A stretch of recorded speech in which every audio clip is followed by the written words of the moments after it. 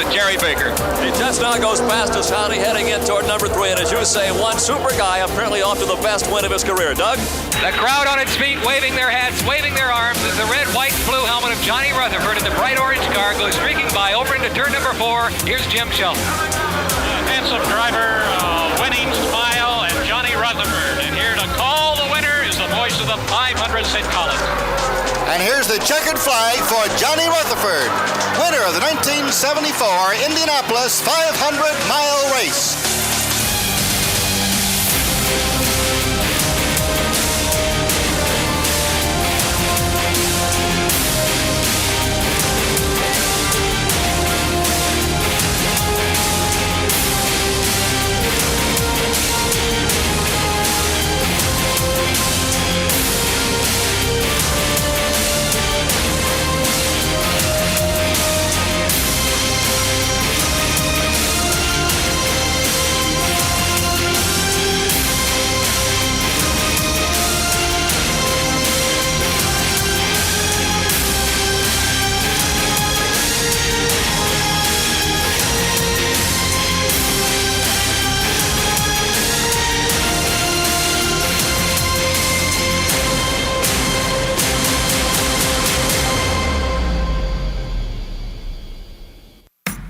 From Watkins, Glen International, it's time for the Indy Lights, presented by Cooper Tires on the Advance Auto Parts IndyCar Radio Network. Just 3 races remain in the 2016 Indy Lights, presented by Cooper Tires season, and it is time to go qualifying here at the Glen for the Indy Lights. My name is Nick Yeoman, happy to be joined by Jake Query in the booth, Rob Howden and Dave First, our pit side, as we are set to go qualifying for the Indy Lights Series. 6 drivers still mathematically eligible and in contention to win this championship. Santiago Urrutia, the driver from Uruguay, comes into this weekend as the points leader. 16 points over Ed Jones, 25 points over Dean Stoneman, 42 back to Felix Sorales, 49 markers to Kyle Kaiser, and Zach Veach sits in 6th in points, 52 points behind. This is a 45-minute all-skate practice or a qualifying session. So these drivers are going to get an opportunity to go out and turn as many laps as they please. Certainly, we've been watching the tire conditions throughout the course of this weekend. The new pavement here at Watkins Glen International has been unbelievably rough on tires, not only for the Indy Lights Series, but for IndyCar as well. So much grip, so much speed, and it has certainly been a challenge.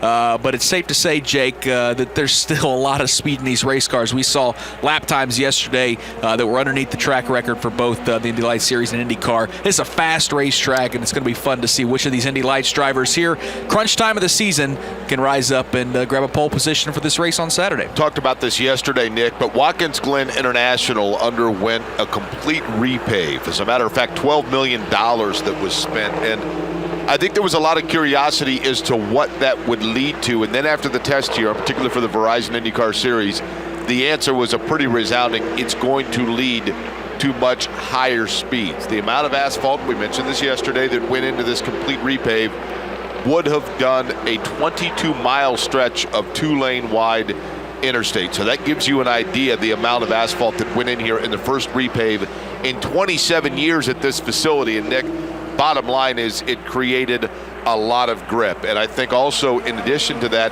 it created a track that they knew was going to be a little bit temperature sensitive. That is not necessarily a huge play right now because of the fact that it is a very comfortable morning.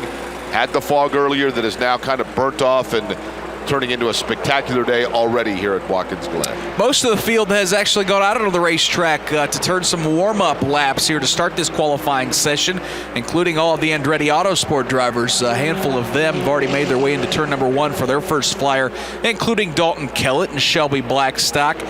Felix Sorales is out on the racetrack as well. Zach Veach makes his way down the front straightaway and arcs his car into turn number 1. 12 cars this weekend, lots of points on the line, Dave First, as we're set to go qualifying here at Watkins Glen. And that's the sound of the guy who was quickest yesterday in practice, Kyle Kaiser. You saw a lot of both Yukos cars took their time. This is a 45-minute practice session, unlike the 30 minutes that we usually have on some of these road and street courses that we visit. So A bit of a delay for the Juncos guys, and I'll look further down, and you see Garrett Griss. He's not even in the car yet, in the 3 machine down there. So time, it comes in bunches, I guess, today. There's no rush right now, at least not for, well, as soon as I say that, there goes Zachary Clayman DeMello in the 13. Garrett Griss, though, the lone one, still not even in the car yet as qualifying just gets underway here at the Glen. Rob Howden. Dave, first down here, right at the very tail end of the pit. Give you some weather update, as you guys can see. Those of you may be listening here on IndyCar Radio. Unbelievably beautiful day. 59 degrees, the ambient temperature. Track only 79 degrees right now. Not a cloud in the sky. Beautiful blue sky here in the Finger Lakes region at Watkins Glen. It's going to be a fantastic day. One thing to note, of course, for this particular session, the Indy Lights tech crew has mandated just 2 sets of tires be used for this session. Earlier in the year, we've seen guys use more sets and maybe even 3 sets of tires in these qualifying sessions, as qualifying has been so important this year, Nick. Only 2 sets available for these drivers here in this 45-minute session. Yeah, so when you have those tire rules along with, as Dave first mentioned, a 45-minute qualifying session, that opens the door for different strategies for these teams in terms of when they want to go out on the racetrack. Do you wait until the track rubbers in a little bit? Do you feel confident that if you wait and keep a fresh set for the last few minutes, you can turn off a quick lap? Or do you want that track position, you want that clean air out of the racetrack right now, like so many drivers are taking advantage of to get some clean laps? Regardless, Jake, this is a massive facility where 12 cars shouldn't have a hard time finding some space to rip off a couple clean laps. Yeah, 11 turns, just under 3.4 miles, 3.37 as a matter of fact, to be exact, the distance here at Watkins Glen. And so as a result of that, to your point, Nick, it is always so critical in these sessions to get yourself a little bit of breathing room and make sure that should someone have an issue in front of you, you don't all of a sudden have to check up and cost yourself, a lap as you're running through, cost yourself a good time. Another thing to watch, we saw this come into issue yesterday. Now, there was no precipitation in the last 24 hours, but when Connor Daly in turn number 6 got a little bit wide in turn 6 on that curbing, and the water had just kind of collected in the wedges of that curbing that brought some of that water up. And on those Firestone Firehawks, of course, the Cooper tires now for the Indy Lights, but you get them on those slicks and they get some moisture on them, and that, of course, cost Connor Daly yesterday in the first practice session.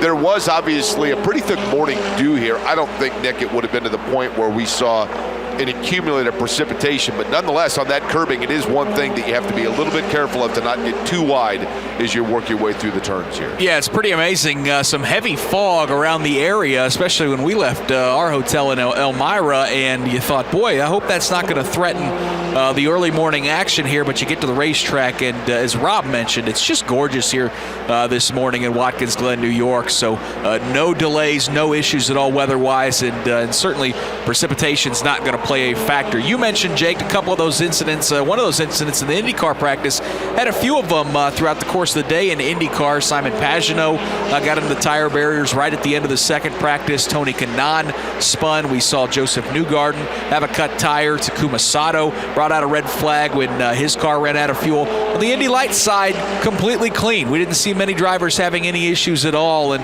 I think you can credit that a lot to the fact, Jake, that these guys had a chance to test here earlier in the week. For these young drivers, the more track time, the more they get comfortable in these race cars, and certainly they can put down some fast laps. Yeah, I was surprised yesterday. You mentioned Pagenaud at the end of the session. A 2-hour practice session. So you're talking about a practice session in the IndyCar side that was as long as what we would anticipate the race is going to be tomorrow. So a very lengthy session, but to your point, very clean session for the Indy Lights and everybody going out and just, I would think for any driver, Nick, but in particular one who is going through the ladder series, you look at the rich history of this facility. We're talking 60 years of racing here and some of the best names in the history of the sport. And in particular for so many of these guys that really kind of look up to Formula One. And you think about the Formula One ran here from 1961 to 1980 as part of the U.S. Grand Prix. Some of the great names in the history of racing have won here. The Verizon IndyCar Series, you look at the list of names of drivers that have won here. So for these Lights drivers, it's got to be a real thrill to be coming to a place like Watkins Glen that, truth be told, Nick, this time a year ago, or when the schedule was announced, they didn't think they were going to be here. Right. And then, of course, due to some circumstances and last-minute changes, here we are. Yeah, I got to commend not only the folks in the IndyCar series, Jay Fry, Mark Miles, but also all the folks here at Watkins Glen. That's a tough situation to try to fill a hole in a schedule in just a matter of months. And so far, this weekend has gone off just flawlessly, and we're expecting a lot of people to come back out and enjoy open wheel racing here for the first time since 2010. Wanted to give a little bit of time for these Indy Lights drivers to get out on the racetrack and get some heat in those tires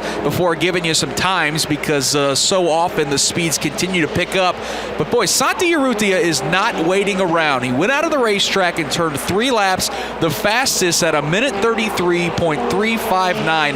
That's the fastest lap of the weekend so far, Jake Query. So Santi Urrutia apparently has that car how he likes early in qualifying. Yeah, and I don't think that's a big surprise. I mean, this is a guy that has been extremely consistent all season long. Another guy actually in the form of McGraw, who right now finds himself second on the speed charts. Of course, a lot of time left to go, but it got off to a slow start this season for him, but Andre Negrão, one who seems to be now all of a sudden a perennial, week in and week out, perennial the wrong word, but a weekly podium contender. He's been running strong once he kind of got things figured out with that team. Down to pit road, Rob. Yeah, Jake, just a quick walk up and down pit lane here to kind of survey the situation in terms of tires. Normally when we have a single race weekend like we have here at Watkins Glen, the team's only allowed 3 sets of tires. The series elected to give them 4 sets of Cooper tires for this weekend. Of course, the little uncertainty with the track surface and how the tires are going to react to this new surface, as you talked about earlier in the broadcast.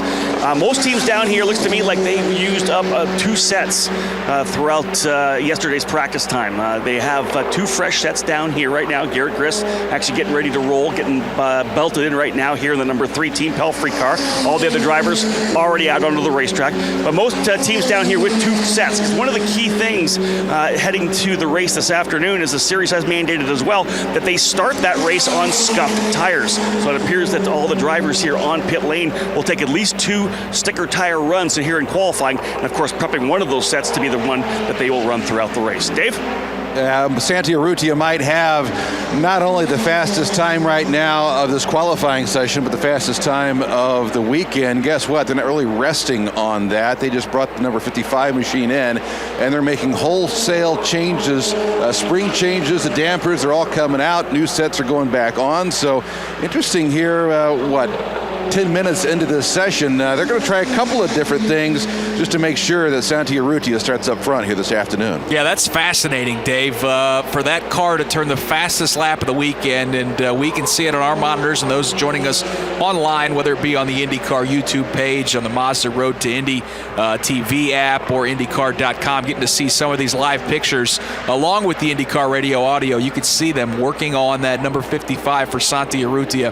1:33.359 is his quick lap that has him at P1. In fact, right now, he's a good 3/4 of a second faster than the entire field. As Jake mentioned moments ago, his teammate Andre Negrão for Schmidt-Peterson sits in second right now at 1:34.12. Zach Veach is just a tick off of that second place run. He sits in third. Felix Sorales is fourth.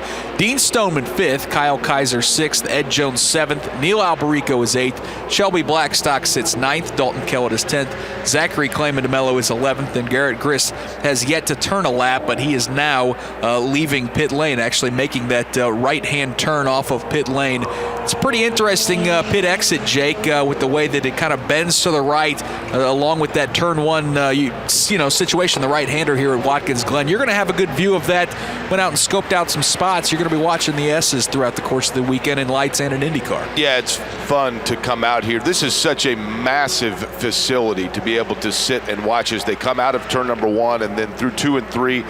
Nick, I will eventually set them off your way. I think one of the best vantage points here as well for folks that are walking around the facility is at the bottom of the boot, because you can kind of see that long sweeping right-hander, but also look up the hill and see as they work their way down one of the bigger elevation changes that you see anywhere in North America at a racing facility. Yeah, a lot of cool vantage points and a lot of cool spots to call the races. It's going to be fun throughout the course of the weekend. And the first time you're going to hear the entire crew up will be for the Indy Lights race later this afternoon, green flagging around 1:35 Eastern. Well, of course, we're focused on a pair of championship battles in IndyCar and Indy Lights, but in a week from now, we're going to crown a champion not just in the Indy Lights series, but in Pro Mazda and USF 2000. Rob Howden standing by with one of those Pro Mazda contenders. Yeah, Nick, standing down here right now outside the Belardi Auto Racing car here of Zach Veach. They're actually making some big changes on that car as well, both the front and rear cowl off. So just as we saw a lot of changes for Santi Urrutia, it looks like Zach Veach, they're going to make some major changes to the number 5 as well. And alongside me here, kind of watching what's happening here, because you know he's probably doing some research on Indy Lights teams as well. Aaron Telitz for Team Pelfrey, the point leader in the Pro Mazda Championship. You and your teammate Pato O'Ward are going to go head-to-head in a triple header next weekend at Mazda Raceway Laguna Seca. One of you guys is going to win the championship, and one of you will be in the Indy Lights program next year. And I'm not surprised you're surveying, watching these guys here from Belardi Auto Racing. But Aaron, you got to be really pleased with the way this season's gone. You won the first race of the year, and then Pato O'Ward ended up winning the next 6. It looked like you could have been in trouble in terms of the championship, but man, you came roaring back at Road America. Yeah, absolutely. Getting down in a hole there early on in the season, that sucks. But whatever Pato did in the first half of the season, I knew I could reverse and do it to him in the second half. So that's what we did. Went into my home race at Road America and knew what I had to do. Got a lot of laps around there, and the Team Pelfrey guys gave me an awesome car and been fighting back ever since. You know, that's a big thing. Obviously, you went through it last year when you ran the USF 2000 series. You're part of a championship battle going head-to-head with your teammate, Nico Jabin. So you've done that before, and Nico was able to put that big streak in at the end of the year last year. Did that help maybe, mentally prepare you to be able to do it again here with Pato? Yeah, definitely. Racing against Nico last year head-to-head at Cape Motorsports with Wayne Taylor Racing, that was a great experience for me. And so to have that under my belt in USF 2000, when I moved up into Pro Mazda, I knew that Nico was going to be the guy that I was going to battle all year, straight from the first race weekend. To know what that's like to battle your teammate, it was a big boost for me to figure out how to turn the tides on him. Chatting right now with our Pro Mazda point leader, Aaron Telitz. Aaron, big weekend for you next weekend, probably the biggest one of your career. A triple header to win a chance to get over $750,000 to be able to run Indy Lights. What kind of pressure are you feeling? Can you talk about that? Yeah, it's all good pressure though. You're nervous. You with 3 races instead of just 2. It's going to be really stressful all weekend. Qualifying is going to be important. Tough to pass at Mazda Raceway Laguna Seca. But I'm just excited for it, honestly. I'm just jazzed, and I've got a free weekend here, so I'm up hanging out with some Indy Lights teams, seeing how they work and operate, because this is where I'd like to be next year. Last question. Let's talk about the racetrack itself. We know you love Road America. That's your home racetrack. You're from Wisconsin. What about Mazda Raceway Laguna Seca? It's one of those iconic tracks. It is. It's just an iconic track, and that's where my car racing career really started. That's where I won a Skip Barber scholarship to start racing cars. So I'm excited to get back there and hopefully win another scholarship. And good luck next weekend. Thank you very much. Hey, Nick Yeoman, this guy here, we could be talking about him on IndyCar Radio a lot next year. If he wins this championship, he will be running in the Indy Lights Series. Talented young man, Aaron Telitz from Wisconsin. As Rob mentioned, the Pro Mazda champion. Had the chance to invite Aaron into the booth with us at Road America for some Indy Lights coverage. Did a fantastic job, and also picked up a pair of wins that weekend as well at Road America, and that has put him in contention and in position next weekend to win the Pro Mazda championship at Mazda Raceway Laguna Seca, win that scholarship money, and as Rob mentioned, of course, get a chance to run in Indy Lights in 2017. Jake, Santi Urrutia was at the top of the charts for the early portions of this qualifying session, but we've got a new P1 here, 16 and a half minutes into this qualifying session. Usual cast of characters. When you look at the top of the speed charts, Nick, Ed Jones now has worked his way to the fastest lap at a 1:33.35, just ahead, as a matter of fact, by 1/1000th of a second of Santiago Urrutia, and then Negrão, Veach, and Grist rounding out the top 5. Grist right now, as a matter of fact, in that top 5. We'll see if that holds, but a strong run for him to come right out and pop himself right now into that upper half. Rob? You know, Jake, you talk about how important it is for these drivers, obviously, to win the race here this weekend. They're all in a championship battle. All we have to go is back 2 years ago to that tie in the points at the end of the year between Gabby Chavez and Jack Harvey. That's how important this qualifying session is as well. Remember, Jack and Gabby had the tied in points at the end of the season. They both had the same amount of wins. We had to go back to the amount of second-place finishes for Gabby Chavez to win the championship. It's 1 bonus point for qualifying on the pole, and that would have made the difference for either of those drivers. So this qualifying session, even though it's only that one bonus point. We'll start you at the front of the field. So important when it comes down to this championship because it could come down to just 1 point. And Jake, we've seen that in IndyCar as well. I mean, boy, you don't need a chase format at the end of the season in open wheel racing. It seems like a lot of times things work out, and when we head to that final race of the year in IndyCar or Indy Lights, time and time again, there's usually a couple guys with a chance to win the title. Absolutely. I remember, sitting in Sonoma and watching the last few laps and realizing, Montoya's got to make up one spot to hold on to a championship. If not, it gets away. Or watching, Jack Harvey and Gabby Chavez coming down to the final lap, the final point. Every point is critical, Nick. Anywhere that you can get a bonus or avoid being any sort of penalized, even if it might seem innocuous early in the year, a 10-point or a 20-point deduction or a bonus point here and there, you never know when those things are going to come in handy. I remember, wasn't it Will Power and Ryan Hunter-Ray running wheel-to-wheel at Fontana right in front of you when disaster struck for Will Power? Both of those drivers had a chance to win the title, and they were certainly going for it. So pretty amazing how year in, year out, open wheel racing here in America does not disappoint with great championship battles. And day first, we've got 6 drivers still in contention to win this championship this year. Ed Jones is certainly one of them, who sits at the top of the charts right now at a minute 33.354. He sits atop the charts, already has 7 poles under his belt so far this season. Trevor Carlin, of course, the namesake of Carlin Racing. So far, so good in this qualifying session for you guys. Yeah, I mean, it's early days at the moment, though. There's still another 25 minutes to go and another set of tyres. So Santi looks strong, so it's going to be a real battle for that last set of tyres. It's interesting to watch a couple of scenarios. I mean, there's all kinds of philosophies in this qualifying session, is there not? Yeah, I mean, you're limited on tyres. This is the quickest the track's been since we've been here, so it's a bit of a learning game. We're just doing a small balance change now to see if we can improve the car and then put another set of tyres on with 10 minutes to go, something like that, and really go for it. Ed Jones, of course, was involved in that accident a couple of weeks ago at Mid-Ohio that cost him the points lead. He finished 11th there. How's his mindset been coming back here to Watkins Glen? He's absolutely focused on doing what it takes. He knows he's got to win this weekend and take the battle all the way to Laguna Seca. Let me ask you, if I can, about your team a little bit. This is now, year 2, wrapping up year 2, going to be in a couple of weeks' time or so. What is the future of Carlin Racing? We heard a couple of years ago that, hey, you want to do Verizon IndyCar at some point. Is that still in the back of your mind a little bit, Trevor? Well, that's our ambition as a team. I mean, we want to race at the top level. It's difficult, it's very expensive, so we've got to find a way of getting the funding together.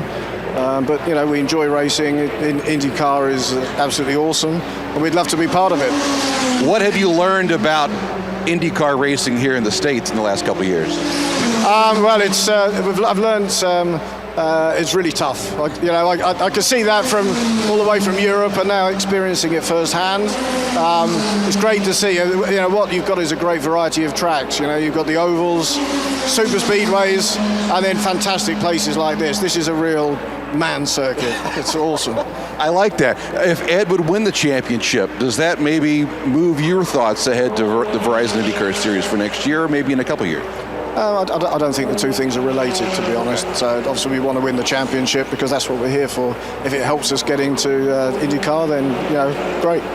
Love to have you here. Thanks very much. Have a good weekend. Trevor Carlin, of course, keep an eye on Ed Jones, who just went back out on the racetrack as qualifying continues. Took out a little rear wing that last time that he was in on pit road. So here he is, P1. They're still pushing to see if they can go a little quicker, and we'll see what happens here the next couple circuits around this 3.3-mile road course here at Watkins Glen. A little less wing. We'll see if he goes faster here. A little more trimming out for Ed Jones, as Dave first mentioned. Appreciate Trevor Carlin for his time there on pit lane, and certainly that's been a great addition to the sport as we got a car around. Dalton Kellett has looped it around here on the course, slides to the outside of the racetrack, and thankfully out of the racing groove, as at least one car has flown by to the inside. Now a second one as well, as Zachary Clayman-DeMello gets by. Harmless spin for Dalton Kellett. He gets that car refired and back out onto the racetrack. That was in turn number 9. Jake, you're getting to see a replay of that spin for Dalton Kellett as he came out of turn number 8 and set up for the left-hander in turn number 9. I think he just went in, as a matter of fact, locked up just a little bit on the left-hand side, and that car started to get away. Reality, Nick, any spin, obviously with no contact here and harmless, you are correct, but it's got to be difficult for the driver to sit there and watch that clock ticking, knowing that valuable minutes are starting to erode away. As a matter of fact, when you look at it now, just about halfway through this session, 23 minutes remaining. Rob? Jake, down here right now with the TV analyst for NBC Sports who does the work on the Indy Lights broadcasts. Anders Krohn, fantastic broadcaster now, but man, you have a storied racing career as well. You won at this racetrack, Watkins Glen, in a F2000 car. You actually made your debut here in Indy Lights as well. Give me your thoughts on this facility. Well, this track for me, Rob, is one word and one word only, and that's love. I just absolutely love this place, and I'm so jealous of these guys now with the new asphalt and everything down. I mean, when I drove here, it was quite sketchy, the final two corners with some concrete patches and whatnot. So, I mean, it's just so fast. I can't believe these guys are doing 133s, and I wouldn't be surprised to see a couple of these guys in the 32s before the end of the session. Obviously, you've watched the series so closely, doing what you do with NBC Sports. So what are your thoughts on this championship? 6 drivers, of course, with a mathematical chance, but really you got to pare it down to probably 3 drivers. Yeah, you do, and it's tough to say anything against Santi right now. He's just, he had a little bit of a wobble early on in the season, but then he's just gone from strength to strength. So I think he's the one everyone's going to be worried about. Ed's been really strong. He's got 7 pole positions, so the speed's there, but for some reason he's been struggling to capitalize in the races. And then you have Stoneman, who's the opposite, really. He struggles a little bit in qualifying, but then when the races come around, man, the guy's a machine. So you know what, when it comes to racing, momentum and confidence is obviously so important, and Santi's on a roll right now. 6 straight top 5s, 2.6 the average in those finishes. He's just so calm right now. It's going to be tough to beat him, I think, because he's so relaxed. Yeah, I was joking around with Kevin Lee earlier that, he's the Indy Lights equivalent to the Iceman, Scott Dixon, and he's so calm. He just goes about his business in a very controlled manner, and, it's very impressive seeing him here sit on pit lane, just kind of, I am just relaxing. I am not doing anything, And exactly right. He's sitting here with new stickers on Nick Yeoman. Again, Santi Urrutia, very quick, as we know, but ready to go on his 2nd sticker tire run. Appreciate it. Great stuff there with Anders Krohn. He's certainly a friend of IndyCar Radio as well. Love seeing Anders at the racetrack. Does a really good job as well with the television coverage on NBC Sports Network with Kevin Lee and Katie Hargan. Ed Jones at the top of the chart, and he has gone even faster now at 1:33.196. That's now 0.16 seconds faster than Santi Urrutia's fastest lap, who sits in 2nd. Garrett Grist is 3rd. Andre Negrão has been relegated to 4th. Zach Veach is right there in the top 5. Felix Sorrellis is 6th. Dean Stoneman is 7th. Kyle Kaiser 8th. And Neil Alberico 9th. Shelby Blackstock is 10th. Dalton Kellett is 11th. Zachary Clayman DeMello is 12th. Jake, about 20 minutes to go in this qualifying session. This is usually when we start to see those teams make those decisions of when they want to come down to pit lane and whether they want to trim those cars out for the final time and ultimately put on a final set of Cooper tires. Yeah, reality is if you don't know what setup you need in order to get the most speed or the best time out of your car, the time is probably running out on you, and you got to come up with something here to make that last run. You've had plenty of opportunity, plenty of time to not only get yourself set up, Nick, for a fast car and laying down a good lap here in qualifying, but also to work, and this obviously would not be that session, but during the practice sessions, when you can get in a little bit of traffic and figure out your race setup as well. Not the time for that now, though. It is time to find out exactly how much speed you have in your car and see if you can try to best that 1:33.19 of Ed Jones. Santi Urrutia just behind him, and Grist now finds himself 3rd. Yeah, that is a great point. I mean, these drivers have had so much opportunity here the past week with the test session, 2 practice sessions yesterday where there was 137 combined laps, and that was with 2 of the 12 cars. The Schmidt-Peterson teammates really opting to just turn warm-up laps and scuff some tires. Then in the afternoon practice session, 308 combined laps. In this qualifying session, we've already had 96 combined laps. So much track time, Jake, for these drivers. It certainly pays off, and it's paying dividends as we continued, Rob Howden, to see these speeds pick up and those lap times drop here with 15 16, 17 minutes actually to go here in qualifying. Yeah, Nick, let's set the stage for you down here on pit lane. We have a number of cars who've come in. They're all just sitting here right now. They've got the new sticker Coopers on the cars. Neil Alberico, of course, the engine shut down. They're putting new rubber now on the car of Felix Sorales. As Anders had mentioned, the 55 of Santi Arruti and the 17 of Andre Negrão just hanging out here down on pit lane. They've got the new Cooper tires on already. They're just ready to go. So essentially what we've got here is everyone just sitting here waiting and getting ready to go for a pole run. This is going to be an exciting final 15 minutes of this session here for Indy Lights to see who's going to get that bonus point, and it's going to be crucial as we talk about it. Just one more weekend still to go, the doubleheader at Mazda Raceway Laguna Seca next weekend. One of these drivers is going to win a chance to race in the 101st running of the Indianapolis 500 next year, just as Spencer Pigot did this year, having won the championship last year.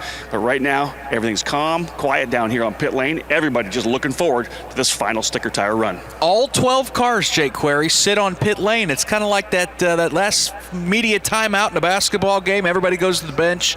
You get that last swig of Gatorade and water, and it's the home stretch run here with 16 minutes to Always go. get a kick out of it too, Nick, because this is the point where it almost becomes like that game of chicken where you're kind of waiting to see when exactly, how long you can wait before you go out there, try to lay down that lap or two, make sure that your tires are at the perfect amount of heat in them, get that flyer in, and then ultimately probably come in and say, you know what, I just went out there, gave it my best shot, here's the time that I have, and we'll see what everybody else is able to do. Everybody on pit road making those changes, getting ultimately probably a set of the fresh Cooper tires on. Rob talked earlier about the tire allotment and the strategies that go into it, and everybody now waiting as we approach inside here the last third of this session. With all 12 waiting on pit lane, here's an update of the schedule today on IndyCar Radio at 11 a.m. Eastern. Practice number 3 for the Verizon IndyCar Series. Mark Janes and Dave First will have the call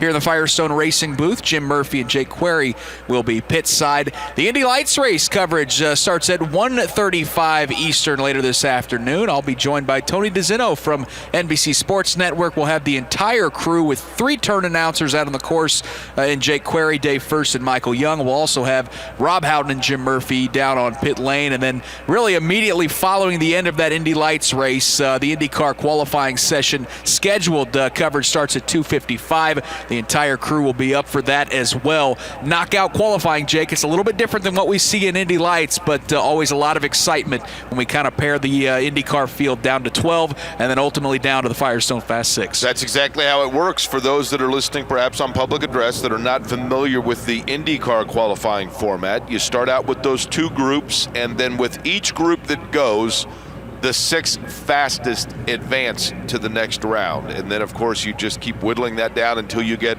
ultimately that Firestone Fast 6, and at that point, the field is set in terms of the starting grid for the race here tomorrow.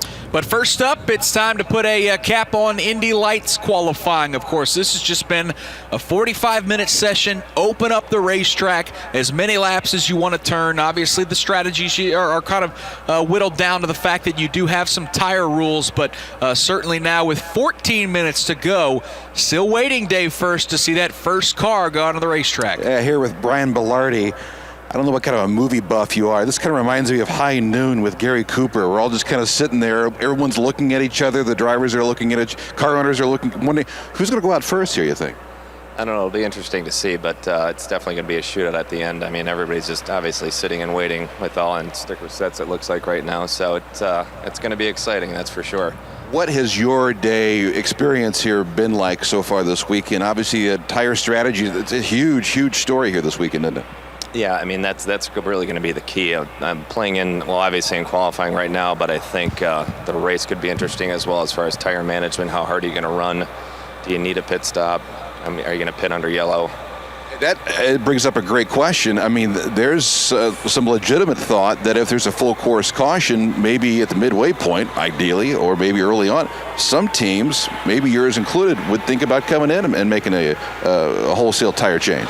Yeah, I think it'll be interesting to see how that plays out with strategy, but I would guarantee that a team or two would probably take that shot. Last thing, track position. How important at a place like the Glen? I think it's always important on a road course, but Well, again, with the tires, I mean, we're just going to have to see how that plays out today. So here's the plan.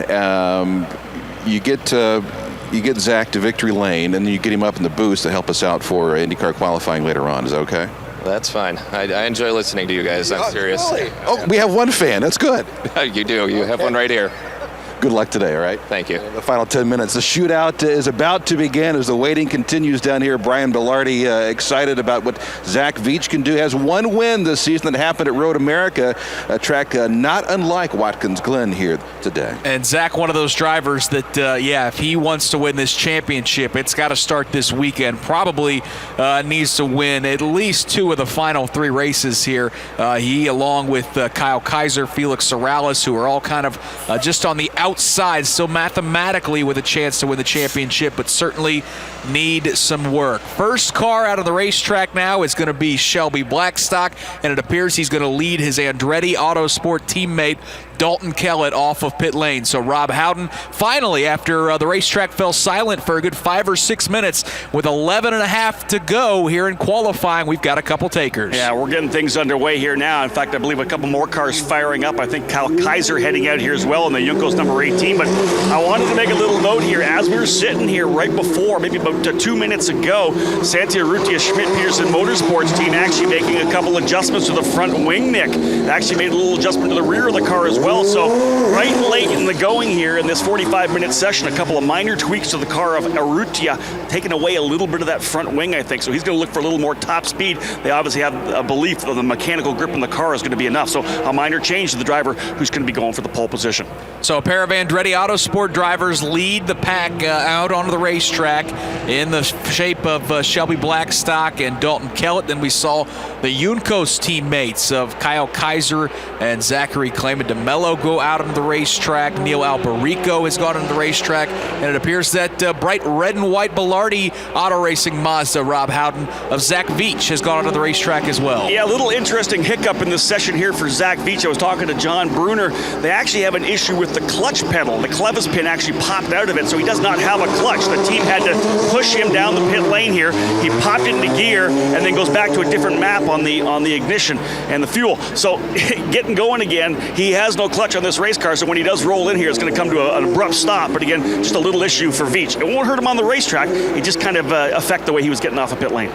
Jake Query, put your race strategist hat on for me. Obviously, track position is important. Qualifying in these Indy Lights races is very important. Everybody trimming these cars out, but boy, you really can't afford to have a problem, can you? Because we're going to go racing later this afternoon. No question about it. And we are also down to the point of the season, Nick, where even though we talked about earlier, you've got to take advantage of any opportunity for points and make sure that every point is critical. Reality is, this is the point in the year where if there is some sort of a mistake, you're running out of time to be able to make up for it because of the fact that you're getting down to the end of the schedule of the season itself. So if you find yourself in that critical points chase, or even if you're simply trying to get some momentum, maybe to springboard yourself into next year, the time absolutely is now. Time right now that is the important one is 1:33.19.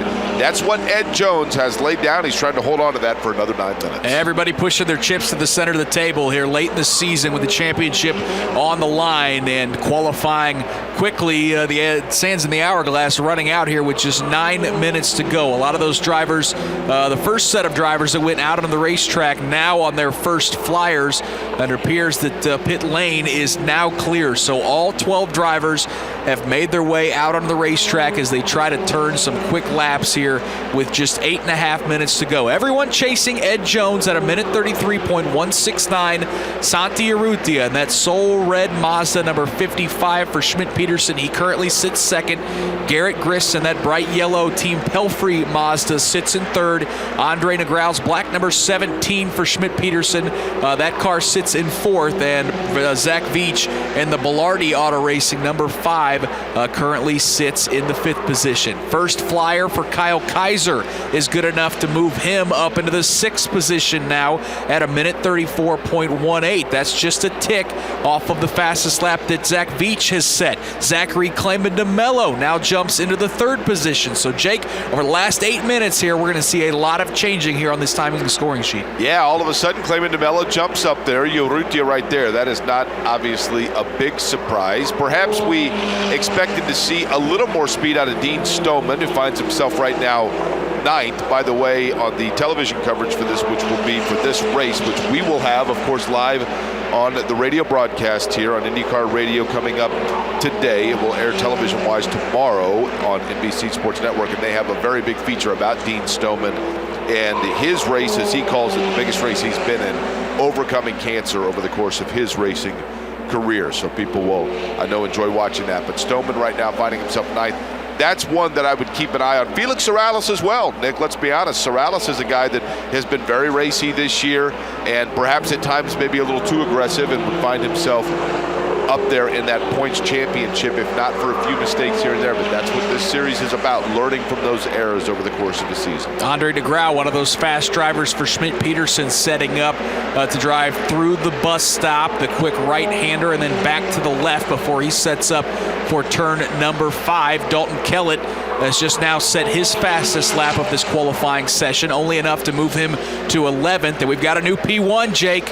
Kyle Kaiser has now gone to the top of the charts, and for the first time all weekend, we've seen a driver get underneath a minute 33. Kaiser's fastest lap now at a minute 32.99, and right behind him, his teammate Zachary Clayman DeMello lays down a big lap. They found something in the balance of those cars, or the setups, it would appear, and Kyle Kaiser now right there, as you had mentioned, under the 133s. Man, I'll tell you, Nick, we knew this was going to be a fast track, but these are some impressive times being laid down. Qualifying track record was a minute 36.74. That was set in 2007 by Wade Cunningham, so track records absolutely being obliterated this weekend by the Indy Lights Series presented by Cooper Tires. These Mazda engines, a lot of performance coming from those, and certainly these Dallara chassis that the Indy Lights cars run on are very primed to lay down some big laps. Zach Veach lays down his fastest lap of the session at a minute 33.21.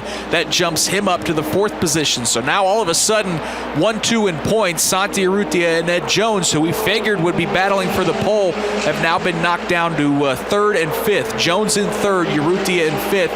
But all of those drivers still, Jake, getting their tires up to speed as well, as we kind of saw some drivers come off of pit lane in shifts. I'm not certain that we haven't heard the last yet from both Urrutia and Jones in terms of, if I'm Kaiser and Clayman DeMello, really, really good times that are placed up there. But I'm not certain they're going to hold on here for 5 more minutes. Felix Sorrells for Carlin Racing has now laid down his fastest lap and gone to 3rd. And we've got a new P1. Zachary Clayman DeMello has gone from 2nd to 1st now at a minute 32.982. So that black number 13 that sets up for turn number 1 has now gone to the top of the charts. Jake, if he can hold on, that'd be a big story. The maturation process for that young man, pretty impressive so far this season. Yeah, and again, you just look at the entire list here, and it seems for the most part, Nick, to be those that we expected to see now as kind of that cream rising to the top and just that balance overall, that what we thought we would see. Little surprised that DeGrau had fallen down just a bit on the speed chart. Now he finds himself 6th. Zach Veach now has gone at a 132.959. So what did I tell you? Veach wasn't one of those that we mentioned, but Clayman DeMello and Kaiser, you knew had to be careful about that time. And now all of a sudden, those Bilardi muscles being flexed just a little bit. Top 4 all within 1/10 of a second now with just 4 minutes to go. And we have a car that is stopped in between turns 6 and 7 right there in the booth. It is just to the inside of the racetrack. Can't make out exactly who that is. We're getting a report that could be the points leader, Santi Urrutia, who's come to a stop. Now he has that car refired. It is Santi Urrutia, so not exactly sure what happened to that car, but the driver who is the points leader and right now in qualifying sits what I think would be a very disappointing 5th, has come to a stop, refired, now back onto the racetrack with just 3.5 minutes to go, Jake. That's the last thing you'd want to happen here in qualifying. Yeah, that might wipe him out, as a matter of fact, because that clock's ticking, Nick. Not a whole lot of time here. I mean, you've got to figure when you're talking about the times that we're looking at, essentially 1.5 minutes to get around this circuit, this 11-turn, nearly 3.4-mile circuit. You're looking at enough time for 2 laps to lay down right now as the clock is ticking. And as Ed Jones now bumps down Zach Veach, Ed Jones at 132.6 1:03.5, the fastest time. You don't have a lot of time here, Nick. Maybe 2 laps left to try to lay one down. Yeah, the bad news got even worse for Urrutia as he saw his championship counterpart, Ed Jones, go to P1. Jones didn't stay at the top of the charts very long. Now Andre Negrau for Schmidt-Peterson has gone even faster at 1:32.480. He takes this top spot now with just 2.5 minutes to go. So it is Negrau, Jones, Veach, Clayman DeMello, Sorales, Kaiser. You got to go all the way down to 7th to find Santi Urrutia. Shelby Blackstock is currently 8th. Neil Albarico 9th. Dean Stoneman 10th. Garrett Grist is 11th, and Dalton Kellett 12th now with just 2 minutes to go here in qualifying. Yeah, Grist falls all the way down to 11th. Still surprised that Dean Stoneman finds himself 10th, Nick. Would have expected for a little bit more speed for Dean Stoneman. Kyle Kaiser sets his fastest lap of this qualifying session. He has now gone to the 3rd position. So that driver for Juncos Racing has jumped up into that podium contention here in qualifying at 1:32.67 now with just about 2 minutes to go. And watching some of these drivers roar around this racetrack, Jake, you can see those Cooper tires gripping this racetrack and those setups really primed to go faster out here at Watkins Glen. Clock ticking here, as a matter of fact, inside the last minute and a half. So basically the next time that anybody comes by and lays down a lap, if it's in this next minute and a half, that's going to be the last lap. And Nick, a new provisional pole sitter with just a minute and a half remaining at the top of the speed chart. Negrau at the top. Santi Urrutia has found some speed. So while that car stopped on the racetrack, maybe it was to find a little open space, because once he got it fired back up, the points leader has gone to P2. Ed Jones sits in 3rd now, just a tick off. In fact, 2/100ths of a second slower than the guy he's trying to run down for the championship, Santi Urrutia. So Jones sits in 3rd. Kaiser is 4th, and he's brought that car back to pit lane. Zach Veach is 5th. Felix Sorrell 6th. Zachary Clayman DeMello is 7th. Dean Stoneman 8th. Shelby Blackstock sits in 9th. Neil Albarico is going to call it a session. He has made his way back to pit lane. He just got bumped down to 11th as Dalton Kellett has grabbed the 10th spot. Garrett Grist now down to 12th. Just 25 seconds to go. And as you mentioned, Jake, anyone that crosses the timing line is going to get one more lap. This is crunch time for these drivers to really lay it on the line. Yeah, if you're going to put down a lap, the time is now, because we are inside, as you mentioned, the last final seconds closing down now as Andre Negrau tries to hold on for that pole at Watkins Glen. A lot on the line with just 3 races to go in this season, and Santi Urrutia has laid down the fastest lap of this qualifying session right as the checker flag has come out. Santi Urrutia, the driver from Uruguay, goes 1:32.299 to bump his teammate Andre Negrau off the provisional pole. Ed Jones, who comes into this weekend second in points, has seen the checkered flag. He will do no better than 3rd at 1:32.635. Kyle Kaiser is 4th. Zach Veach is coming around on his final lap. He takes the checkered flag. He'll do no better than 5th. Felix Sorrales looks like he may be the only driver, as we wait to see, that could potentially lay down a big lap. He currently sits in 6th, but right now it appears that the Santi Urrutia, the points leader, may be the guy. Dean Stoneman finds a little bit of speed right at the end of qualifying, finds himself in 7th position. He's seen the checkered flag, as has Sorrales, and it appears, Jake, that Santi Urrutia, and we see a lot of Uruguayan flags around this racetrack. Those fans got to be pumped up as Santi Urrutia has grabbed the pole here at Watkins Glen. He seems to be the guy that has been as consistent as anybody over the course of the year, Nick, in the fact that he has been fast all year long. We knew he would be a legitimate pole contender here, and sure enough, Santi Urrutia with that 1:32.29, so 0.2 of a second faster than Andre Negrau.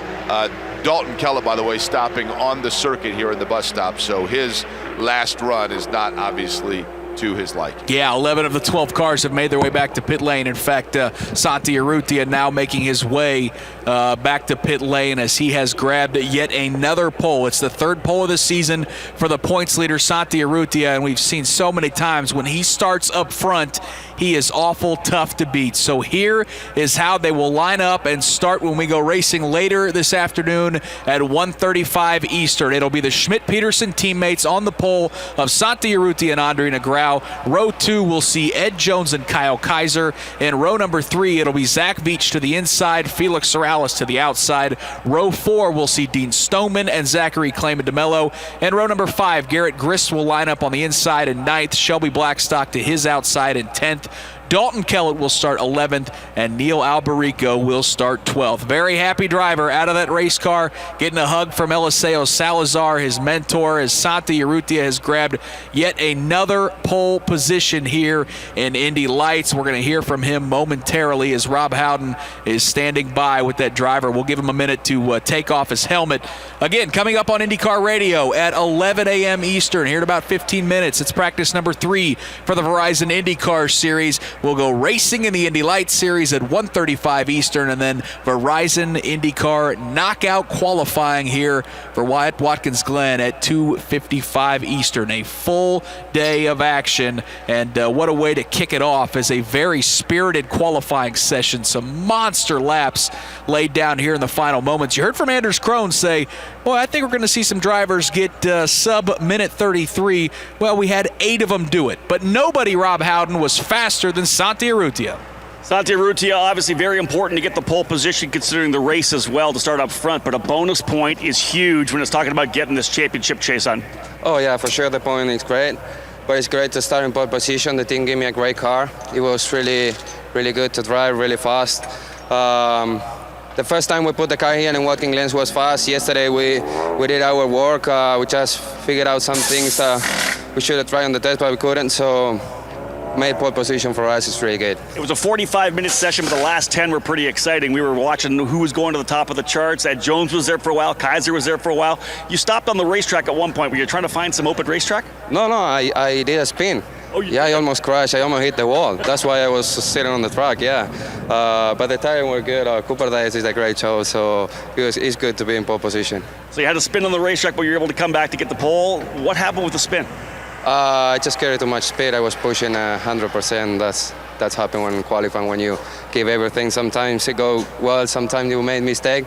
I did a mistake, but I was lucky that I didn't hit the wall. So then when I make pole position, it's really good for me. Congratulations. Thank you. Nick Yeoman, how about that? We saw him stopped on the racetrack, but it indeed was an actual spin. Very lucky that he did not get into the wall when he looped the number 55, but a huge qualifying run here for Santi Urrutia. That bonus point could become crucial when we head to Mazda Raceway Laguna Seca. Yeah, thank you so much, Rob Howden. That was interesting because all of a sudden we saw that car stopped out on the racetrack. Didn't see exactly what happened to it, but again, Santi Urrutia, he gets the check from Cooper Tires for $3,000 as he picks up the pole here at Watkins Glen, and he will lead the field to the green at 1:35 Eastern. Again, congratulations to Santi Urrutia, the pole sitter of the Indy Lights Series presented by Cooper Tires. Stay tuned. Verizon IndyCar Series practice coming up at the top of the hour on the Advanced Auto Parts IndyCar Radio Network.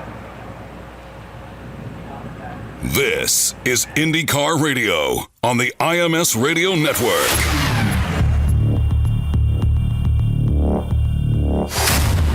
White flag is in the hands of Paul Blevins. He's waiting to see Alexander Rossi come out of turn number 4.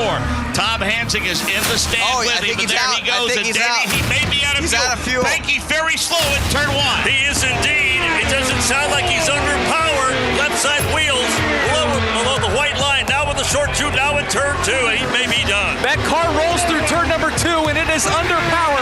He has backed it down big time. Here comes Carlos Munoz and Joseph Newgarden. They're running second and third. Jake Query Rossi's still the leader, but he's backed the pace down. Alexander Rossi, the rookie out of California, is backing up the pace. Carlos Munoz charging. Alexander Rossi into turn number 4 on fumes. Alexander Rossi for the final time exits turn number 4. Here he comes for James. He may have to coast it across the finish line. Alexander Rossi almost rolling to a dead stop. Twin checkers are out, and the rookie will win the 100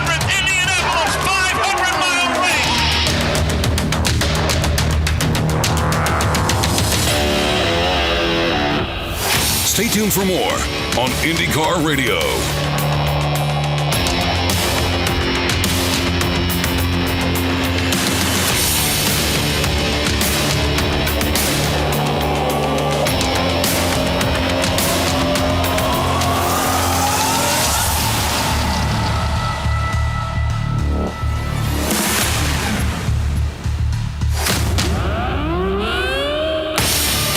IndyCar Radio on the IMS Radio Network. The white flag is waved. 1 to go for Jacques Villeneuve. He's on his final lap, Jerry. About 4 seconds is the lead time that he has. Can it hang together for another couple of miles? Oh, this is going to be a great finish for Jacques Villeneuve into the number 2 turn. And Villeneuve smoothly through 2, well off the wall, keeping a fine line down the back straightaway. Larry Henry. Jacques Villeneuve bringing it down the back straightaway. No traffic in front of him. Cleanly down to the white line. The crowd on their feet cheering Jacques Villeneuve. 1 more turn to go. Jacques Villeneuve's crew, they won the pit stop competition, but this is even better. Through 4 smoothly. Jacques Villeneuve heads to the checkered flag, and here's Bob Jenkins. The checkered flag is waving, and Jacques Villeneuve wins the 1995 Indianapolis 500. Stay tuned for more on IndyCar Radio.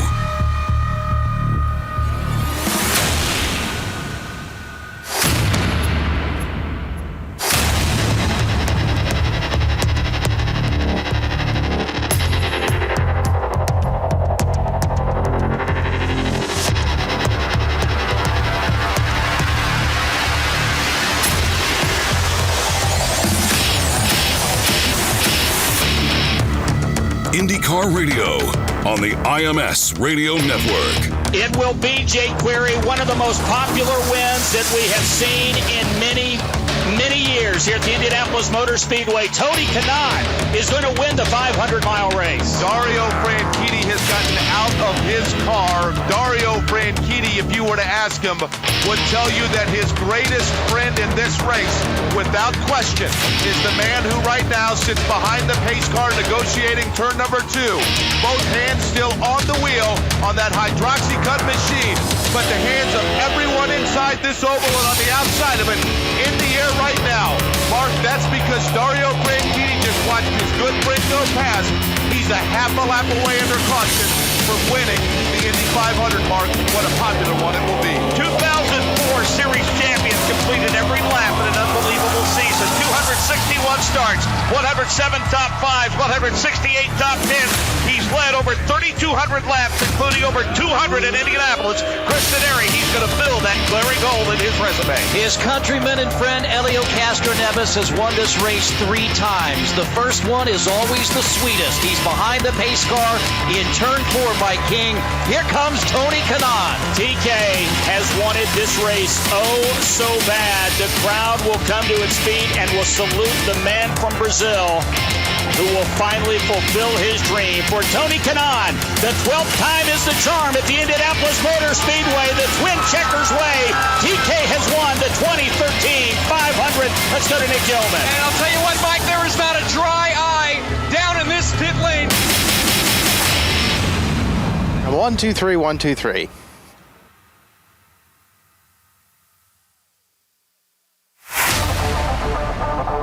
This is IndyCar Radio on the IMS Radio Network.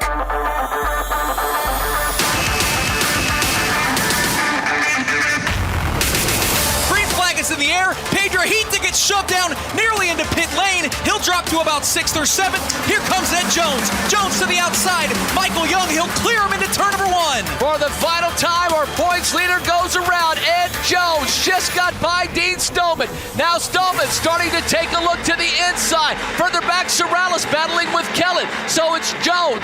Then it's the machine of Stoneman. And third, Shelby Blackstock to Jake Query for the final time. Each time that Ed Jones and Dean Stoneman have swapped the lead, the other's gotten it back. Now Stoneman's going to try the outside at turn number 3. Side by side into 3. Ed Jones to the bottom. Dean Stoneman to the top. Jones to the bottom line. Nick Yeoman coming at you out of turn number 4. It may be another one of those thrilling Freedom 100 finishes. Side by side, Ed Jones, Dean Stoneman to the outside. They'll drag race. Stoneman gets him at the line. Stoneman grabs the win of the Freedom 100 by inches over Ed Jones as they go side by side across the yard of bricks. Stay tuned for more on IndyCar Radio.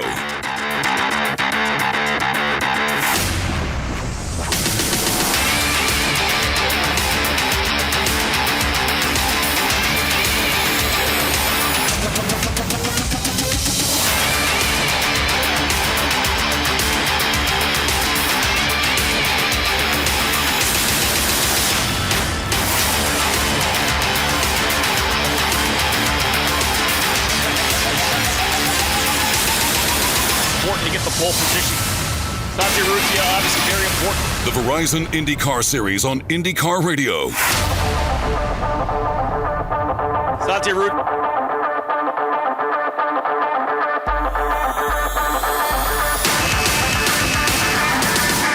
Green flag flies and we are underway in Mid-Ohio. Ford A. Newgarden with a drag race in turn number 4. Tony Kanaan tries to get to the inside and he spins. Tony Kanaan gets spun around and gets off in the dirt. Several cars working hard to try to avoid Tony Kanaan. We have a local caution in turn number 4. Bourdais tries to close in now at the bottom of the keyhole on those fresher reds. Sebastian Bourdais stalking in on Ryan Hunter-Reay. Hunter-Reay trying to hold him up through 3. Leaders at the start-finish line, or I should say the starting line. It's a side-by-side drag race. Hunter-Reay to the inside. The high side is Sebastian Bourdais. Bourdais will grab the spot into turn number 4. Joseph Newgarden hits his marks, although there is already, the jack came down. This is going to be a costly stop for Joseph Newgarden. This is IndyCar Radio on the IMS Radio Network.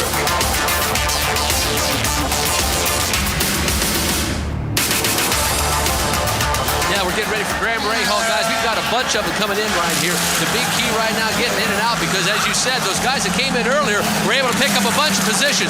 As we got the leaders going by us right now, we'll send it out to Nick Yeoman in a second as Will Power gets set to come right in. Graham Rahal diving into his pits right now. He goes from reds to a fresh set of blacks. Looks like a good stop for Rahal. Let's go down to Nick Yeoman. Yeah, as Will Power gave up the lead, he received first off of pit lane. Ryan Hunter-Reay is second. Well, right at pit exit, Marco Andretti drove up the racetrack right into the side of Sebastian Bourdais. There is debris littered all over pit exit. Sebastian Bourdais upset. Back to green flag racing, side by side across the start-finish line. Jake Query, they head to UNY. Alex Tagliani had a podium here in 2006, but right now he's going to lose the lead to Ryan Briscoe. Briscoe to the inside of the 77 through 1. Holy cow, Davey. Everybody attacking that as Ryan Briscoe makes the move underneath, but we've got 10, 12 cars right there in the bunch. Ryan Hunter-Reay grabs P2 from Alex Tagliani. He got to the inside, coming down Seaside Way, climbed on the binders a little later. And how about turn number 1, Jake Query? Will Power has moved past Alex Tagliani, so Will Power now sets his sights. Ryan Briscoe, though, building himself a healthy lead out front. The Verizon IndyCar Series on IndyCar Radio.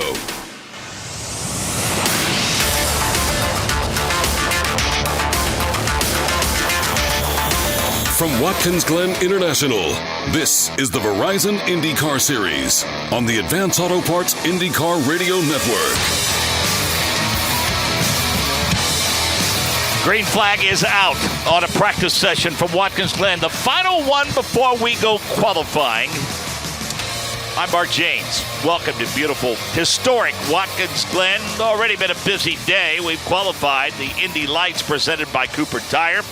And as we mentioned, now we have the final practice session for the Verizon IndyCar Series. After a 7-year absence, and oh, what a long one it's been, and we are back in bad fast. Happy to be joined by Nick Yeoman. Nick's going to join us for a few minutes until Dave first joins us in the booth. Dave was on pit road for Indy Lights qualifying. A busy day for all of us here, but boy, we certainly love it. And Nick, everyone chasing Scott Dixon, the 3-time winner here, 3 wins and 6 starts, in fact, was P1 after both practice sessions yesterday. Yeah, had no problem picking right back where he left off here 7 years ago, finding some speed in that Target Chevrolet for Chip Ganassi Racing. Of course, he is going to be a contender.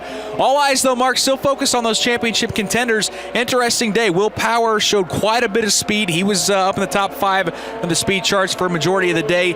Simon Pagenaud, towards the end of the day, searching for speed, Mark. He gets off track, noses into the tire barriers. I think he ended the practice session, ultimately like 11th or 12th fastest. So, Kyle Moyer, Ben Bretzman, and that group have a little work to do to try to run down Will Power. But as you mentioned, everybody trying to figure out whatever Scott Dixon has figured out to be so fast here at the Glen. Between the change in the chassis and the engine package and the new paving here, what is he, something like 5 seconds better than the previous track record? Yeah, it is amazing, and you can just visually see it. I had a chance yesterday to go out in a couple different portions of this racetrack and watch these cars roar around here. This is my first time here, so I don't have anything to base it off of, but just seeing these guys lean on the curbings and use every inch of the racetrack with these high downforce setups and the Firestone tires just gripping this racetrack with all the new asphalt that's been laid down. It's a spectacle, Mark. The speeds have been absolutely incredible. Your reference to leaning on the curbing, if you will, provides us the segue needed to talk about the issue that Connor Daly had yesterday. Yeah, yesterday through turn 6, ran a little bit wide and tested the curbing to the outside of the racetrack, and what awaited him was a patch of water that he, nor I think anyone knew was there. It upset the balance of that race car, shot that car sideways back across the racetrack and into the Armco barrier. He missed really the majority of that morning 45-minute practice session, but a great job by that Dale Coyne Racing crew to work all day, get that car put back together, piece something together for him. He missed about the first 30 minutes of that 2-hour session yesterday afternoon, but ultimately was able to get out there and turn some much-needed laps. So ultimately, could have been a lot worse for Connor Daly. Still got to get a lot of work in here at Watkins Glen. Final 45-minute session before we go qualifying a little bit later on this afternoon, and a beautiful start to this day. Seneca Lake off in the distance, and this is just such a picturesque facility, and we've talked about the history already. We welcome to our broadcast on Pit Road today. Joins us when we get to this part of North America, covering the Verizon IndyCar Series. You've already with us in Pocono and Toronto. Now joining us this weekend at Watkins Glen. Welcome, Jim Murphy. Mark Janes, good morning, and great to be here, not only because it's a Verizon IndyCar weekend, but it is possibly the most spectacular race day that I can remember in years. Right now, the temperature is wonderfully cool, crisp, 65 degrees. We had a chilly in the morning. We actually had some fog earlier on. That has burned off, but there's not a lot of moisture in the air. The track temperature right now officially set at 92 degrees. They've got sensors all around this track. We see some track temperatures up about 96 down there in the boot, which is kind of a southern-facing hill. That's going to pick up a little bit more sun, and as you've mentioned, this new race surface, it is gorgeous. It is fast, it's dark, and it will collect a lot of sun, so it will be somewhat temperature sensitive. So as we go through the race tomorrow, if we do get a case where some clouds wander in and out, we've got the sun coming and going, that will most likely have an effect on these race cars. We'll be keeping an eye on that as the weekend progresses. Well, Nick Yeoman, for those of us who call Central Indiana home, since July the 4th, all throughout that month, and certainly August, the walk and talk and live and breathe and definition of the dog days of summer with the heat and humidity has just been relentless. What a refreshing change it is for those of us that have been in Central Indiana all summer to come here to the Finger Lakes region. Yeah, and boy, in the Midwest, when it hasn't been brutally hot and temperatures up in the 90s, we've seen a lot of severe weather roll through the Midwest, and I know certainly a lot of folks still cleaning up from a batch of severe weather that rolled through the Midwest in the last couple weeks. But you're right, we've come here this weekend. Not only are we not dealing with any chance of rain, but these very mild temperatures has just put a little extra pep in the step. A lot nicer to be out there for those guys down on pit lane, for those of us that are going to be on the course throughout the course of the weekend. It's been very pleasant. Your spot, even up here in the booth, to go out on the catwalk high above the grandstands here on the main front straightaway, very pleasant, and I think it's made for a great atmosphere and great conditions for all the race fans that are going to come out here and enjoy IndyCar racing. Still waiting on Elio, Munoz, Kanaan, and Bourdais to clear the timing loop for the first time. Everyone else has gotten in at least one lap, mainly of the installation variety. Okay, Nick, let's talk about the championship. Simon Pagenaud leads Will Power by 28 points. Dave First and I talked about it at length yesterday. Simon maybe points racing at the completion of the Texas race a week ago.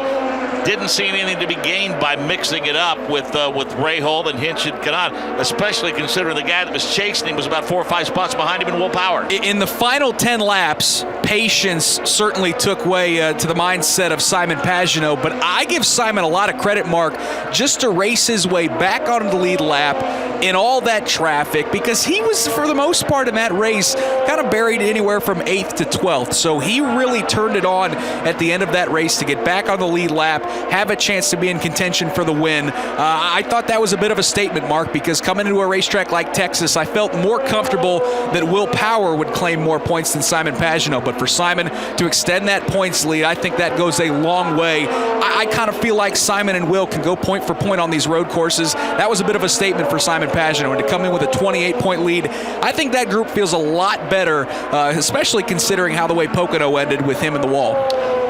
You know, he's led the championship since the second race of the season. We saw that last year, though, from Juan Montoya. Good point. There's no question. And I would say, you know, while there's a lot of guys that certainly are, you know, Dixon, Kanaan, people like that, I don't. Boy, Will Powers had a heck of a run, and I think it speaks to the depth in this series.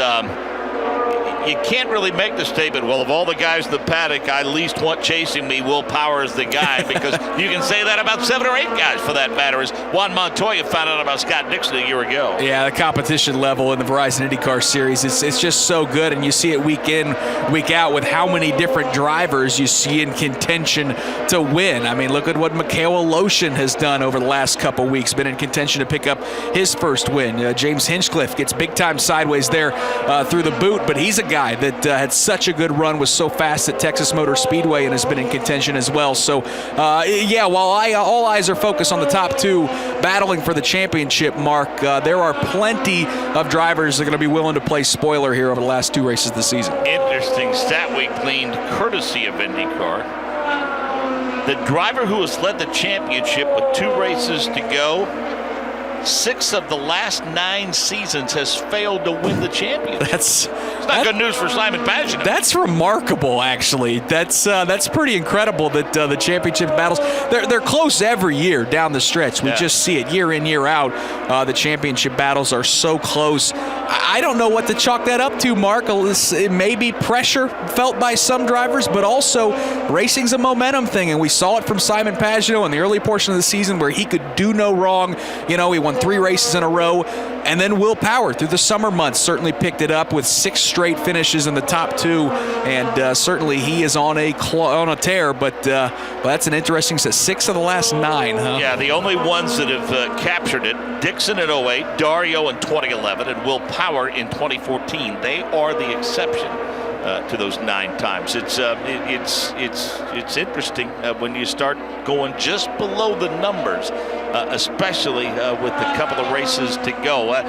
Equally as interesting is the way we promote the parity that exists in this series in terms of people that win races week in and week out. But you know, Nick, by and large, when we get to the season finale or just prior to that, boy, it just seems that Penske and Ganassi each and every year are slugging it out. And it's not just because of the quality of those race teams. I think you benefit greatly from having a multi-car team. There's no question. It always kind of feels like they start the season strong, then everybody starts to catch up midway through the season, and then Team Penske flexes their muscle again, or the Target Chip Ganassis of the world, and those teams certainly start to take hold of the championship battle when you hit those summer months. So, yeah, no surprise to see once again it's probably going to be one of those 2 Team Penske drivers that claims this championships. The title battle has been very competitive throughout the course of the season as we've watched so many guys try to dig into that lead that Simon Pagenaud has had, and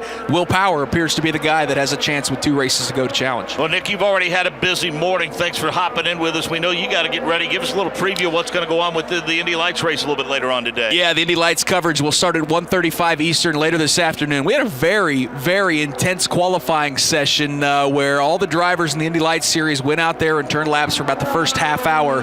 Then everybody came on pit lane, and they sat there, and they put on fresh Cooper tires, and we were waiting and waiting to see who was going to go out on the racetrack. And in the last minutes, last 5, 6, 7, 8 minutes of qualifying, we saw the track record obliterated. We saw lap times that were about a second faster than what we had seen in qualifying. And ultimately, Santi Urrutia, the pole sitter, he's the points leader as well. He's going to lead him to the green for a 25-lap race here at the Glen. It's going to be awful exciting. 1:35 Eastern later today, Mark. Looking forward to your call on that. Then you'll be in the booth with us for IndyCar qualifying to wrap up this day. Another member of our broadcast crew has made his way down to pit road after being in the booth for Indy Lights qualifying. We say hello to Jay Query. Good morning, Mark. I'll tell you what, this is very similar in this penultimate event for the season for the Verizon IndyCar Series to what we see each year at Sonoma. And by that, I mean driving into a racetrack, seeing a lot of fog, thinking to yourself, man, I wonder if they'd even be able to run and not be able to get the safety helicopter, for example, out under this low-hanging fog. And then within an hour, it burns away and you have a gorgeous day. We see that, of course, that's always the case in Sonoma. It has been the case here. Watching the entrance to pit road, it's always unusual to see Ryan Hunter-Reay as the last car. Keep in mind, of course, pit road is lined up and ordered based on the previous race's qualifying results. That would be Pocono, even though they ran at Texas. The last qualifying that was done was for Pocono. So Ryan Hunter-Reay, who of course in Pocono worked his way up to the front of the field, then back down, then back up towards the front. He is the very first pit stall as you come onto pit road. That number 28 machine just spent a significant amount of time here on pit road. They wanted to take a look at the ride height. As a matter of fact, as Ryan Hunter-Reay now goes away on the main straight, he just went out. They also made a spring and balance adjustment to the car for Hunter-Reay. Has so far this weekend, Mark, one of the storylines that we've watched is the fact that Honda has not necessarily been running right up there, up towards the front in terms of 1, 2, 3 speeds, but it's always difficult to tell before qualifying exactly who's working on race setup and who on qualifying setup. Yesterday in the first session, 5th, 10th, and 15th, the 3 fastest Hondas. They found a little more speed in what was a very long 2-hour practice session yesterday. Connor Daly, for example, who had a fractured early session because of an incident in turn 6 yesterday, then came out. By the time they got the car fixed, he got about an hour and a half of track time. He finds himself now 7th fastest, so perhaps playing with different setups are these teams. Back to Hunter-Reay, also worth noting, this was the 3rd of his 16 career wins at Watkins Glen. He won it in 2008.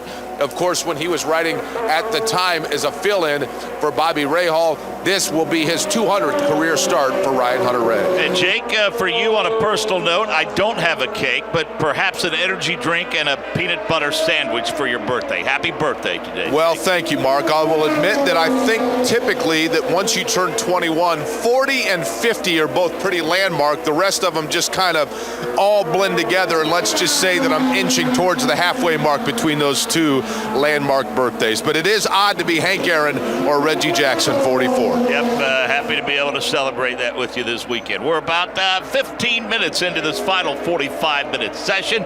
Alexander Rossi is P1 at 123.3917. Practice continues here at Watkins Glen.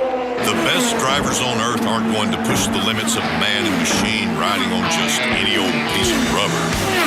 Which is why Firestone is the tire of the Verizon IndyCar Series. So when it's time to celebrate the 100th running of the Indy 500, no one knows more about celebrating than the tire that has more Indy wins than anyone else. Because at Firestone, we don't just make tires. We make champions. Whatever you drive, drive a Firestone. From the Firestone broadcast booth at Watkins Glen International, this is the Verizon IndyCar Series. Welcome back to Watkins Glen. You never know who might be listening. We want to say hello and good morning to our good friend Louis Frank, one of the finest motorsports journalists in all the land. Louis is enjoying our shows this morning, and we wish him a happy, restful, and relaxing Labor Day weekend. One of the good guys that our association with this sport has allowed us to get to know. And as we mentioned, you mentioned his name up and down the paddock, and people have a lot of admiration and respect for Louis and the work that he does. He's a dear friend, and we're happy to have him listening this morning. Let's go to pit road, check in with Jim Murphy. I, too, am glad to put Louis Frank in that category. We shared an apartment in Surfers Paradise, Australia for a race weekend, one of the highlights of that period of my life. Right now in the pit of Scott Dixon. Now, he's out on track, and we've talked about the increase in speed that we have seen here this weekend. at Watkins Glen. A lot of folks are pointing at the pavement as being one of the key factors. Now, that's no great secret. We knew that coming out of the test. But I sat down this morning for a few minutes, had a chat with Scott Dixon's engineer, Chris Simmons, and I asked him, I said, where's the speed coming from? What are the concerns? What are the issues? He says, clearly the track surface is going to be very, very grippy. It's giving us a ton of extra grip in places around the track. But that is a two-edged sword. We get the speed, but the two things we're watching very carefully down here, I'm not going to call it tire wear, but it is the condition of the tires. They're watching for graining, and they're seeing some evidence of blistering at points in time. So what happens is when you have a lot of downforce, these cars have a lot more downforce than when they were here last. You add in a surface with a lot of grip, you can have some issues with graining. Now, what's graining? Well, take your old pencil and your eraser. I'm sorry to the younger folks who I'm going to give myself away. I actually use a pencil and paper, but if you take that eraser and you rub it back and forth on the paper, you get those little shards of rubber that come off. That's what happens on the tire. If you're sliding it along a high grip surface like this, you're going to start to get some graining. Or if you do that too much, you have some imbalance in the car, you'll start to get heat in there to the point where the skin of the tire starts to blister off the carcass, just like if you put your finger on something that's too hot. So a condition that we're watching for, and will be particularly on the longer runs when we get into the race tomorrow, is this track, as grippy as it is, as smooth as it is, as fast as it is going to come with a price. They're going to have to be very careful with the setup of these cars. When Chris finished up, he said to me, whatever speed we get here this weekend, this record could stand for a long time, because you put a couple of New York State winters on this track, the conditions will start to degrade over time. We may see this record stand for a very long time. We have a big hit, a huge impact, in fact. It's one of the Fuzzy's Ultra Premium Vodka cars. Oh, my goodness. Joseph Newgarden. Trying to pick that spot out as we look. Joseph Newgarden. Good news is he's moving around in the cockpit. He's got both arms folded. That's down around the. Is that the exit to the boot, or checking on the multi-screen monitor? But we know this. It has brought out a red flag. It's the exit of turn number 7, and we're going to get a look at the onboard shot. And again, gets high on the curbing. He's down into the boot, gets to the bottom of the racetrack, and then all of a sudden, the left rear bumps that curbing. And he's along for the ride at that point. It looked eerily similar to the incident that Connor Daly had. Dave, I would say, what happened to the car? Just kind of snapped around like that. Yeah, my goodness. A lot of damage there on the Joseph Newgarden Chevrolet. The good news is, again, we saw Joseph is moving around in the cockpit, and we saw both arms, folded across his body as he was waiting patiently there momentarily. And the reason we point that out, Dave, is because let's not forget. I mean, he was pretty significantly injured at Texas Motor Speedway, and while that's been a couple of months ago, I'm sure there's some lingering pain. Hamatro safety crew gets there, leans into the cockpit, and it looks like Joseph nods affirmative that he is indeed okay. That was a big, big hit. Of course, you go back to the incident that he had at Texas, and he broke a collarbone, hurt his hand as well. Valiantly fought back and was still able to drive a couple of weeks later at Road America. Again, we're getting the onboard shot with Joseph Newgarden, and the car was 19th quick at the time. He's going through the bottom of that turn. I think he just got loose. 7. It just something. Back end came around. Yeah, something was not in agreement between those Firestone Firehawks and that surface, and the rear end just stepped out on him, and he was along for the ride. Happy to report that he's out of the car, walking around, assessing the damage on the rear, hands on hips, and Joseph Newgarden is brought an end to his session, and a red flag to the session as a whole here, some 20 minutes in. At this point, Scott Dixon, who Jim Murphy was just talking about, has gone to P1 at 1:22.8008. Rossi, Hawksworth, Castro Neves, and Sato the top 5. Bourdais, Aloshin, Power, Hunter Ray, and Tony Kanaan the top 10. James Hinchcliffe is 11th quick. Spencer Piggott 12th quick. Connor Daly is 13th quick. Charlie Kimball 14th, 15th quick is Carlos Munoz. Chilton, Montoya, Enerson. Joseph Newgarden was 19th quick at the time. Pagano was 20th quick. Graham Rahal 21st. Marco Andretti 22nd quick. no one had turned 10 laps yet. Had gone through installation and then gone out, and we're just now getting up to speed. And we talked about the issue that Connor Daly had yesterday in that first session, Dave. Certainly not an ideal scenario, but gave the team plenty of time to prepare and make the necessary repairs to be able to get him not only out for the practice session yesterday, but the timing's never good for an off like that. But boy, you couldn't have had worse timing because we go qualifying at 2:55 this afternoon, and it's like a busy afternoon for that race team. Well, more damage for that Ed Carpenter race team as well. They've had several times throughout the course of the season where they're repairing cars, and I know Joseph, as he climbs out of the car and assesses the damage, that's exactly what he's thinking, that his guys are going to have to go back to work to get him ready for qualifying. If they can fix that car, or if they have to go to the backup, a lot of decision making that has to be done here. 3 o'clock this afternoon, 3 o'clock Eastern, that's when Verizon IndyCar Series knockout qualifying begins. And the hard work for that crew, I guarantee you, they're already back there trying to assess the damage a little bit and try to figure out what they need to do moving ahead here this afternoon. More on Joseph Newgarden from Jay Query. Yeah, you guys are exactly right. I just talked with the race strategist, Brent Harvey, who said, I think it looks like he just got loose there. He didn't make any comment ahead of time as to anything wrong with the car. They felt like the car was in pretty good shape. They don't think it was anything mechanical, just one of those where maybe went in a little bit too hard, car got loose. Good news, of course, that Newgarden is okay, and they'll assess the damage and try to get it put together here before qualifying later today. Keep in mind, Joseph Newgarden yesterday had an incident where they had a tire simply go flat. He came in, brought the car, the safety crew got to him, brought him in. By the time they got the car in, changed the Firestone Firehawks, sent him right back out. So it's been already a pretty active weekend for Joseph Newgarden. But in this particular case, team says there wasn't any sort of sign of anything mechanical. We'll try to catch up with Newgarden once he clears medical, guys.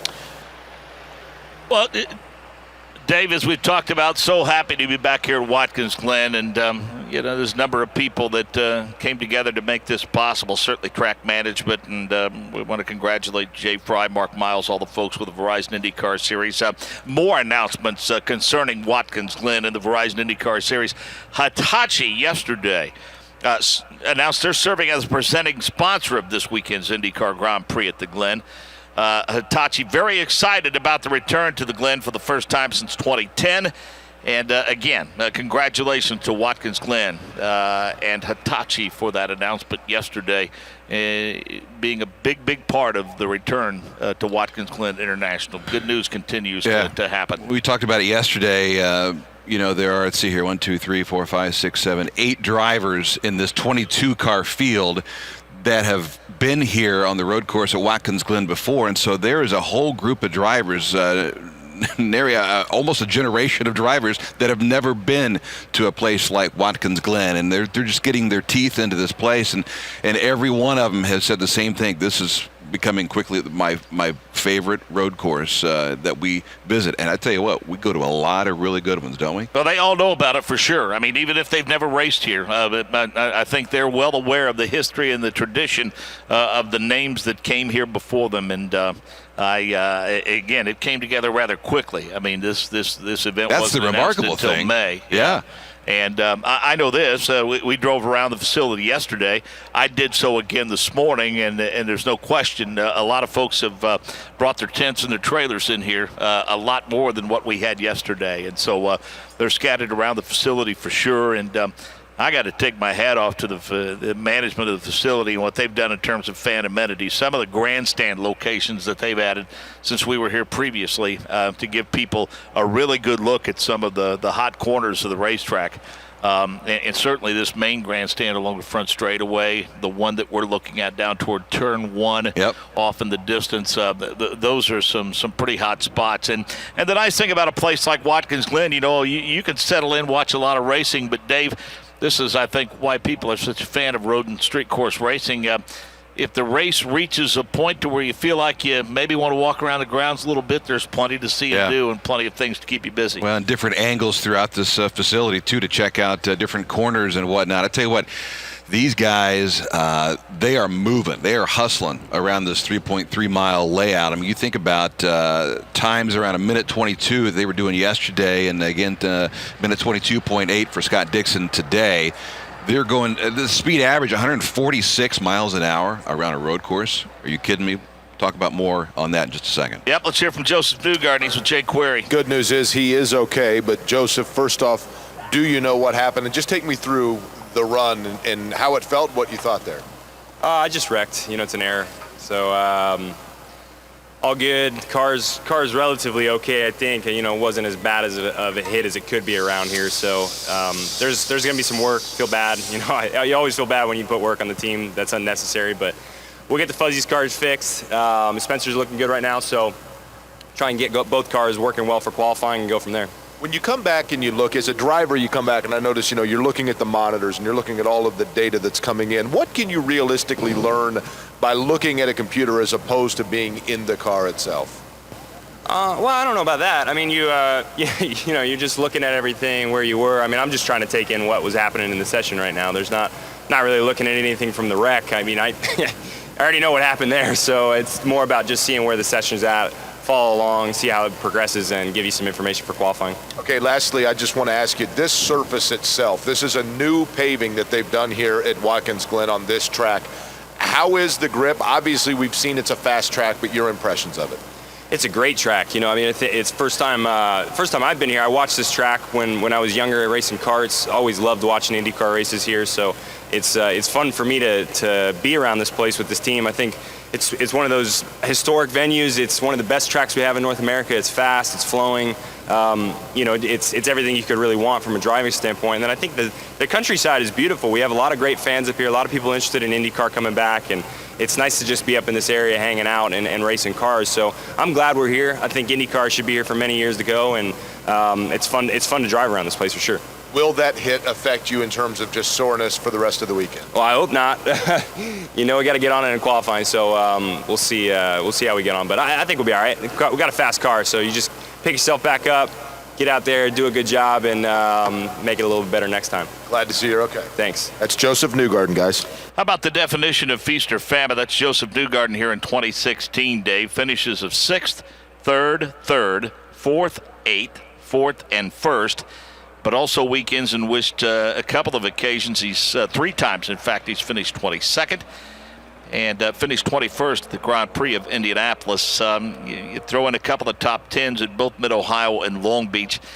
I think what that indicates to me is that 2017 could be a pretty special year for Joseph Newgarden. I mean, he's found a way to be fast. Obviously, some inconsistencies. Certainly not all of those inconsistencies and those finishes are Joseph's fault. Yeah. We learned just moments ago that when they are, he mans up and he owns it, and that's one of the many things you have to respect about that immensely talented young man. But I think he's settling in well there, rumored to be moving on at some point. But let's face it, having that as an option, coming back to that race team with the familiarity that they have with one another, next year could be an awfully good year for Joseph Newgarden. Yeah, he's the one that got collected in the accident that started with Connor Daly at the Texas Motor Speedway, and that caused the injuries to the collarbone and the hand in the middle of the summer. And when the series went back there last Saturday, he then officially fell from 3rd in points down to 5th. That points hit finally took place at that point as the green flag once again waves, and they've added another 5 minutes in this practice session. But yeah, Joseph Newgarden is an up-and-coming driver, and he's one of those young guys that is in demand in the series. The question is, where will he end up in 2017? And I'll tell you, if it's back with Ed Carpenter Racing, that's not a bad deal at all. 3 wins now.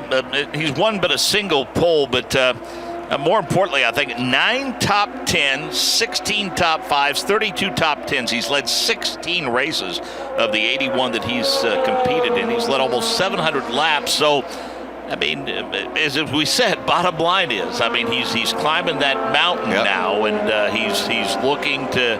I think he's got a good view from where he's at right now on the mountain. And he's had a measure of success this year for sure. And I know this, one of the likable guys in the paddock.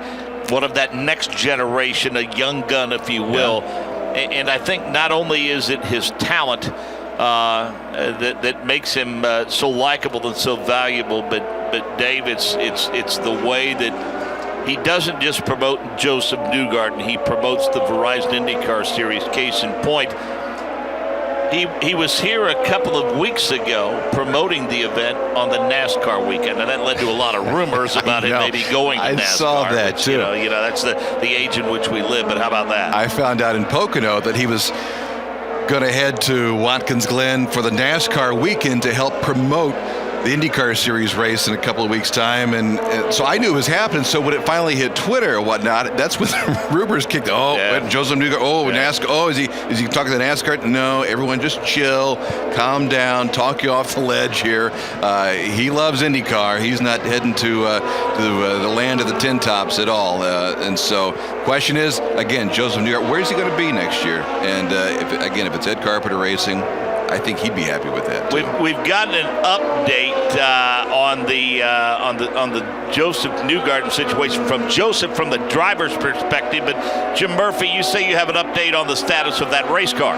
Race car has just been delivered back here to the paddock area. The Fuzzy's Vodka team now taking it off the hook. They're looking it over, and to my untrained eye, will tell you this car appears to be fairly sound, with the exception of that rear wing assembly and the rear attenuator that are back there in the aft end of the car. The rest of the car, all four corners of it, appear to be in fairly decent shape. So I think that assessment that they made, that this car will be able to be returned to a fast and usable form in time for qualifying, is, to my eye, going to happen. This crew is working on it now, as even before it was completely off the hook, but the level of urgency here, not what I would consider to be a total crisis. I think these guys will be out there with no problem. And Dave, first, one of the places that they'll make a stop at perhaps would be that Delara trailer. You visited in Pocono with Owen Snyder, and that's a paddock auto parts store, quite frankly. Yeah, they have technically a warehouse in Speedway, Indiana. It's located on the renovated Main Street, which is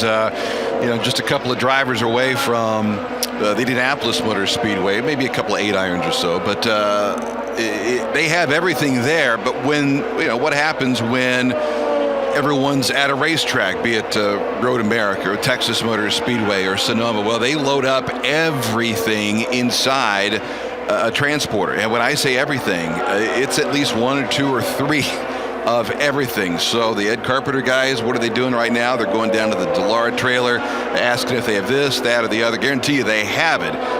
It costs a little money, a little bit. It's not a cheap fix at all.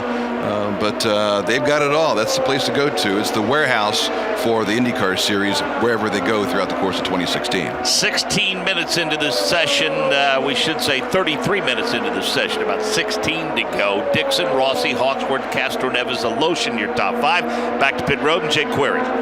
Over the years, we've gotten to know Patrick Steffen from Trackside Online, and today, Patrick, I've got to admit, you kind of look like Jack Kennedy getting ready to go out on the Cape. You've got on some, what do we call these, preppy looking Vans, boat type shoes, very nice shoes. Paisley. Yeah, Paisley. You're looking very stylish here, but here we are, we find ourselves in Watkins Glen, New York, the penultimate race of the year.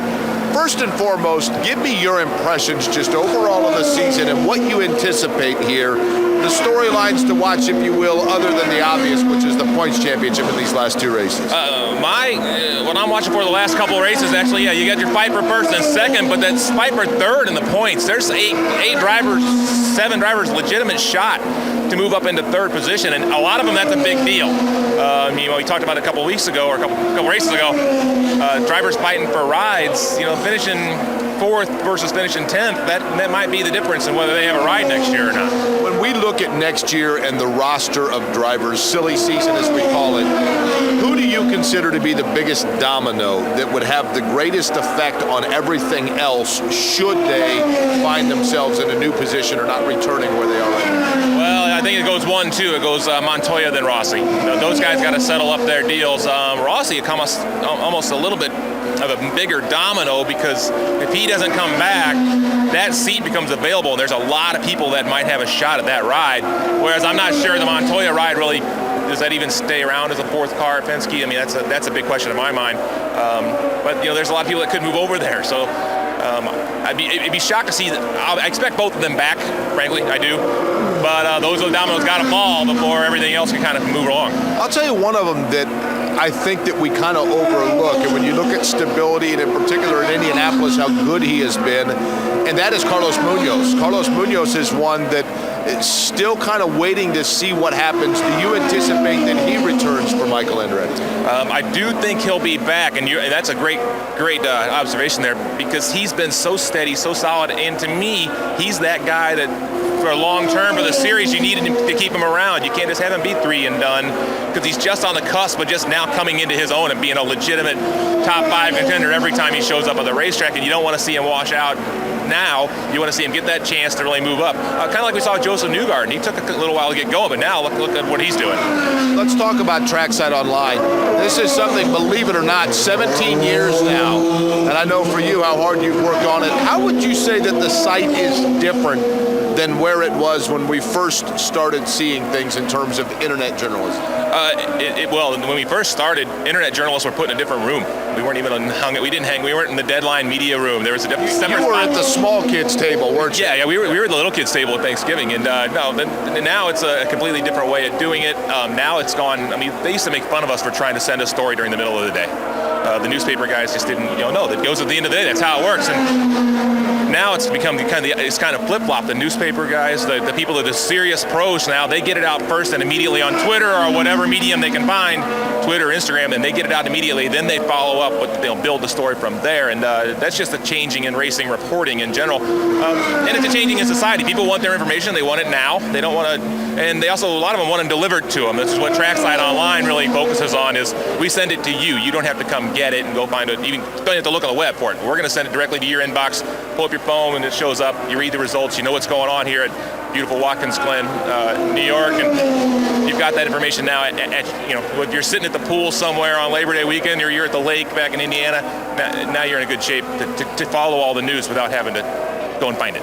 Always good to see you. We'll see you at Sonoma as well. And if you keep up this same attire here, you'll fit right in at the wineries. That's the goal. All right. Patrick Steffen, TracksideOnline.com, of course, the website. Red flag out, I believe, Mark. My vantage point from pit road involves Takuma Sato, but I'm not positive on that. What's going on the track here? The 14 of Takuma Sato again locked it up into the runoff area, and off of turn number 9, Sato has brought out the red flag. And Dave, we want to thank one of our outstanding partners here at IndyCar Radio. With us every weekend, and they're a great partner of ours, and they can help fans get up close and personal with what's going on here over the course of the weekend. The good folks at Racing Electronics, they have a location or two set up in the paddock at every event. Get yourself a scanner for $39.95. Additional headsets with splitters, maybe 2 headsets and 1 radio. That's available for $15 for each headset. Good for the day or the weekend. They update the frequencies each and every weekend. Match with the car numbers. You've got access to the NBCSN broadcast, our broadcast from IndyCar Radio. But you can also go online to racingelectronics.com. And if you're listening at home and you're planning on being at Sonoma, you can pay online and save yourself some money. You can save about $10 off the price of that rental before you get to Sonoma. It really is a whole new world. I remember the first time I listened to a race on the scanner, and I think, why didn't I do this before? Because you get so much information so quickly, and it's interesting. The conversation that a driver has with the crew back in the pits and vice versa, as they try to fine-tune a car or come up with various race strategies. It is a whole new world of watching and listening and enjoying racing, certainly the Verizon IndyCar Series as well. Go see them in the paddock at both NASCAR and the Verizon IndyCar Series. They're always there, Racing Electronics. Well, Takuma Sato, courtesy of the Hamato safety crew with the onboard starter, makes his way back to pit road. We should get back to green flag racing with about 10 minutes remaining in this final session. Scott Dixon, P1 here at Watkins Glen. Hi, I'm Mario Andretti. I was born a race car driver, and as it turns out, so was my grandson Marco. It's been a while since I won the Indy 500. But when I see Marco race, it makes me happy to know that he's on the same tires that helped me win, Firestone. Why? Because you may be born a racer, but Firestone can help make you a champion.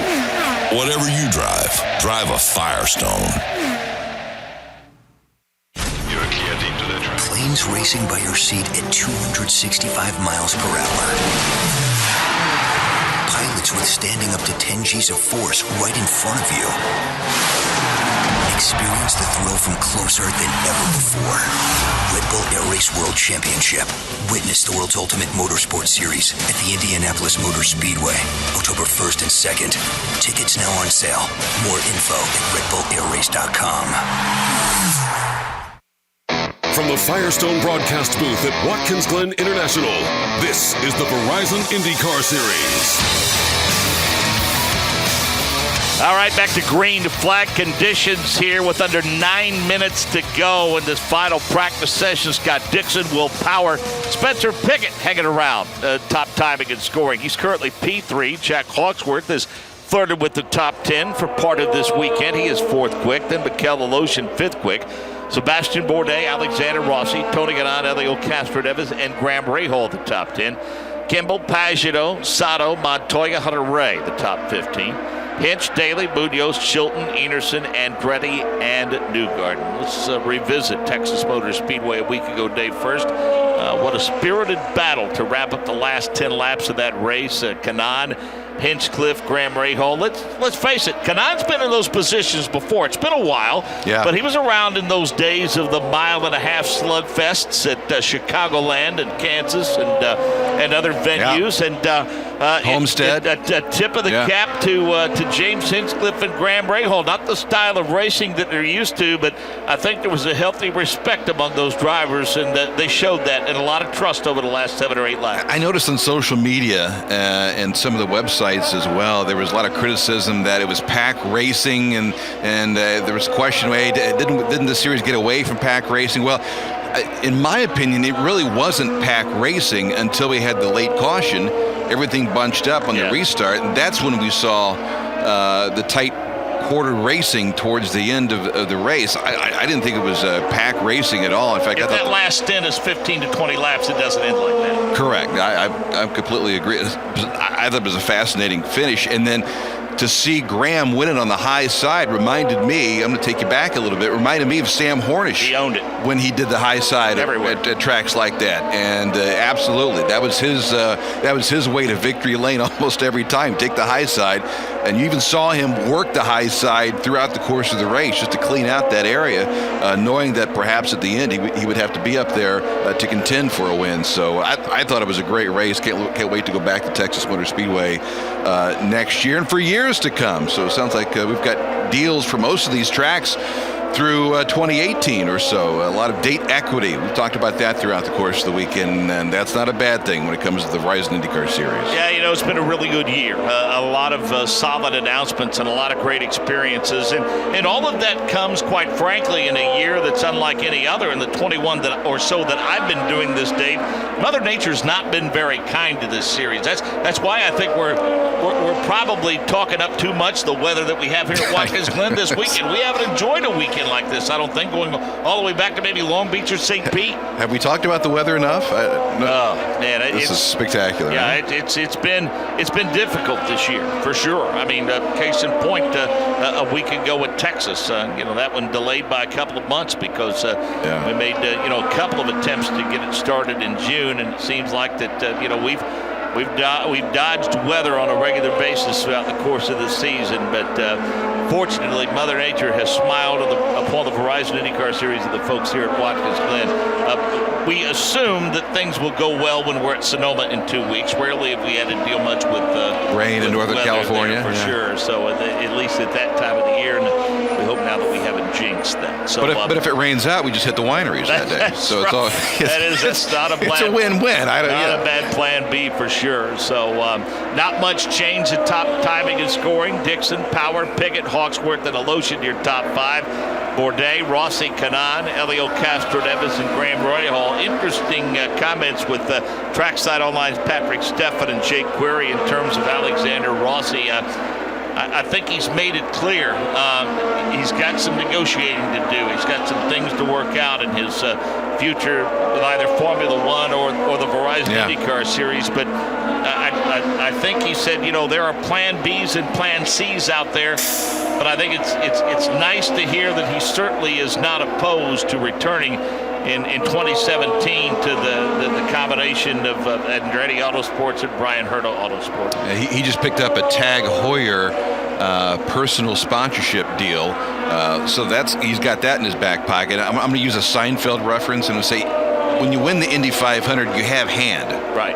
Don't you? A little bit. Yeah, So you should anyway. You should have it. And so every time I talk to him, hey, what's going on about next year? And I just get the vibe that he's going to be back in the IndyCar series and back with that combination of Brian Herta and Michael Andretti's team. Nothing's official yet. Nothing's signed yet. He still has some commitment to Formula One at the end of the season. So he's going to get a little taste of that at the end of 2016. But if he's not back in the Verizon IndyCar series when the 2017 season starts on the streets of St. Pete, I'd be very surprised. And you never say never, because in 2015, when he was in Formula One, this was far from being on his radar. Probably the last thing on his radar. And then he up and wins the Indianapolis 500, and I think he's smart enough to figure out all the spoils now that go along with that. Yeah. But I also think if you're a driver, if you've got any opportunity at all to be influenced by Brian Herta, I think things normally go well for you. I mean, I don't know that enough is made of the success that Brian Herta has had at the Indianapolis Motor Speedway. Yeah. I mean, he's had a heavy hand in not one but two wins now at the Speedway. Yep, winning the 100th anniversary Indy 500 with Dan Weldon, and then of course this year winning the 100th Indianapolis 500 with Alexander Rossi. Mikel Aloshin in the number 7 machine, a spin in turn number 8. He waits for Hintz to clear and then goes slowly back out onto the race course, and we anticipate that he will make a return to pit road, Dave. It looks like he has a little bit of damage. At the very least, he probably beat up those Firestone Firehawks just a little bit. He's trying to stay out of the racing line, but in doing so, I think he ended up right in the racing line. And so he's kicking up a lot of dirt, some debris behind him. And so I wouldn't be surprised with 2 minutes to go if there's not a full course caution that might end this practice session here this morning. We'll see, though, as Mikel Aloshin has now made his way back to pit road here at the Glen. Yeah, he did get the car safely back to pit road, and we're going to take a look at the issue involving Mikel Aloshin, and it looks like he ran up a little too quickly on Carlos Munoz, and once he climbed on the binders, he was kind of along for the ride, and the car spun around, got off track, went through the runoff area, and he backed it into the tire barrier. Got it back out onto the course, and as Dave suggested, brought a lot of dirt and debris with him. We talked about Mikel Aloshin a bit yesterday, Dave, and what a final quarter of the season that Mikel Aloshin has had. I mean, he's led over 100 laps through the span of a couple of races, and who knows, if it weren't for some bad luck on pit road at Mid-Ohio, where he led 33 laps, we very easily could have seen Mikel Aloshin on the top step of the podium.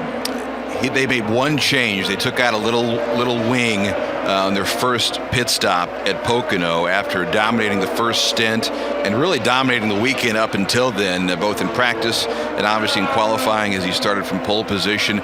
But that change cost him about 3 or 4 spots throughout the course of the event. Ended up still on the podium, and I guarantee you they go back and think about that change they made. That might have been the change that cost them the race at Pocono. I think if you were working on a qualifying sim, your time to do so is about come and gone. I think after we watched Scott Dixon tackle the bus stop, the interloop, whatever you want to call it, I think it's clear that Dixie's working on a qualifying sim as he enters the boot. It looks like James Hinchcliffe is at full speed, along with the 83 of Charlie Kimball. We see the number 2 of Juan Montoya flinging it around through that 7-8 complex, and just behind him is his teammate Elio Castro-Neves. He's preparing to enter the boot as the checkered flies. Ryan Hunter-Ray is another one that's on a flyer, along with the 15 of Graham Rahal. They've got to give these guys a lot of credit, Dave. They spaced themselves out nicely and given themselves plenty of room to get a good qualifying sim in for the most part. I'm over here groaning because I'm watching Scott Dixon make his way through turn 8 and 9, and nearly lost it going through that complex. I'll tell you what, these guys, it is amazing. I think even IndyCar is surprised at how fast they are going around this road course. As you watch at home or on IndyCar.com, you see Scott Dixon now on the replay as we'll see the back end come around in just a little bit. He's the guy to beat, I think, this weekend. At one point in this practice session, he was quicker by some 5 seconds over the rest of the field. Scott Dixon won 3 times here, 3 straight. For Target Chip Ganassi Racing, he's been quick all weekend long. He'll be the favorite going into a knockout qualifying, the Firestone Fast 6 here later this afternoon. Yeah, we've mentioned 6 starts here, and Scott Dixon has won 3 of those. Didn't waste any time climbing out of the race car, and the debrief process has begun. We sent Jim Murphy down to the pit box of the 22 of Simon Pagenaud. He's 14th quick, and we just kind of want to get a sense of Simon's thought process with that 28-point lead after he leaves Texas Motor Speedway and preparations for the race here this weekend. So Scott Dixon, P1. And we have 4 cars now in the 122s. Dixon, Power, Bourdais, and Hinchcliffe. Hawksworth, good run for him. It's been pretty fast all weekend, in fact. He's in the top 5. Spencer Piggott, good run for him as well. He is 6th quick. Graham Rahal, 7th quick. Mikkel Aloshin is 8th. Charlie Kimball is 9th. Max Chilton is 10th. Then Elio, Rossi, Kanaan, Pagenaud, and Sato. Daly, Montoya, Hunter Ray, 18th quick. 19th quick is Munoz. 20th, Enerson. 21st is Andretti, and 22nd is Joseph Newgarden. Of course, he had a big off, some damage to the car. He only turned 6 laps in this session. They're making repairs, which they think they'll be able to do in order to get him to get ready to go qualifying. Question is, Dave, are we going to see teams like Dale Coyne do what they've done over the past couple of months and manage those tires and allot them with a goal in mind of simply getting into the round of 12 to improve your starting position? I think they have to. They have to double stint, not double stint. They'll use 2 sets of reds in that first qualifying session just to get into the top 12 during knockout qualifying to assure themselves of at least starting in the first 6 rows come tomorrow afternoon. Interesting that Andretti Autosport, they've been struggling with grip throughout the course of the weekend, and that continues here today so far in this practice session. Alexander Rossi, the best Andretti, at 12th quick, but mired further back. Hunter Ray's 18th, Carlos Munoz 19th, Marco Andretti 21st. Bit of a break coming up. We'll get ready for the lights race at 1:35 Eastern this afternoon. Nick Yeoman and company have all the action, have guys out on the turns for you. So get ready for that action. And then we'll go qualifying for the Verizon IndyCar Series at 2:55 Eastern this afternoon. Thanks to Jim Murphy and Jake Query for the work on pit road. Thanks to Nick Yeoman and Dave First for their help in the booth. Scott Dixon, P1, will go qualifying later today here at Watkins Glen.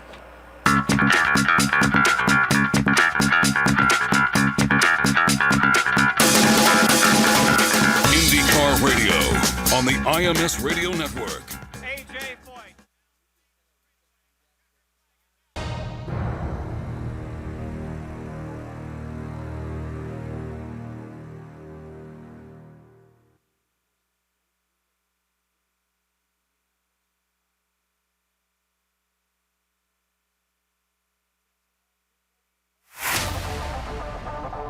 This is IndyCar Radio on the IMS Radio Network.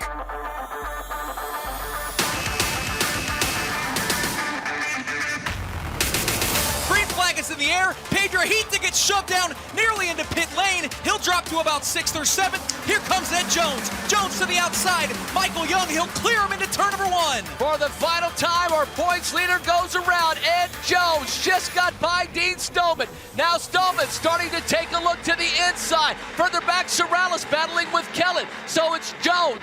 Then it's the machine of Stoneman, and third, Shelby Blackstock to Jake Query for the final time. Each time that Ed Jones and Dean Stoneman have swapped the lead. The other's gotten it back. Now Stoneman's going to try the outside at turn number 3. Side by side into 3. Ed Jones to the bottom. Dean Stoneman to the top. Jones to the bottom line. Nick Yeoman coming at you out of turn number 4. It may be another one of those thrilling Freedom 100 finishes. Side by side, Ed Jones, Dean Stoneman to the outside. They'll drag race. Stoneman gets him at the line.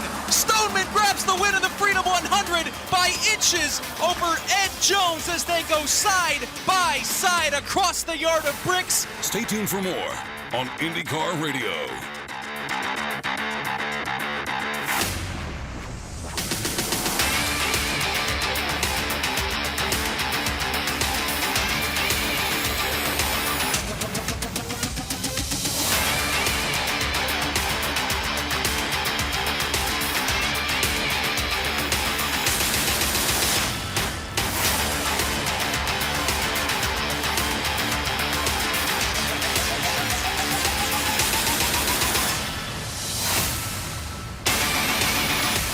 The Verizon IndyCar Series on IndyCar Radio.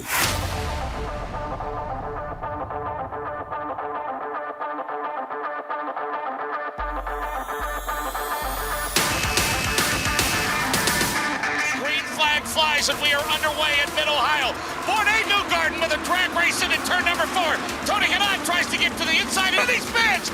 Tony Kanaan gets spun around and gets off in the dirt. Several cars working hard to try to avoid Tony Kanaan.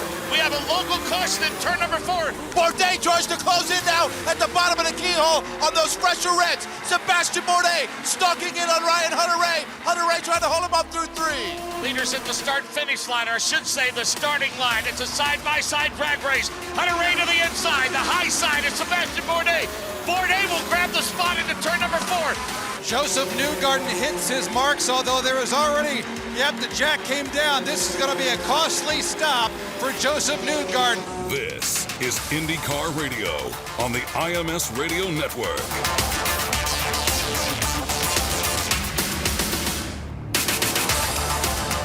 Yeah, we're getting ready for Graham Rahal, guys. We've got a bunch of them coming in right here. The big key right now getting in and out because, as you said, those guys that came in earlier were able to pick up a bunch of positions.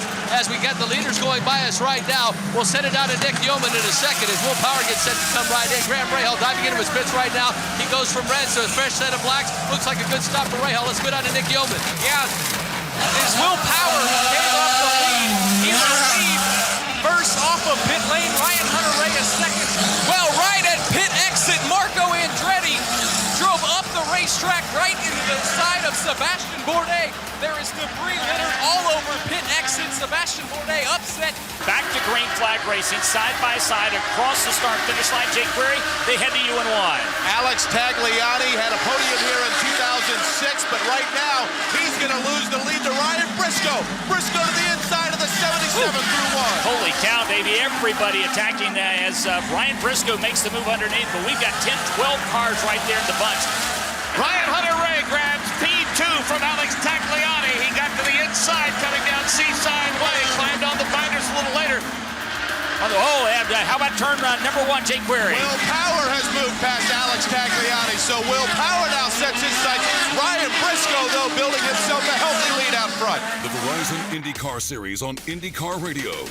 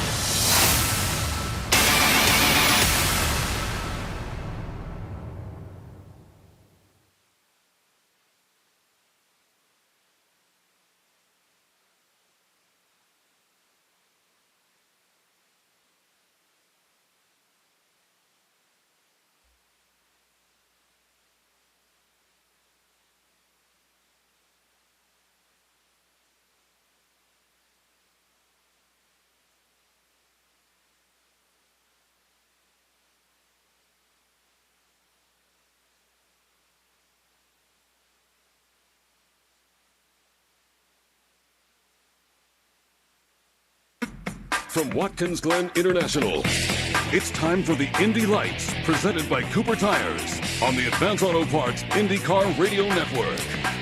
For the first time since 2010, major open wheel racing is back at the Glen. Thanks for joining us on the Advanced Auto Parts IndyCar Radio Network as we are set to go racing for 25 laps with just 3 races to go in the Indy Lights Series presented by Cooper Tires. We've got a full crew of broadcasters scattered all across the course. You're going to hear from them throughout the course of this day. Happy to be joined, though, by in the booth, NBC Sports Network extraordinaire. He covers just about anything with 4 tires and wheels. Tony DeZinno, welcome back to the IndyCar radio booth. Yeah, thanks for having me on, Nick. And I mean, it's great. I mean, I was in for Road America. I get 1 picture at road course, and now I get 2 with Watkins Glen. And I mean, having seen this track, been around, the speeds are ridiculous, the weather's perfect, and this is going to be a pretty dramatic, pivotal lights race, I think. 12 drivers will make up the field as we are set to go racing for 25 laps here at Watkins Glen.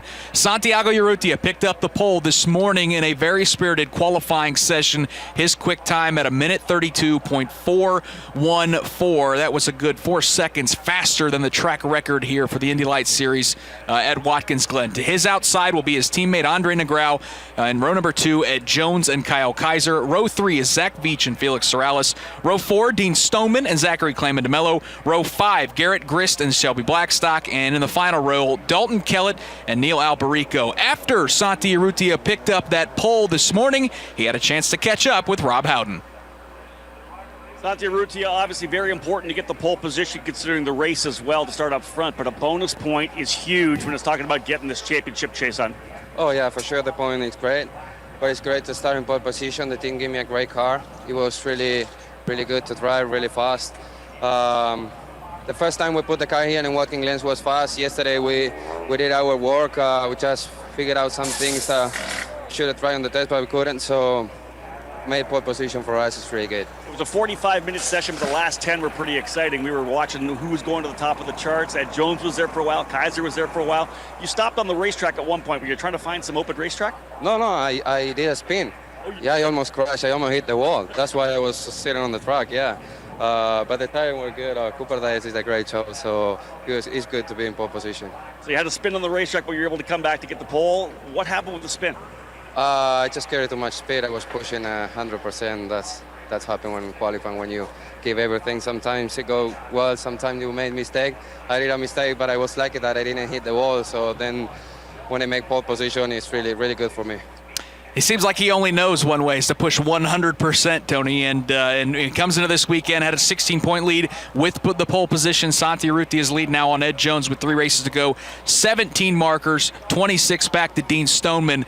Is he the favorite, in your opinion, to win this championship with 3 to go? I think he is, but these are 2 very pivotal weekends ahead, and I think Santi really needs to maximize his results today because at Mazda Raceway Laguna Seca next week, the season finale, that's a track where the Schmidt-Peterson Motorsports team had kind of a nightmare weekend last year. So this is a very important weekend for him to continue to maximize the points and continue the role he's been on permanent road courses. He has 4 wins and 2 second-place finishes in his last 6 races. It's been an incredible run for Santi of late, and particularly since Road America. Got a couple pretty talented pit reporters that are going to join us. Rob Howden, you'll hear from him a little bit later. Jim Murphy is down there on pit lane. Jim, you're keeping an eye on those 12 drivers who are set to fire those Mazda engines here momentarily. Absolutely, and the drama started even before the engines did. As a matter of fact, that was the problem. Zach Veach's car was late to the grid. He was rolled out, strapped in, ready to go during the national anthem. Why? Had to do a last-minute change of that starter motor. You only need it once, but when you need it now. We'll find out in less than a minute whether it actually works. Tony, obviously a lot of pressure for Santi Urrutia, Ed Jones, Dean Stoneman, who are in the thick of the championship battle.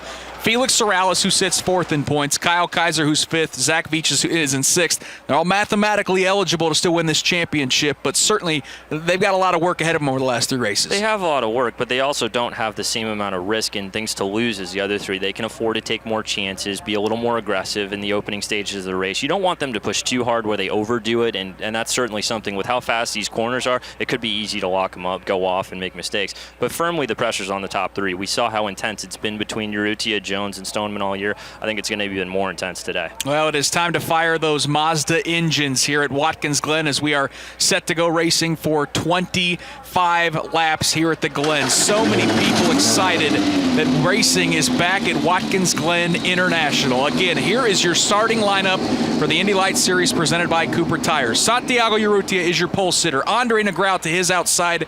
In row 2, it's Ed Jones and Kyle Kaiser. Row 3, Zach Veach and Felix Sorales. Row 4, Dean Stoneman and Zachary Clayman-DeMello. In row number 5, Garrett Grist and Shelby Blackstock. And in the 6th row, Dalton Kellett and Neil Alberico. You heard those engines come to life on pit lane, and they make their way down the hill. It'll be a right-hander to the pit exit lane. It's also a right-hander into turn number 1. And when they come to speed for the first time, they'll roar out of turn number 1 and head to the S's, where Jake Query will see them for the first time. This is a lot of fun to watch from this vantage point for a couple of reasons, Nick. Number 1, because this is a tricky portion of this very tricky 11-turn, 3.37-mile course. Indeed, you called it as the S's. They make that way, that right-hander that's turn number 1. That's where they come into my view, and it's downhill, as a matter of fact, while setting up for that right-handed long curve that is turn number 2. As a matter of fact, the pole sitter right now, Santiago Urrutia, behind the pace car, does just that. Long climb uphill, and then it's that 3-4 combo. Once they do that, they've got a little bit of a straightaway. They come into the view of the sports director of Indianapolis's WRTV Channel 6, Dave First. Watkins Glen is being introduced to a whole new generation of drivers, and it's quickly becoming really one of their favorites. And here's why. It's fast. Real fast, but also a bit technical, and it begins here with the bus stop right in front of me. After climbing through the gears and into 6th, they'll touch the brakes at about the 100-foot mark, so down to 5th to make the 70-degree right, drive about 240 feet, make the 70-degree turn to the left. It's not much of an inner loop, but it's enough to slow them down before they hit the ultra-fast carousel in turn 5. Zach Veach told me turn 5 is so fast, it's like being on an oval in the corner without using a head pad. Think about that. But this is an area where you got to hit the curves just right, or it'll affect the rest of your lap. Then it's on to the boot here at Watkins Glen and into the view of Michael Young. Michael. Thank you, Dave. First, the field comes into my view right now. Indeed, the infamous boot here at Watkins Glen International, the beautiful rolling countryside here in New York State.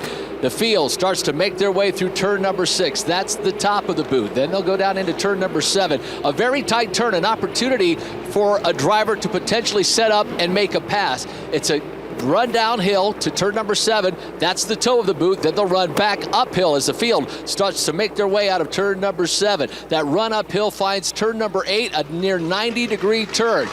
It will be key for these drivers to get not only a good run down into turn number 7, the toe of the boot, but then to the heel as well, carrying a lot of momentum into that turn number 9. It is a beautiful afternoon as we get set to go Indy Lights racing here at Watkins Glen International. Let's welcome in Rob Howden as we are on the final parade lap. Rob, I don't think we could ask for better conditions here at Watkins Glen. Oh, it's absolutely beautiful down here on pit lane. It's actually the warmest it's been for these drivers, 70 degrees. We've been running, as you guys all know, 85, 95 all year long. A beautiful 70 degrees down here, blue skies, a fantastic day, excellent weather for this penultimate weekend for the Indy Lights Series. The 12 drivers have cleared the boot. They're driving over the West Tunnel and setting up for the final couple corners before they jump on the accelerator. It is the left-hander of turn number 10. The alignment looks really good. Santi Urrutia will be the driver that controls the start.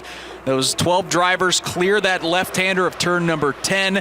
Then they set up for that final tricky turn 11. It's kind of a downhill, a little bit of banking. The field makes their way through slowly at parade lap speed. The starter has the green flag. We'll wait to see if this is a clean start or not. The alignment looks good. Green flag is in the air, and a nice jump for Santi Urrutia. Field roars across the start-finish line for the first time. Urrutia will protect the inside. It looks like Zach Veach, the man on the move. He'll jump into second place, Jake, as they clear turn number 1. As a matter of fact, a lot of shuffling going on. Shelby Blackstock, I think it was, got left hung out to dry. Urrutia getting all kinds of activity from Zach Veach out of turn number 2. Veach now will go to the outside in turn 3, side by side, coming at you, Dave, first. It is an 1,800-foot backstretch, and here they come, now making that right-hander into the boot. A little tire smoke out back.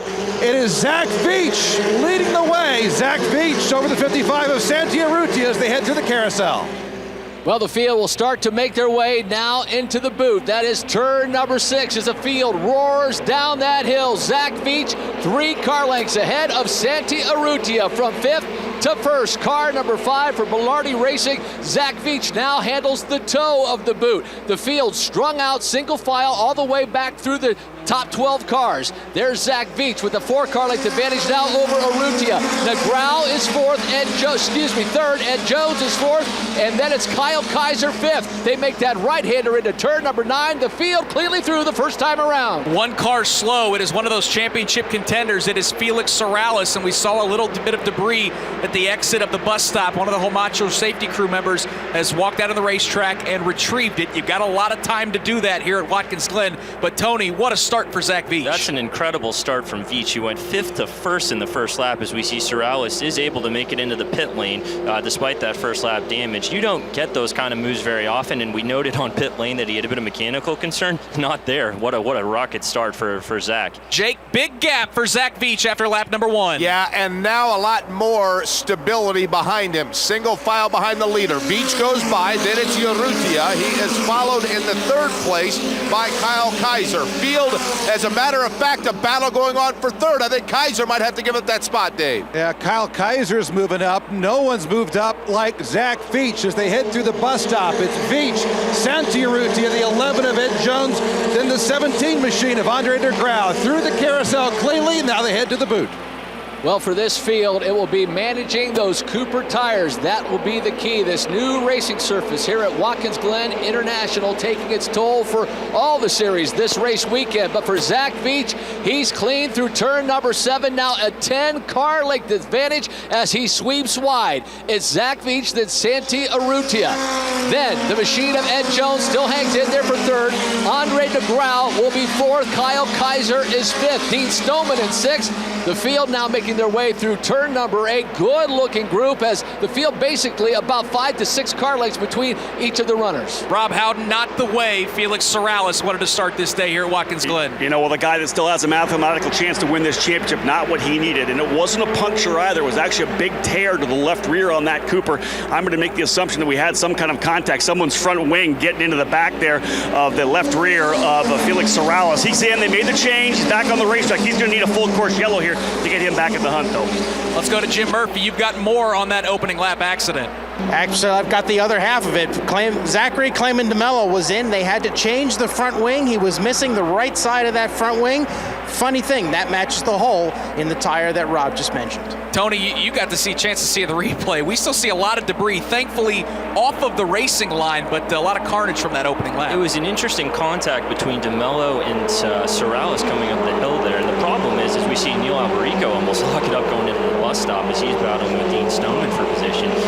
Contact, it was going to be an important start. Guys needed to make the moves early because you're going to get, the cars will get too spread out here.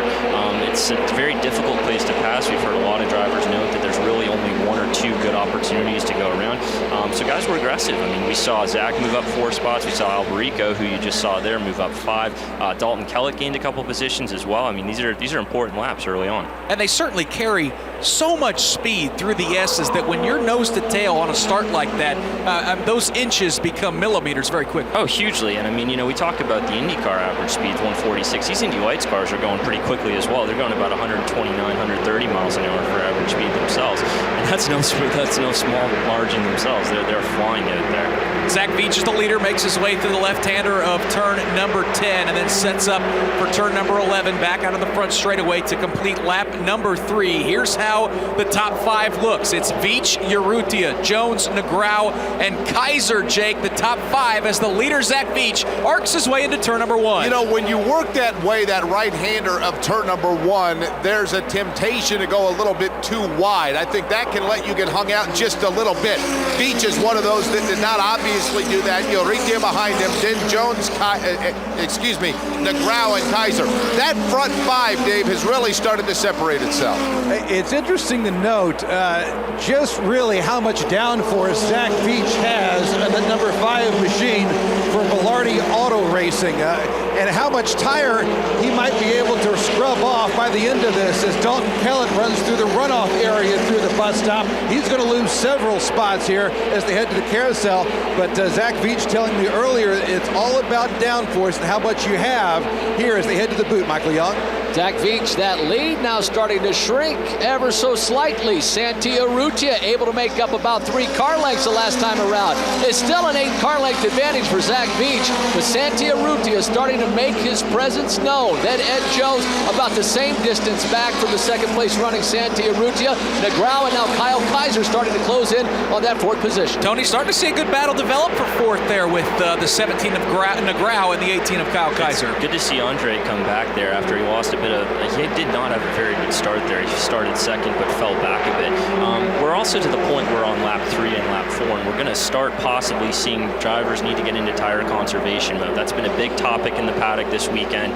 And really, this is where I think a guy like Zach Veach could excel, because Zach's had a lot of races throughout his career, both in the old car and the current Dallara Mazda, where he lost a race based on that a few years ago, and now he's trying to save it here. The gap's pretty much stabilizing. We've seen Urrutia now go to first in the 134s, 134.869. So they're not only about a second or so off of qualifying time. So we'll see. It'll be very interesting to watch how the lap times develop from here. Dave, first, Santi Urrutia did just turn his fastest lap of the race, though, as he tries to run down Zach Veach. Yeah, but I don't think he's really made up any ground on Zach Veach. That distance about 3 or 4 car lengths now. Further back in the field, Garrett Chris, Dalton Kellett, who lost a couple of spots, and now Shelby Blackstock trying to put a little pressure on his teammate, Dalton Kellett. Well, whatever he did it not as well as he'd like to. Santi Urrutia lost about 4 or 5 car lengths, so Zach Veach able to gap himself over Urrutia that last time around. Now Ed Jones starting to close in on the Urrutia machine. That battle for 4th between Negrão and Kaiser settling down about a 10 car length gap between 4th and 5th place. And it's Stoneman. Nice run thus far for Neil Alberico. He's up to the 7th position, started dead last in this field. So for Neil, this would be a win just to get himself at least close to that top 5. Zach Veach got a really good run out of turn number 10, and then now setting up for turn number 11. In fact, a gap that was about 5 or 6 car lengths. Boy, he stretched it out to maybe 10 or 15 down the front straightaway. That gap goes from 0.7 of a second to 1.9 seconds. So Jake Query, great last lap for the leader, Zach Veach. There's a series known as drifters, which are cars that put on the exhibition of just sliding on tires through a turn. It's kind of like watching the drifters between turns 1 and 2 here. You can't allow yourself to let that car get too far away from you. Dave, bottom line, Zach Veach has yet to do anything like that. He's on rails right now up front. I tend to believe that Veach really made up a lot of time through the bus stop here as they head into turn 5. He talked a lot about how technical this portion is, and if you don't get this section right, man, that could really cost you, and I think it did that last time around for Santi Urrutia, as Shelby Blackstock and Dalton Kellett now make contact through the bus stop. Kellett going to lose a lot of ground and has some damage to the front end of that 28 machine, and now he comes to a stop as he runs over his front wing. Dalton Kellett now limping through the carousel, back under fire. We'll see here right now. It's a local caution right after the bus stop in turn 5. Tony, rule number 1 is take care of your teammates out there. Shelby Blackstock and Dalton Kellett, they were battling for the 9th position. And boy, that's not the way either one of those drivers wanted to approach the bus stop. No, and go figure that the two of these guys have contact. They have more track experience than most of the field here, to be honest. Shelby's raced here in sports cars, and they both tested an IndyCar for Michael Andretti a couple weeks ago. But that's not something you can do. You just can't make that kind of mistake. The thing I'm wondering wondering, Nick, is look at how much debris is out on the track. You got a wing coming out of the bus stop. We actually have local crews out dispatching it, getting it away right now. There's still that debris up in the S's area. I worry. I hope nobody runs over it because, cut tires, what that could lead to, and go from there. So, nonetheless, we see it's clear now at the corner exit, and on we go. Yeah, Dave, first tip of the cap to the whole Matro safety crew. Again, this is a massive track, and with just 12 drivers out there, a lot of time for the crew to go out there and pick up at least the larger chunks of the debris. And it was a pretty good chunk. In fact, it was a front wing. The entire front wing assembly for Dalton Kellett as now the leaders make their way back to the bus stop and back through the carousel. That battle, by the way, for fourth, not going anywhere. Kyle Kaiser still sitting behind Andre Negrao for fifth place. One starts to wonder if maybe Santi Urrutia is starting to use those tires or was a little aggressive on his tire usage early in this event. As Kyle Kaiser, that battle for fifth, we were talking about Kaiser moving in on the ground for fourth, but it's really shaping up that battle for third. Ed Jones now closes down to about 4 car lengths. I'm not saying Santi Urrutia is struggling, but he's certainly not as strong as he was the opening stages of this race. As they make their way through turn number 8, it's Urrutia second, Jones third by 3 car lengths. No problems for Zach Veach, who is out front by 2.9 seconds. But again, that battle for second is getting awful tight. Veach makes his way through the left-hander of turn number 10 and then back onto the front straightaway for turn number 11. All eyes, though, quickly shift to that battle for second as Santi Urrutia, the points leader, has his hands full with the driver who's trying to run him down in Ed Jones across the start-finish line to complete lap number 7. Jake, things tightening up there for second. Yeah, Veach has all kinds of room. Let's call it 15 to 20 car lengths. But you are correct. Urrutia has Jones right there. And just as Jones is trying to close in on that 55 machine, he's got to worry about the fact that Andre Negrao is just behind him as they work their way out of turn number 4. Zach Veach, if he looks in his mirrors, he's not going to see anything as he heads through the bus stop. Now we see Santi Urrutia, now we see Ed Jones. Jones pursuing Santi Urrutia not only in the race today, but ultimately the points championship. Further back, Dean Stoneman, he missed the entry into the bus stop just a little bit, had to get off the gas. Same story for his teammate, Shelby Blackstock. I tell you what, it's awfully fun to watch these guys try to motor and make their way through this bus stop here at Watkins Glen. Those who know Zach Veach know he's a pretty easygoing guy, but he's been extra calm, cool, and collected this weekend, perhaps because he knew he had a great race car. As Santi Urrutia now and Ed Jones, the gap between the leader Zach Veach and Santi Urrutia second, that 2-second gap. Jones unable to close up any more on Urrutia as Negrao and Kaiser, that battle for fourth and fifth, everybody evenly spaced as they make their way to turn number 9. Let's go ahead and clean up that incident involving Dalton Kellett and Shelby Blackstock. Jim Murphy, Dalton Kellett made his way to pit lane moments ago in front of you. He came to the attention of the Andretti Autosport K-Line team. They did a nose change on the front of that car. That was the routine part of the stop. He did manage to stall the car on the way out, trying to make sure that he was still on the lead lap. That is still in question because as he was here, they took a good look at that left front tire. There was visible blistering all over that tire. In fact, I have a set of front tires laid out for him with a jack, possibly expecting him back here shortly. Rob Howden? Yeah, I'll tell you what, this is going to be an interesting development here, guys. We got to start looking at some of these lap times because, you're talking a little bit here about potential trouble with some blistering tires. These guys are kind of backing off a little bit. The fastest driver last couple laps was actually Shelby Blackstock. He's still pushing very hard. You got to wonder, guys, what the guys are doing up front. Veach, Urrutia, Jones, Negrao, are they backing off a little bit? Are they trying to conserve tires a little bit here right now? Especially when you see a guy like Blackstock, he really hasn't been that quick throughout the weekend, turning the fastest laps of the race. I got to think these leaders are trying to take care of these tires in a big way here. Tony, you shook your head in agreement as soon as you heard Rob mention about keeping an eye on those lap times. Yeah, Rob, and Nick, I've been following. I mean, they were started out in 34s, and now we're already starting to get into the mid-35s, low to high 36s, and we're only on lap 8 of a 25-lap race. This is such a big test for these drivers because this is how they're going to progress into IndyCar, hopefully, someday, is how do you manage it? And it's weird. With the repave, everybody's talked about, oh, this track is so great. But the problem is that you only have have such limited life at the start of a cycle. You're going through a heat cycle, you need to get them up to temperature. Santi I do actually worry about, because Santi only ran 12 laps in practice combined. He only shook the tires in the first session, ran 10 laps in the second. And right now, he's at the point where this is going to be the longest stint he does all weekend, is this 25-lap run. So we'll see how that goes. And Rob, we'll see if you have more on that. You know, I'll tell you, interestingly, Tony, down here, we never, of course, see anybody have tires laid out for these Indy Lights races. They're always up on top of the trailer. They have tires laid out, set to go here for Santi Urrutia. Not out onto the pit lane, but they have the fronts and the rears ready to go should they need them. It's not something we normally see. We may see some pit stops here in this event. 9 laps in the books. It's Zach Veach, your leader, by 4.1 seconds. His pace has been awful impressive. Day first, second place, getting awful tight. A nice little battle developing as Ed Jones continues to chase down Santi Urrutia. Don't forget about Andre Negrão after a podium finish in Mid-Ohio a couple of weeks ago. Battle for second brewing here between Urrutia, Jones, and Negrão. And for Zach Veach, he has checked out. He's already to the toe of the boot through the center of the corner. The battle there for second, third, and now fourth as Andre Negrão closes in on the rear wing of Ed Jones. As Zach Veach halfway down into turn number 8, the rest of the field now out of the toe. Santi Urrutia about 5 car lengths, then it's Ed Jones, another 5 car lengths to Andre Negrão. Kyle Kaiser not falling off the pace, but he's about 8 car lengths back from that 4th place position. You got to think that Zach Veach is being told just how intense this battle for second is starting to develop, because with a 4.8 second lead might be an opportunity for that Bilardi Auto Racing driver to cool those tires just a bit.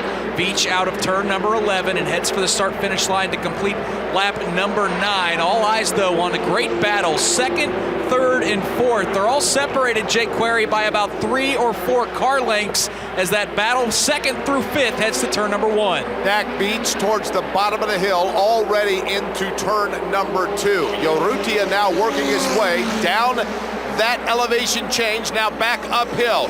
You can visibly see Ed Jones start to close in at the exit of turn number 2. He is now right on the heels, taking a hard look at Santi Urrutia. At nose to tail as they set up for the bus stop, and now Jones to the outside takes a peek but falls back in line right behind Santi Urrutia. No move that time for Ed Jones. It still puts pressure on for second place. To give you an idea how big this 3.37 mile circuit is as far as catching the tail of the field, Dalton Kellett, who had to make that stop for that front wing. Zach Veach, as that's Kellett going by right now. Kellett's in the heel and Veach is in the toe, so he certainly closed that gap, and Zach Veach might see Dalton Kellett in another 6 to 10 laps. Close to the end of this race, but for Santi Urrutia, Ed Jones and Andre Negrão, that battle continues. Second, third, and fourth. They make their way to the heel of the boot in turn number 8. Cleanly through as Kyle Kaiser makes up a couple of car lengths on Andre Negrão for fourth. Boy, Tony, things got awful tight there in the bus stop between Urrutia and Jones. Oh my goodness, Nick. I mean, Ed Jones is the meat in a Schmidt-Peterson Motorsports sandwich at the moment. He's the only Carlin driver, and it's interesting, this isn't the first time you've seen the rear wing of Santi Urrutia. That spin that Santi mentioned at the top of the show, Ed was not a happy camper at the end of qualifying afterwards, and he was concerned that there was a possible infringement there. As it turned out, Santi's original pole time was taken away, but his second fastest lap on his in-lap was just enough to secure that top spot. We'll see if that makes a big difference for the points championship. Second through fifth, Jake Query still awful tight through the S's. Awful tight is an awfully accurate way of saying it. As a matter of fact, Jones, this is the area of the track, Dave, where it looked like he was going to be able to make a move on Santi Urrutia, but once again, the distance, to your point, about the same as last time by. Yeah, you'd think Ed Jones maybe has a little less downforce than Santi Urrutia does, but it's single file, second, third, fourth, and fifth. Urrutia, Jones, Negrão, and Kyle Kaiser. And for Zach Veach, the love of these traditional road courses, these heritage IndyCar circuits. He, of course, won at Road America about a month or so ago, dominating here thus far at Watkins Glen International. As Veach makes his way out of turn number 7, he goes by, again, those gaps between second, third, and fourth, really not changing much at all, as we see Kyle Kaiser now starting to close in a little bit on the machine of Andre Negrão. That battle still looking good, although we can see these lap times slowly starting to fall as these cruise and these drivers start to make their way through these turns, the toe and the heel, they're not going through as quickly as they had at the start of this race. No problems for Zach Veach, though. He has a 5.1 second lead as he comes across the start-finish line to complete lap number 12. Let's get a sweep of pit lane. We'll start with Rob Howden. Yeah, Nick, had a quick chat with Kent Boyer, wondering if they're going to get any kind of feedback from Zach Veach in terms of how these tires are handling. Zach's telling him things are great right now, and Kent just kept saying to him, run this pace. This pace is good. We're going to be able to lead and pull away with this pace. Stay with it. They came into this race with a plan, take care of the tires, get out front, and right now, everything is working good. Let's go down to Murph. I checked in with Tim Neff, who's looking over the car of Santi Urrutia in terms of telemetry and the screen. However, his attention has not been on his driver. It's the driver behind him, the 11 car of Ed Jones. He has been absolutely fascinated on the screen with the left rear tire, and even went out to the pit wall at one point to go by and watch it in person. I believe they're watching the wear, the visible wear on that, to whether or not Ed Jones is going to be a continued threat or whether he's going to have to back off to conserve those rear tires. Yeah, Tony, no doubt about it. For Santi Urrutia, his focus is not on winning this race. It's just those three hungry lions roaring down, trying to run him down for that second spot. Yeah, and when you look at the positioning, Nick, Santi's in a position where he is, again, known to be aggressive on tires. He pushes hard early and often, whereas Ed's more methodical over the course of the stint. So if Santi can stay in front of him for the rest of this race, he's going to be able to not just have the finishing position, but the momentum going into next week. So this is a really pivotal stage here. This could define his championship. This is the Indy Lights Series presented by Cooper Tires on the Advanced Auto Parts IndyCar Radio Network. A 25-lap race here from Watkins, Glen, as Tony talked about. Just 3 races left, 2 after this one is completed here in the next half hour. Very tight championship battle. Santiago Urrutia came into this weekend as the points leader. He sits in second position. Ed Jones, who sits second in points, he runs in third, and the leader, Zach Veach, is a guy Tony needed the most work. He still mathematically has a chance to win this title, but came into this weekend 6th. Right now, shaping up to be a big weekend for him. It's a Lloyd Christmas type moment. You're telling me you got a chance. So, and Zach has done just that right now. I would like to see Ed Jones. If he can get close enough, I want to see him make a move. I want to see him do something that is, knowing the pressure, knowing where he's at in the championship. He hasn't had a podium finish on a road course since the first race at the Grand Prix of Indianapolis back in May when he won. His last 5, he's gone 4th, 13th, 6th, and 11th. This is a very big race for Ed, and hopefully he's managed his tires enough to where he can save it for one final run at the end. We've reached the halfway point of this race, Tony, after seeing 2nd through 5th. All of these guys turn a handful of laps around here at Watkins Glen. It seems to me, is the bus stop probably the spot that Ed Jones is going to have to take advantage of to get Urrutia? I think so. That's where you can really gain a lot of time on corner entry. You can break deeper, hopefully go in through there flat out. I mean, where you hit the curbs is a really interesting point in that corner. I watched some of the IndyCar practice down there this morning. As we see right there, there's Santi with a big walk-up coming out of the boot into turn 9. That's another trouble spot too. And as Rob can relate, there's going to be a lot of drama to come. Yeah, go ahead, Rob Howden. I was going to say, some of the drama maybe further back in the pack as well. We're watching these guys up front take care of their tires. 136 4s, 136 6s. You look down to 10th position and the guy who's trying to claw his way back up. Last time by, Felix Sorrellas, a 134.9, over a second and a half faster than the leaders in terms of how hard he's pushing. We'll see what's going to happen to these tires because Felix has pushed as hard as he can, but he knows he can catch up to at least Grist and Blackstock. You never know what's going to happen. He's trying to claw back for anything he possibly can get. Zach Veach has already made his way down to the back straightaway, but Dave, first, keep your eye on those drivers behind him. Ed Jones trying to run down Santi Urrutia. I tell you, every time I see Zach Veach head my way, I'm thinking that's got to be a back marker because there's so much room between him and Ed Jones. Ed Jones, by the way, he's around Urrutia as he makes a play for second to move Ed Jones to second. Santi Urrutia falls to third, and Grau Kaiser's to the top 5. And that last time by, you could really see Santi Urrutia struggle out of turn number 8. Ed Jones already able to gap himself by 5 car lengths over now third place running Santi Urrutia, your points leader. Jones swings wide out of the toe of the boot. and now headed down to turn number 8. Now for Santiarrutia, it's holding off Andre Negrão. Negrão within 4 car lengths as Kyle Kaiser takes a look to the inside of Andre Negrão. Nearly locks him up into turn number 8. Good run for Kyle Kaiser. That battle continues for 4th. The gap for Ed Jones back to Santiarrutia is now about 4 or 5 car lengths as he has gapped himself pretty nicely as he sets up for the left-hander of turn number 10, slides that car through the corner. Santiarrutia now starting to fall back into the graces of his teammate Andre Negrão, but he certainly has his hands full with 5th place running Kyle Kaiser. Leader Zach Veach has already completed lap number 15. The 2nd through 5th battle rages on, Jake Query, into turn number 1. This is the area of the track coming out of turn number 2 where it seemed as though Jones finally pulled up alongside Urrutia, then set him up for that pass when he got in front of Dave First. But Urrutia now has Andre Negrão trying to do the exact same thing. Negrão trying to work his way into 3rd. Gotta think that Urrutia's tires have started to go away. He's so aggressive on those Cooper tires as he lights it up, and guess what? Andre Negrão gets him for 3rd place as they head through the bus stop. So it's Veach, Jones, Negrão, Urrutia, the top 4. Zach Veach already through turn number 6. We'll see the rest of the field as now they make their way through the middle portion of turn number 6 to the top of the boot. Ed Jones, now Andre Negrão, Kyle Kaiser starting to close in the rear wing of Santiarrutia. That will be the battle for 4th as Jones now swings wide. Negrão swings wide. Kyle Kaiser right on the rear wing of Santiarrutia.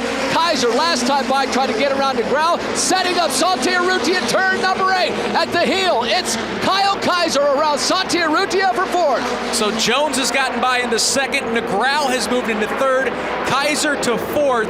And Santiarrutia, Rob Howden, the points leader, has been kicked all the way back to 5th. Guys, let me set the stage down here. You know how happy this Schmidt-Peterson Motorsports team gets when Santi's out front. Looking over at Tim Neff and his crew right now, their faces are solemn. They are not happy with what they're seeing here right now. And I think Tony DeZinno hit it pretty good early on in the broadcast when he talked about the fact that Santiarrutia has not done anything close to a long run all weekend. He sat on pit lane for much of the time. I think his longest run might have been the 4-lap run he did in qualifying. This could be coming back to bite him right now as this car does not look good here as we're working our way into the second half of this race. 9 laps to go here at Watkins Glen. Tony, I'll admit, when I saw Santiarrutia grab the pole this morning, I thought, uh-oh, he might stink up the show like he's done so often this season. That just hasn't been the case, although he started from pole. No, the variable of a new road course and then just that whole management sequence, we've talked about it. It's not just the positions he's lost, I got to tell you, Nick, it's the points. So just a few laps ago, Santi was leading Ed by 20 points. Ed got by, went to 14. Then it went to 11 when Negrão got by. And I thought, okay, he's got Negrão at least as a backer, essentially. He's not in the championship race. Kaiser's got by too. Kaiser still has that admittedly remote, but still a championship chance. The lead is now down to 9 between Santiarrutia and Ed Jones with just 9 laps to go. So it's been a dramatic last few laps here, and we have not seen what we saw at Mid-Ohio a couple weeks ago. And as you mentioned, looking at those points, the biggest mover right now, Jim Murphy, would be Zach Veach. He would move from 6th to 4th in the standings, and as of right now, as they run, 39 markers behind the points leader. Well, moving up to 4th in the points is nice, but he's leading the race, and that's what's got Brian Bellardi smiling. How is your driver feeling about the car as we get into the final stint here?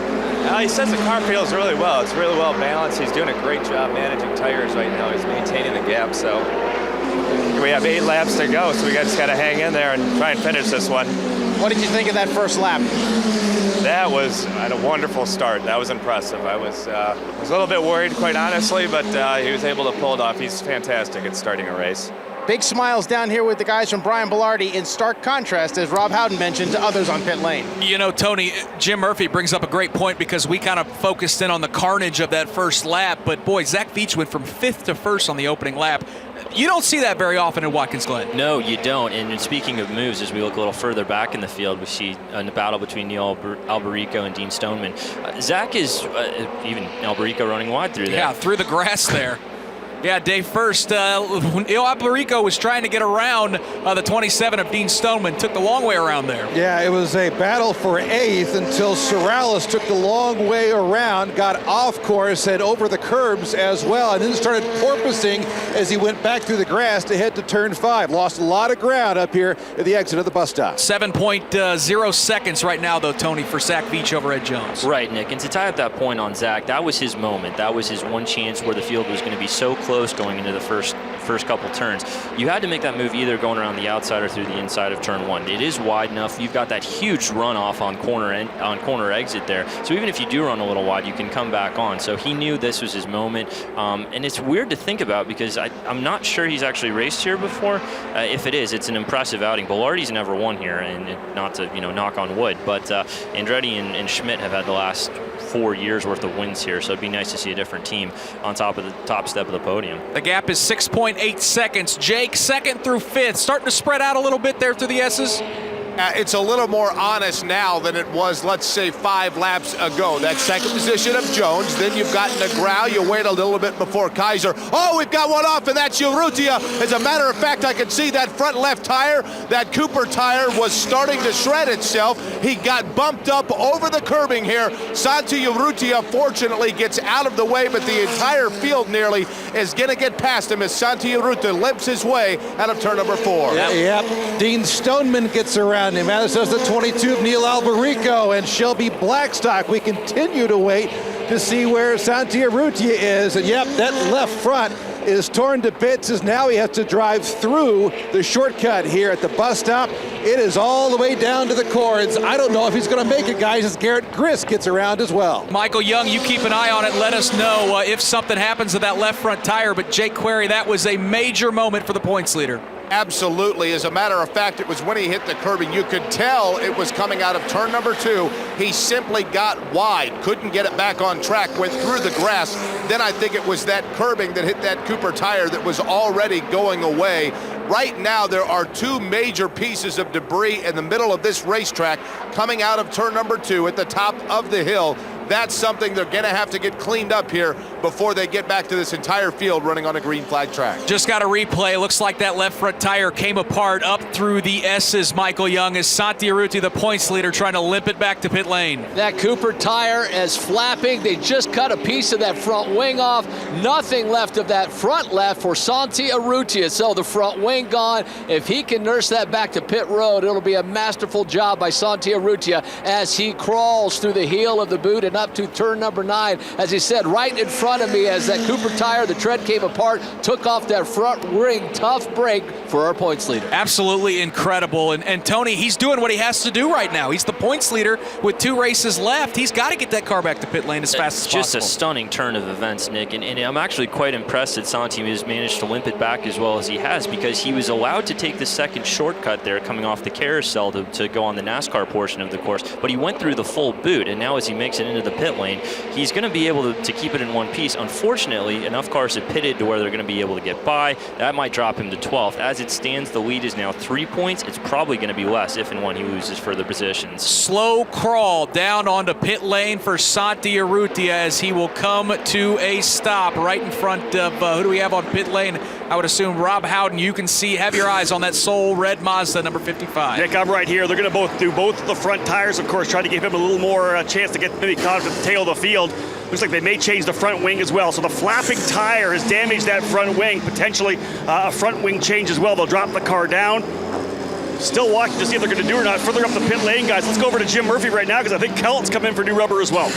Dalton Kellett is going to get a pair of new rear tires. They're going to start back there. And unlike the IndyCar teams, they have only 2 tire changers over the wall. So this takes a little bit longer, Rob Howden. Yeah, it's going to be a full set of tires here for Santi Urrutia and that front wing change. So major work here on the number 55 of Urrutia. And guys, we talk about this championship. Could you believe this was going to happen? He looked so good throughout the weekend here, qualified on pole, but everything has gone the wrong way for Santi Urrutia. Here's another championship caveat, Tony. Dean Stoneman was was running in the 5th position. He just lost 2 spots in turn number 1. That's not something you see every day. Usually Dean's the one that's on the charge, not the one that's getting overtaken. And Neil Alberico and Shelby Blackstock both using a bit of track experience. They both run here in other categories to go to the inside. Dean, this is his first race here, even though he's tested, and that's a big loss for him. He was just only 19 points back, but now that's going to drop him 2 further spots. And Nick, I mean, that's another crazy bit that's affected him. Just 5 laps to go. Zach Veach's lead is dwindling a bit. It's down from 7 seconds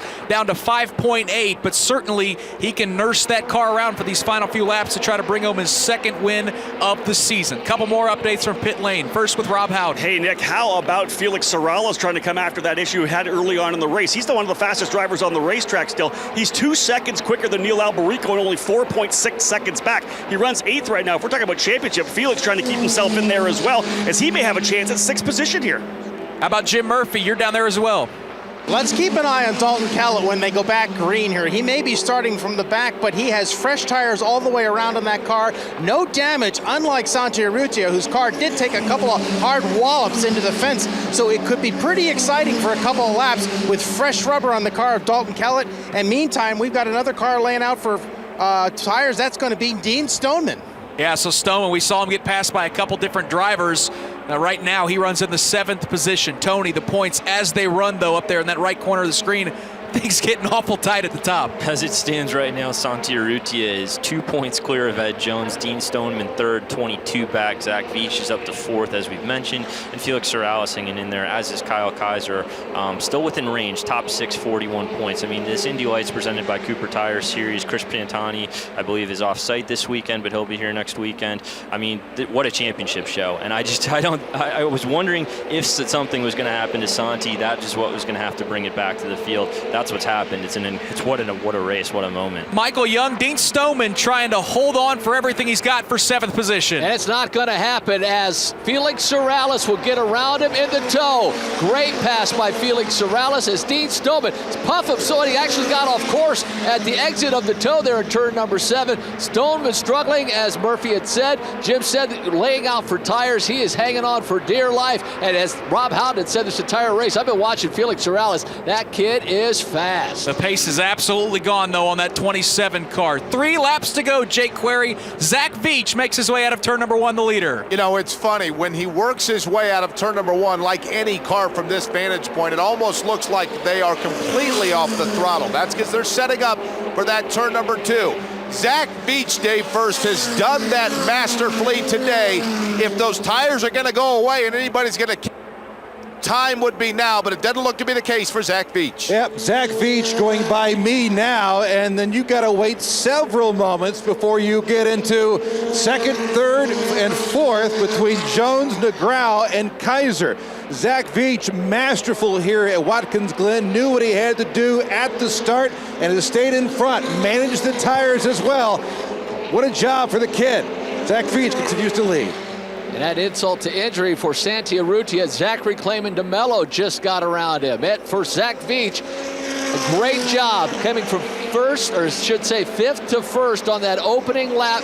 Now enters turn number 8. Ed Jones, Andre Negrao, Kyle Kaiser, that's 2nd, 3rd, and 4th. And then we have to go a long way back for that 5th running machine of Neil Alberico, starting to get a look from Shelby Blackstock. He starts to close in for that 5th position. Tony, I'm scratching my head a bit with Dean Stoneman. Sure, the pace wasn't there. He had fallen back to 8th. He just went to pit lane to change tires. Garrett Grist passed him. Clayman DeMello passed him. That's 2 spots and some valuable points. I'm like you, Nick. I'm a bit surprised with that because if you went back, pit stops are not something we do in Indy Lights, and so this is kind of uncharted territory. Now, this is not the first time Stoneman's done this year. He did this at Road America to great effect, but that was different conditions. It was wet, then he switched to dries, and I think he was able to make up quite a bit of time there. But at this stage in the race, to risk that and possibly going a lap down, Zach Veach is just behind him as we go into the bus stop. There's 2 to 3 more points, and you don't think about it now, but again, with 2 more races to go, what could happen? Santi Urrutia lost that 11th position to Dalton Kellett. He now runs shotgun, dead last on the field, and now that advantage is just 1 marker over Ed Jones, 24 back to Dean Stoneman, 31 back to Zach Veach, who makes his way. He's behind Dean Stoneman, who is on those fresh tires, but Michael Young, things looking pretty good for Zach Veach. That gap back to Ed Jones continues to dwindle, but still a comfortable 4.5 seconds. Yeah, you can visibly see that gap starting to close a little bit. Stoneman not able to really gap Zach Veach, even with those fresh Cooper tires. So for Zach Veach, just now entering turn number 8, Ed Jones is right there. That gap has closed tremendously that last time around. I don't know if Zach Veach went into conservation mode, but Ed Jones is starting to make a charge for the lead. He's got plenty of gap back to Ed Jones. In fact, he's got the entire straightaway between the exit of turn number 9 and the entrance of turn number 10. Here comes Zach Veach, arcs his way through the right-hander of turn number 11, back out of the front straightaway, and he will see the white flag here at Watkins Glen. Zach Veach into turn number 1, Jake Query, trying to pick up win number 2 on the season. A guy who was destined to try to end up in the Verizon IndyCar Series. Didn't work out for him, sat back and watched racing for a bit, and then decided, you know what, I want to be in a car, and that series that I'm going to do it is, of course, the Indy Lights presented by Cooper Tires. Day first, Zach Veach is on his way to getting a win here at Watkins Glen. Maybe there's something about these classic road courses that really play into the hands of Zach Veach. Earlier this year, a win, a historic road course at Road America. His only other win just could come at Watkins Glen. The 21-year-old from Stockdale, Ohio, leads here in the final lap at the Glen. What a team this Brian Belardi and Zach Veach have made. He's given him that opportunity, talking about team owner Brian Belardi and Zach Veach back in the cockpit again. If he will ever get an opportunity to drive in the Verizon IndyCar Series, he had to get back into a car, as Jake Query had said, and he has taken advantage of it this afternoon. From 5th to 1st on the opening lap, through the toe of the boot for the final time, Zach Veach makes his way into turn number 9. 2 more corners to go for Zach Veach. He came into this race 53 points behind the championship leader, Santi Urrutia. He's poised to knock off 22 of those markers with just 2 races to go. Sets up for the final corner, turn number 11, back out in the front straightaway. He'll see the checkered flag, and Zach Veach will pick up 2nd win of the season as he wins at Watkins Glen International in the Indy Lights Series presented by Cooper Tires. Ed Jones across the line with a very deserving and well-earned 2nd place finish. He'll close to within just 1 point of the championship leader. Andre Negrao finishes 3rd, Kyle Kaiser 4th, and Neil Alberico picks up a top 5 finish. Rob Howden, a big win for that Belardi crew. They are pumped down here right now. Kent Boyer, get over here. You got tears in your eyes right now. This was a team win. Driver did the job, but the way these tires were, you guys had to have a strategy here this weekend to get the job done. Congratulations. Thank you very much. Yeah, it was definitely a team. I mean, trying to do this with one car, and you're trying to figure out gears with one car and aero, and man, the guys did so many changes. We tried so many things, and luckily by qualifying, we messed up a little bit in qualifying, but it sure paid off in the race. Let's talk about trying to get you guys to the grid. You guys had an issue before you even got here. Oh yeah, we're still wondering what that is. Maybe starter, maybe, I don't know. But it started on the grid, so we were happy we didn't have to push. You don't worry about it anymore, do you? No, I'm super happy. Congratulations. Thank you very much. Nick Yeoman, I'm telling you, he's got tears in his eyes right now. This is one of those wins you can get when you're a small team like these guys are, going against some of these juggernauts. They are thrilled down here, the Belardi Auto Racing crew. Yeah, that's pretty cool, Rob. We had, Tony and I had the privilege, and we could see on the monitor there of that interview with Kent Boyer. He was wiping those eyes away. That's an emotional win and a big one at the time that this team really needed it, Tony. You know, Nick, what's really impressive about this is, as was noted, Belardi's down to 1 car. It was a 2-car effort for most of this year with Felix Rosenquist on board, won a few races, St. Pete, the Toronto doubleheader sweep, so they've won on street courses. They've had those 2 Freedom 100 wins back-to-back. They've won on a short oval at Milwaukee. They've now won at 2 classic road courses, and what a drive from Zach Veach. He's been riding a high of momentum all week. He's got notified he's going to be in an IndyCar testing with Ed Carpenter Racing next week at Sonoma, and this is a heck of a way to lead into that. The final margin of victory was only 3.6 seconds. He did have a nearly 7-second lead over the rest of the field at the midway portions of the race. Michael Young called it with about 2 laps to go. Ed Jones was closing, but again, hard to tell how hard Zach Veach was pushing because he had such a big lead. He'll take that right-hand turn and then another left as he'll head for victory lane here at Watkins Glen. Here's your finishing order. Zach Veach picks up the win. He leads all 25 laps, although he didn't dominate from pole. Went from 5th to 1st on the opening lap, grabbed the lead, led every lap. He gets the victory. Ed Jones will get the second spot on the podium. Andre Negrao, another great podium finish for him, as he is, I think, certainly earned a second opportunity for a sophomore season in Indy Lights. Kyle Kaiser finishes 4th. Neil Alberico with a nice 5th place finish. Shelby Blackstock ends up 6th. Felix Sorrellis is 7th. Garrett Grist comes home 8th. Zachary Clamademelo with a 9th place finish. Dean Stoneman falls all the way to 10th. Dalton Kellett is 11th. And maybe the story of the day is Santi Urrutia, Tony. He sets on pole, finishes dead last, and his points lead now just 1 marker as we head to Mazda Raceway Laguna Seca. We wondered if the lack of long runs was going to bite him, and indeed that's what happened as this 25-lap race went on. With only 1 race and no opportunity for a comeback tomorrow, we have had usually doubleheader weekends. Today we just have the 1. Now all the pressure shifts to him. He's been in the spot before, of course, won the Pro Mazda Championship last year, but now it's just a 1-point lead over Ed Jones. Jim Murphy, Ed Jones doesn't get the victory, but boy, does just about everything he needs to. 1 point behind the points leader, Santi Urrutia, with 2 races to go. We'll let him know you are now 1 point behind for the championship. That's a good day at the office. Yeah, it's a good day. I think we got robbed of the pole in qualifying when Santi held us up deliberately. But otherwise, we still had a fast race car. Veach got a great start. Hats off to him, and he made a gap while we were stuck behind. But no, it was a really hard race, very different from what we're used to with the degradation.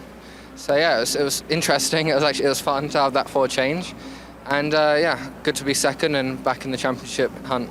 Back in indeed, 1 point behind. That's Ed Jones. So Ed Jones picks up another 2nd place finish. He has had a very consistent, good season, and ultimately, Tony, a nice bounce back from Mid-Ohio, where he had a very scary wreck into the keyhole. Hugely, Nick. I mean, that's a challenge of somebody, and Ed made an interesting point during the press conference earlier this week where he says, I almost got too relaxed and a bit complacent when I was out in front of the lead. Now that I have the chance to chase and the chance to close back, I think it might help him going forward, and he certainly drove with a cool head on his shoulders this weekend. He shook off the issues from this morning in qualifying and drove a very smart, very resilient race. Jim Murphy, 4th straight podium finish for Andre Negrao. Great job by him to grab 3rd today.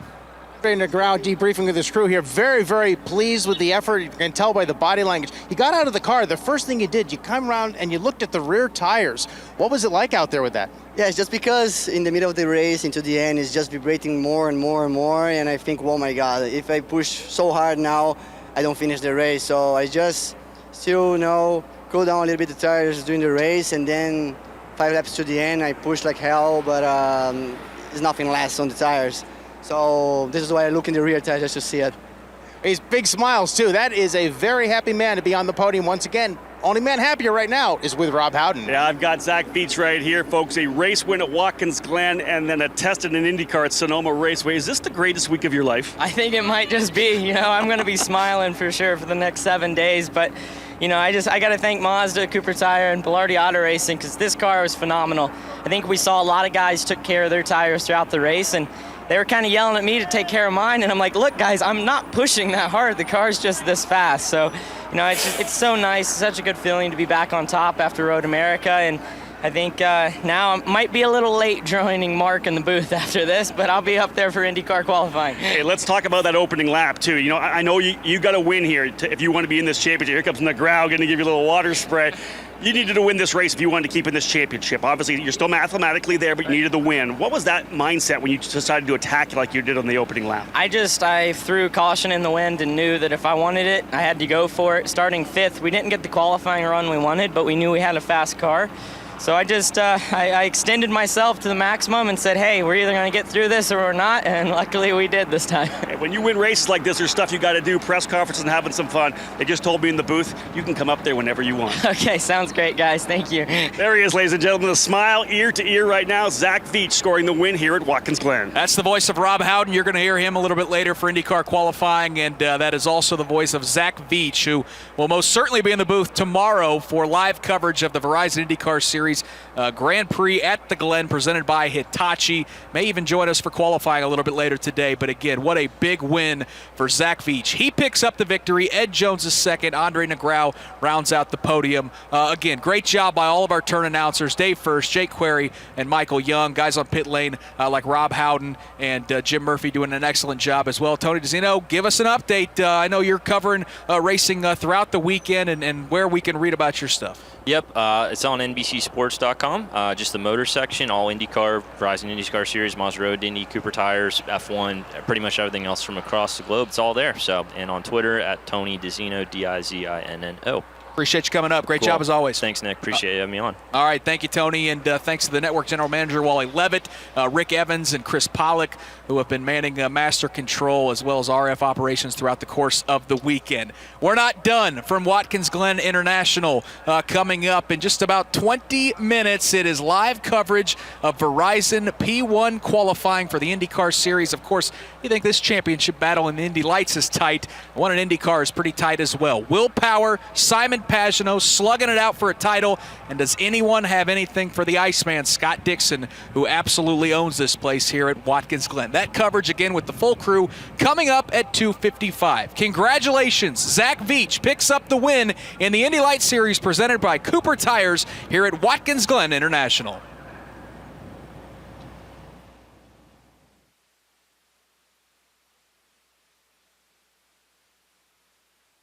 This is IndyCar Radio on the IMS Radio Network.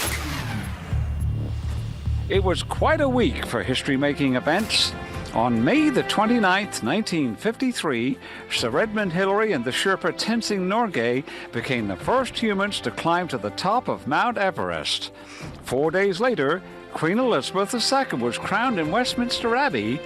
And in between those two events, the then one-year-old Indianapolis Motor Speedway Radio Network covered the 500 in its entirety for the very first time. Many a family tradition was begun on that day as friends and family gathered around the radio to listen to Sid Collins and his crew describe the action for hour after hour. It was a brutally hot day, and the announcers had a hard time keeping a track of just who was driving what car as driver after exhausted driver climbed from their cockpits to hand over to a colleague. But a few hardy souls went it alone, including Bill Vukovich, the son of a Slavic immigrant who started on the pole and led 195 of the 200 laps on his way to the victory, driving the first of the Curtis Craft offset roadsters owned by the mysterious and reclusive oil magnate Keck. "Hey, you think this is hot?" Vukovich barked in Victory Lane. "You should try driving a tractor in Fresno in July." An equally hardy soul was Art Cross, a Purple Heart veteran of World War II, who finished second driving a dirt track car owned by a lady, Bessie Lee Paoli of Springfield, Illinois. It's been generally reported for years that the first occasion on which a major automobile race was won by a car equipped with disc brakes was when a C-Type Jaguar won the 1953 24 Hours of Le Mans. Well, in fact, it had already taken place a couple of weeks before that. Just one day after the conquest of Mount Everest, Bill Vukovich won the Indianapolis 500 driving a car equipped with disc brakes. The very day the IMS network covered Flag to Flag for the very first time. This is Donald Davidson with another centennial moment. Join us all season long as we look forward to 2016 and the 100th running of the Indianapolis 500. And to order your tickets, go to ims.com. From the Firestone broadcast booth at the Texas Motor Speedway, this is the Verizon IndyCar Series. Well, Texas Motor Speedway, we had 100 laps of basically trouble-free racing. Now it's all come unraveled, if you will. One incident takes out Scott Dixon. The latest incident takes out Ed Carpenter. Davey, we've had a couple of looks at the replay. Yeah, I think, it may have happened. His car just got nervous. He fell back a little bit. The back of the car wiggled around, And I'm not so sure when him and Dixon got together, maybe it didn't cut a tire down or something on the left rear of Ed Carpenter, because the thing just took off. There was nobody else's fault. He was in a lot of traffic, a lot of cars coming around it, but it looked like the thing just stepped out. Elio Castroneves really had nowhere to go, got into the back of Ed, and I think that's what could happen. I just seen Scott Dixon and Ed Carpenter have a conversation, trying to figure out what happened on that first one. But as I said, I think when they both look at it, nobody did anything intentionally there at all. They barely touched and turned around. But I have to think that Ed Carpenter may kind of left her tire down. Well, race control didn't see anything wrong with that incident between Carpenter and Dixon. It's in slots and 4 power. So right to say, so replay. The Jim Ray grip is called fist up, putting it like he's going to open their race, win the two almost he soon because did not outside check that groove. Tell you what, and he knew he got it. He did put in, but he just that fit too quick, a little bit interesting. He got that. This is IndyCar. Ryan Hunter-Reay will take over the lead as they head through the S's. TK really likes his race car right now. Feeling pretty good about Watkins Glen. Here's the 17 machine of Ryan Hunter-Reay taking the twin checkers as he will win here at the Glen. The season continues this Sunday as the Verizon IndyCar Series returns to Watkins Glen International. Join us at 2 p.m. Eastern.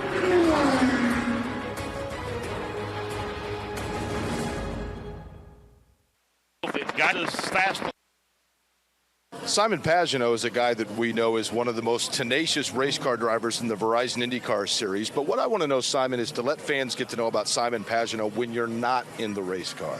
If you're not racing and you're not at the shop, you are most likely to be found where? That's a good question.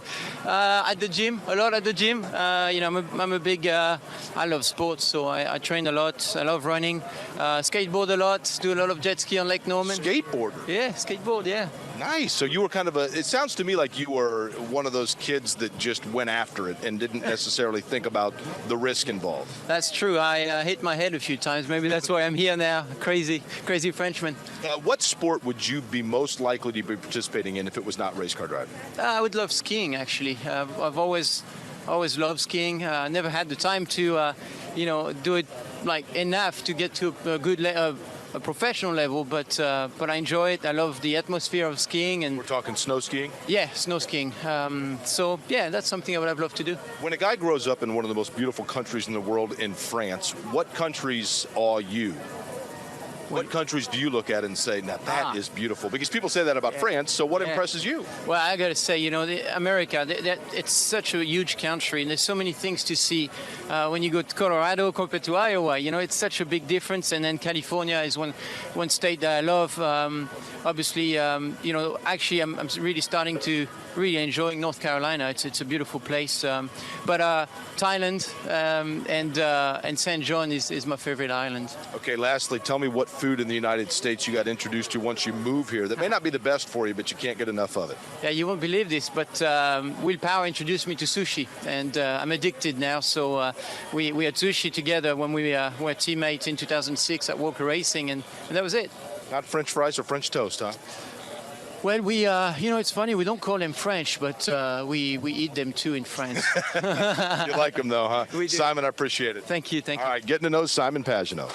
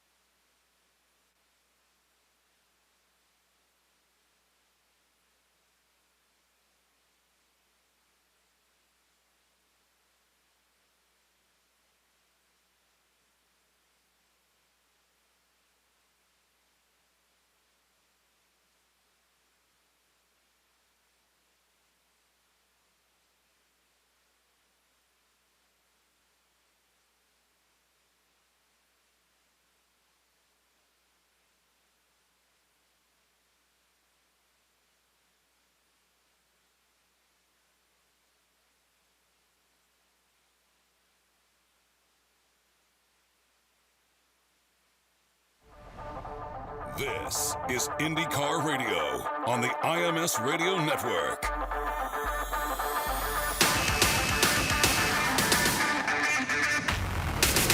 Green flag is in the air. Pedro Hita gets shoved down nearly into pit lane. He'll drop to about 6th or 7th. Here comes Ed Jones. Jones to the outside. Michael Young, he'll clear him into turn number 1. For the final time, our points leader goes around. Ed Jones just got by Dean Stoneman. Now Stoneman starting to take a look to the inside. Further back, Sorrellis battling with Kellen. So it's Jones. Then it's the machine of Stoneman, and third, Shelby Blackstock to Jake Query for the final time. Each time that Ed Jones and Dean Stoneman have swapped the lead, the other's gotten it back. Now Stoneman's going to try the outside in turn number 3. Side by side into 3. Ed Jones to the bottom.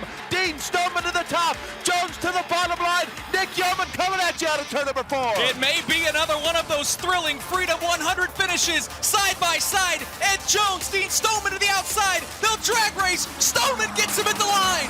Stoneman grabs the win of the Freedom 100 by inches over Ed Jones as they go side by side across the yard of bricks. Stay tuned for more on IndyCar Radio.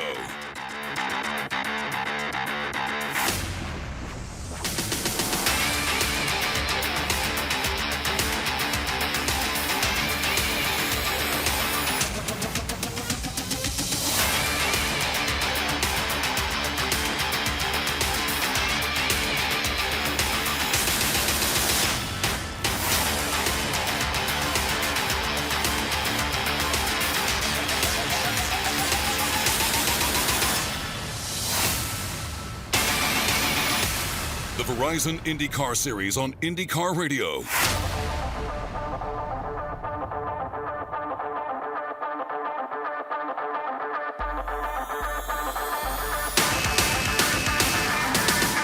Green flag flies and we are underway in Mid-Ohio. Ford A. Newgarden with a drag race in turn number 4. Tony Kanaan tries to get to the inside and he spins. Tony Kanaan gets spun around and gets off in the dirt. Several cars working hard to try to avoid Tony Kanaan. We have a local caution in turn number 4. Bourdais tries to close in now at the bottom of the keyhole on those fresher reds. Sebastian Bourdais stalking in on Ryan Hunter-Reay. Hunter-Reay trying to hold him up through 3. Leaders at the start-finish line, or I should say the starting line. It's a side-by-side drag race. Hunter-Reay to the inside. The high side is Sebastian Bourdais. Bourdais will grab the spot into turn number 4. Joseph Newgarden hits his marks, although there is already, the jack came down. This is going to be a costly stop for Joseph Newgarden. This is IndyCar Radio on the IMS Radio Network.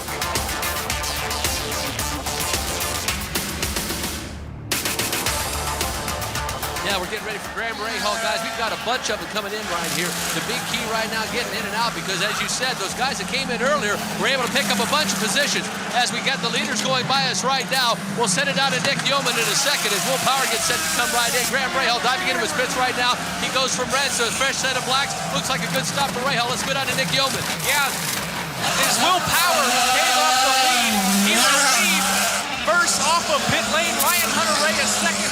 Well, right at pit exit, Marco Andretti drove up the racetrack right into the side of Sebastian Bourdais. There is debris littered all over pit exit. Sebastian Bourdais upset.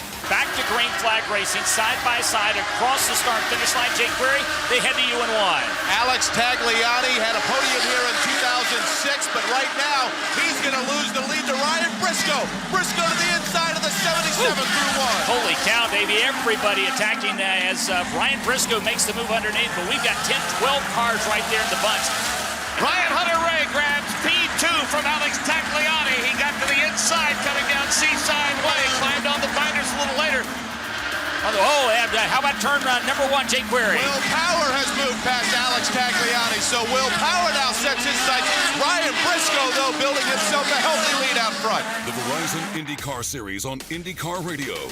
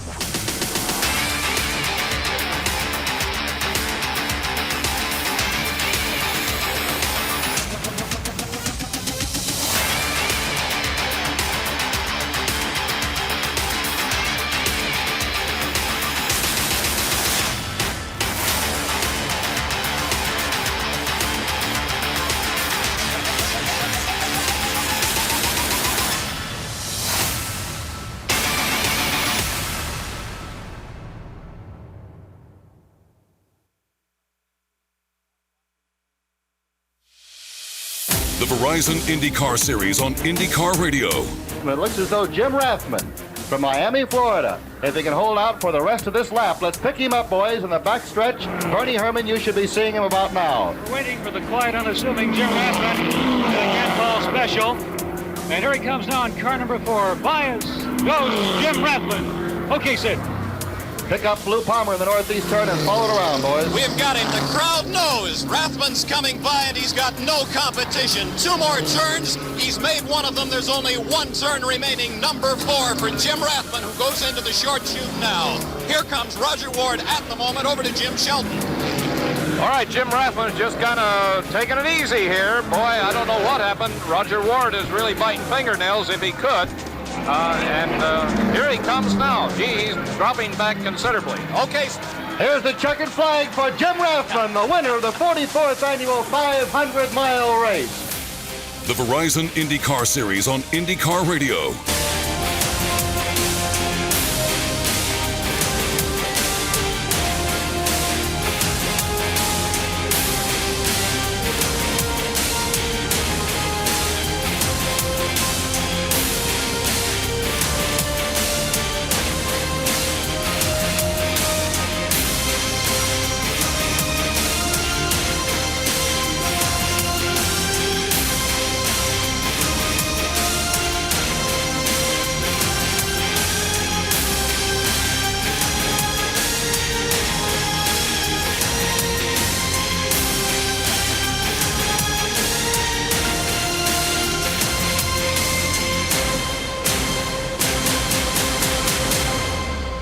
Stay tuned for more on IndyCar Radio.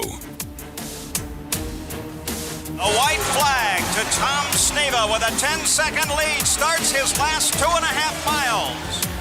Sneva, age 34, from Spokane, Washington, on his way to his first 500-mile victory, Doug. And the fans on their feet in turn number 2, waving their hats, waving their scarves, whatever they've got, sending him up the backstretch. By here, they're doing the same thing. Everyone frantically and happily waving as he approaches turn 3. The hats are off, the hands are up. Tom Sneva, a half a lap to his first Indianapolis 500 victory. He could coast almost from here. He's in 4th. The 67th running of the Indianapolis 500 is about to be capped off. To call the winner, here is the voice of the 500, Paul Payne. The Texaco star, Tom Sneva, screams for the line, the double checkered flag, and Tom Sneva has won the Indianapolis 500, his first victory ever at Indianapolis. Stay tuned for more on IndyCar Radio.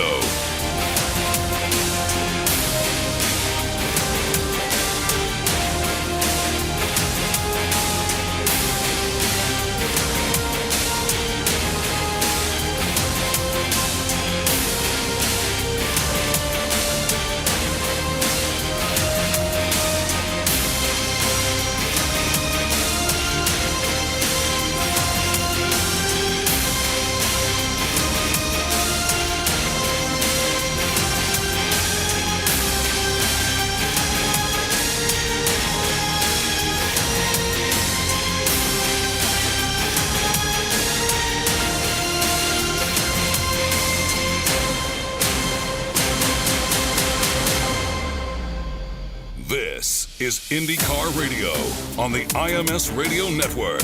And there is the white flag for number 3, John Rutherford. Pick it up, Ron Carroll. Okay, Sid, and here he comes right now from that number 25th position in the starting field. Johnny Rutherford wins, or is about to win, his first 500 over to Howdy Bell in turn 2. I'm really happy for Johnny and Betty because they're great people, and he likes homemade strawberry ice cream, incidentally, as he heads up the backstretch to Jerry Baker. He just now goes past us, Howdy, heading in toward number 3, and as you say, one super guy apparently off to the best win of his career. Doug? The crowd on its feet, waving their hats, waving their arms, as the red, white, and blue helmet of Johnny Rutherford in the bright orange car goes streaking by over into turn number 4. Here's Jim Shelton. Handsome driver, winning smile, and Johnny Rutherford. And here to call the winner is the voice of the 500, Sid Collins. And here's the checkered flag for Johnny Rutherford, winner of the 1974 Indianapolis 500-mile race.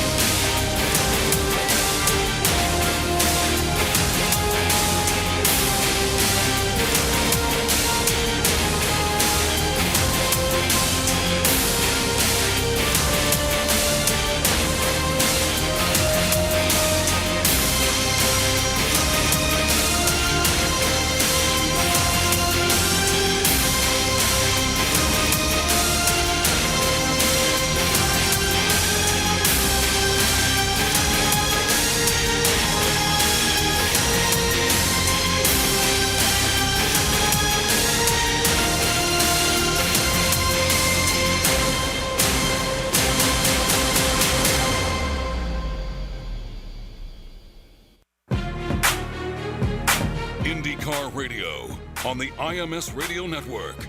Let's pick him up, boys, in the back stretch. Bernie Herman, you should be seeing him about now. We're waiting for the quiet, unassuming Jim Rathbun. They can't call special. And here he comes now in car number 4. Bias goes Jim Rathbun. Okay, Sid. Pick up Blue Palmer in the northeast turn and follow it around, boys. We've got him. The crowd knows Rathbun's coming by, and he's got no competition. 2 more turns. He's made one of them. There's only 1 turn remaining. Number 4 for Jim Rathbun, who goes into the short chute now. Here comes Roger Ward at the moment. Over to Jim Shelton. All right, Jim Rathbun just kind of taking it easy here. Boy, I don't know what happened. Roger Ward is really biting fingernails if he could. Here he comes now. He's dropping back considerably. Okay. Here's the checkered flag for Jim Rathbun, the winner of the 44th annual 500-mile race.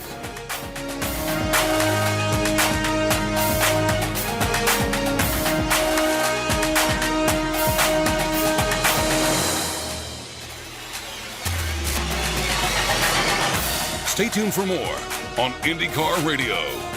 Sam Hornish Jr. trying to get the advantage on Herta. They are dead even. Now Hornish starts to pull in front. They set up for turn number 4. Mike, who's going to win it? It's a near carbon copy of last year's race. Herta will go to the high side to 3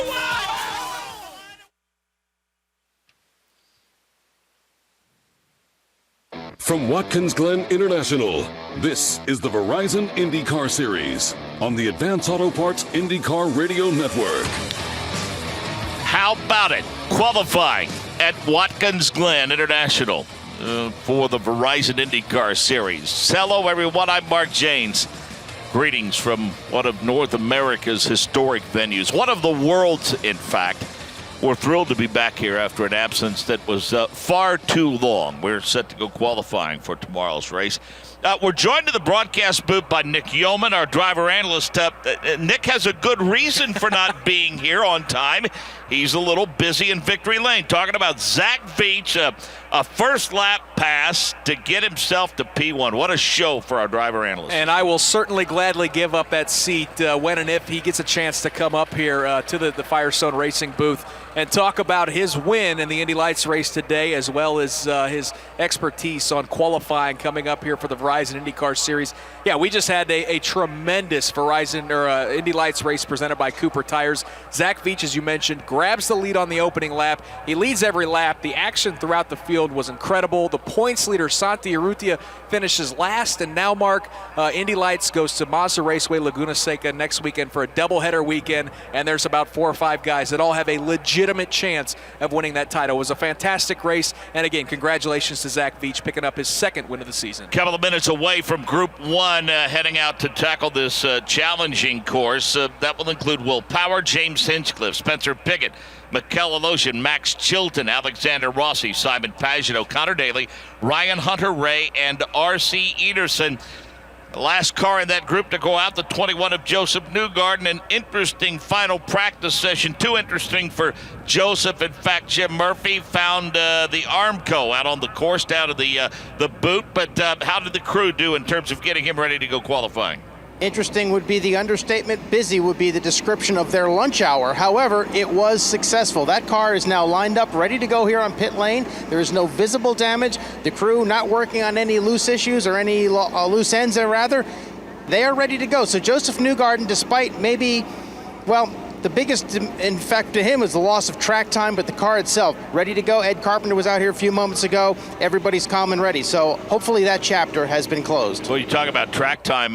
They've had plenty of it, these drivers this weekend, Nick. A couple of 45-minute sessions and a 2-hour session to close out the day yesterday. And, of course, some testing before we even came here this weekend at Watkins Glen. So plenty of opportunity for these teams to learn about these race cars with this new pavement that's been laid down at Watkins Glen International. The speeds are incredible. The grip is unbelievable. But here's another bit of a curveball that's thrown at these teams. They now put on these alternate red tires for qualifying, which ups the grip level, and it's going to make for a very interesting qualifying session, Mark. Indeed it will. Group number 2, we gave you the lineup for group number 1. Scott Dixon, Sebastian Bourdais, Jack Hawksworth, Graham Rahal, Charlie Kimball, Elio Castroneves, Tony Kanaan, Takuma Sato, Juan Montoya, Carlos Munoz, and Marco Andretti. And again, we're just awaiting the green flag. Scott Dixon, fastest after the 3 sessions of practice with a time of 1:22.8008. In fact, Nick, the top 4 in the 1:22s will power Sebastian Bourdais and James Hinchcliffe. Our good friend Anders Krohn stopped by the booth. We visited between Indy Lights and the IndyCar session, and he said he would not be at all surprised if Dixon or somebody didn't get into the 121s. Yeah, that's going to be the thing to watch here, especially when you put on those alternate red tires. These cars get faster. The grip level is there. But, Mark, the grip is already there. That's the amazing thing. So it's going to be a lot of fun. This may be one of the most entertaining and intriguing Firestone Fast 6 qualifying sessions we've seen, because I don't have a clue just how much faster these cars are going to get. But precedent tells us that when you put on those alternate reds, the speeds shoot through the roof. Already been high this weekend, but it's going to be a lot of fun to watch. And we've talked about it during the weekend. I mean, teams like Dale Coyne have developed a strategy over the course of the year of basically managing those reds to the point to where their goal, they know they're not going to be on pole, so let's try to get the best starting position we can. They'll manage those tires well enough to get themselves just simply into the round of 12, Nick. And we've seen some other teams kind of copy that strategy, realizing that that Dale Coyne Racing crew might be onto something. It's much better to just start in the 11th or 12th position just by getting into the second round than by just sitting on that one set of tires, maybe not being able to throw down a good lap and having to start deeper in the field. But Mark, it appears those Honda and Chevrolet engines have been fired. Qualifying underway here at Watkins Glen. So, Nick, for the novices, those who may be new to the Verizon IndyCar Series, let's explain exactly how this qualifying format works, since we haven't been at Watkins Glen quite 22 drivers, 22 drivers here in the Verizon IndyCar Series. For round number 1, those 22 drivers will be split into 2 groups. Those groups will go out on the racetrack. They'll have 10 minutes to turn as many laps as they can possibly get in. Once those 2 groups have had their 10 minutes allotted for qualifying, we'll take the top 6 from each group into round number 12 or round number 2. That round will be made up of 12 drivers. They'll get another set of time to go out on the racetrack. Finally, we'll take the Fast 6 for the third and final round, where they'll get to slug it out, Mark. The winner gets the Verizon P1 award. This is a massive facility, so we need some help to bring all of the action to you. Same 3 guys that did a masterful job of calling Zach Veach Veach's win in the Indy Lights Series are with us to help call qualifying here this afternoon. When they exit turn number 1, big elevation change. They'll go downhill, back uphill, and they come into the view at that time of Jake Query. It is an awesome view, as a matter of fact, Mark, overlooking this famed facility. As you mentioned, turn number 1 is where they come into my view. It is directly across from me, and then that downward spiral, if you will, that goes into turn number 2, but you better be careful when you come off of it, because you've got a long haul uphill that bends slightly to the left. You then essentially are entering the S's of this awesome facility. If I look too far, I can see nothing on the horizon but the rolling green hills here of South Central New York. It is a fantastic vantage point, Mark. This is where Santi Urrutia got loose in the Indy Lights Series, and his tire got caught up in that curbing. We don't expect to see that in qualifying, but stranger things have happened. Either way, a lot of fun to be here, Mark. There are signature portions of all of the racetracks that we visit. One of those, the bus stop here at Watkins Glen, and we parked Dave first out there. Dave? Oh, what a vantage point here at the famous Watkins Glen International Raceway. I tell you, this area of the road course is a unique mix of a very fast straightaway, 1,800 feet to be exact. Then they come across 2 70-degree turns. It's a right and then a left about 240 feet later. That's called the bus stop, and it's so unique to road course racing. We see it down at Daytona, and the sports car guys get a chance to see it here, but it's also fun to be a part of it here at the Glen. They slow down just enough to hit what they call the carousel. It's a somewhat tight right-hander, where the G's are as high, really, as you'll see up and down the Verizon IndyCar Series schedule. We're talking G's of 4, 5, maybe 6 G's. Graham Rahal told me earlier today that the load that these guys carry through turn 5 is actually worse than what they see through the corners at the Phoenix International Raceway. Think of that. Will Power says hanging on to it in turn 5 is like hanging on to a 50-pound barbell. So it's a little bit of brawn and brain in the technical portion here at Watkins Glen International. NASCAR, when they are here, does not run the boot. The Verizon IndyCar Series does, and we have charged Michael Young with calling that historic portion of this course. Michael? It was added in 1971, the boot. It starts in turn number 6. It's a long sweeping left-hander downhill all the way to turn number 7. That is the portion of the boot they call the toe. It is a quick turn. They'll sweep outside of turn number 7, go to the very edge of the racing surface, and then race down into turn number 8. That is the heel of the boot. That's nearly a 90-degree turn as they lock him up into turn number 8. And they will then go back uphill to turn number 9 for that left-hander and the final portion of the course as we see James Hinchcliffe off, now just back on, slowed down, trying to get himself a little bit of a gap. Had a good final practice session, was 4th as that young man will also go dancing in the fall, hopefully starting in the top 6, hopefully on the pole for James Hinchcliffe. Michaela Lotion with a bit of a bobble as well. And Nick Yeoman just like that. 5 minutes to go in this session. Boy, Lotion, we're going to look at the replay.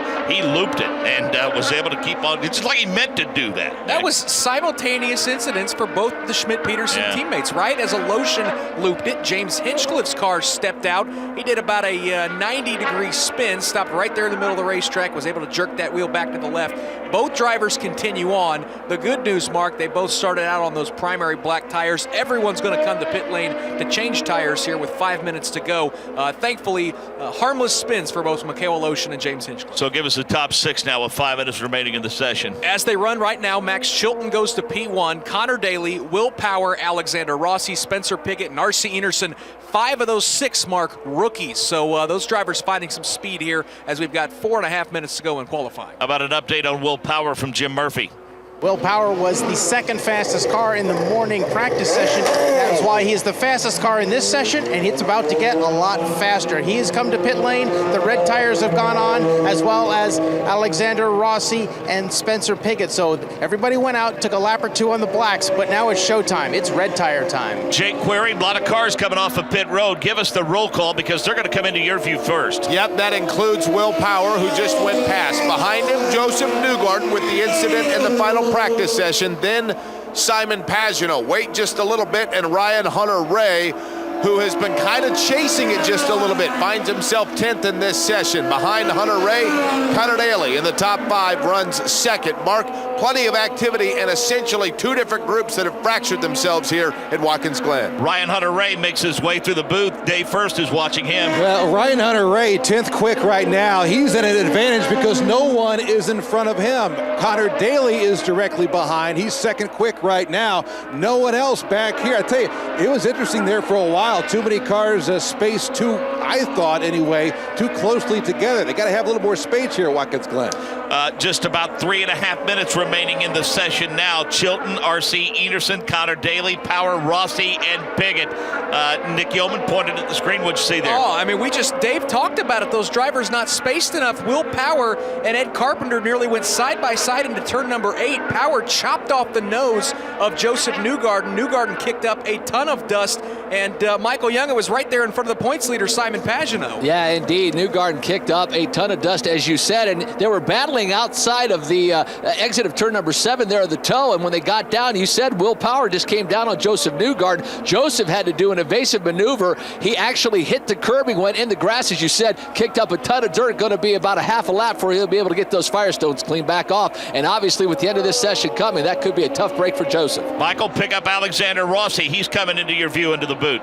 Indeed, Alexander Rossi making his way down into turn number 7, the toe of the boot, now sweeping way outside, coming back up. It's about a 2-3 story drop into the toe of the boot and then up to the heel. Alexander Rossi, a good practice session earlier today. Was in the top 5 for quite a while, now makes his way into turn number 9 as this session slows down and comes to a close. Spencer Pigot now making his way to the heel of the boot. Michaela Lotion, and that gap we talked about, Simon Pagenaud struggled in this earlier couple of practice sessions. Simon Pagenaud has never missed the Firestone Fast 6, and for our points leader, he needs a good qualification session in round number 1. Yep, there's no question about that. The 22 machine of Simon Pagenaud, taking a look at him, working his way up out of the boot. We see Will Power running just in front of him. Yeah, Nick, we have the benefit of a multi-screen monitor here. Might be some drivers having conversations with one another when this session's over, because you're not seeing the traditional gaps you see typically in qualifying. Top 6 as they run, Mark. Chilton, Aloshin, Enerson, Hinchcliffe, Daly,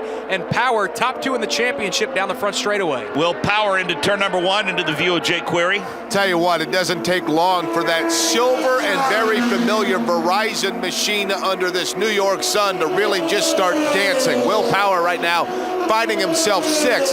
If he has any mistake whatsoever, Dave, the reality is it's going to cost his teammate Simon Pagenaud, who also needs a flyer, but is close enough to Power that Power can't bobble. Yeah, you would think maybe because he's the teammate, it's going to give him a little leeway, give him a little room, but when you consider they're also running 1-2 in the championship, that's not going to happen. The goal, though, right now, advance to the second qualifying session. One of those drivers trying to do that, Ryan Hunter-Reay on the outside looking in. Alexander Rossi with a big save coming off of the final turn, and he had his hands full doing like Ryan Hunter-Reay says you do at places like Road America, swatting flies in that cockpit, Nick Yeoman. Yeah, certainly a big save there for Alexander Rossi. Let's pick up Will Power, Michael Young. I think he just made his way actually out of the boot along with Simon Pagenaud. Mark, that timing line is through turns 10 and 11. Will Power and Simon Pagenaud, top 2 in the points. They're heading for that timing line on flyers here in qualifying. 19 seconds remaining in this session. It's Chilton, Aloshin, Hinchcliffe, Power, Pagenaud, and Rossi.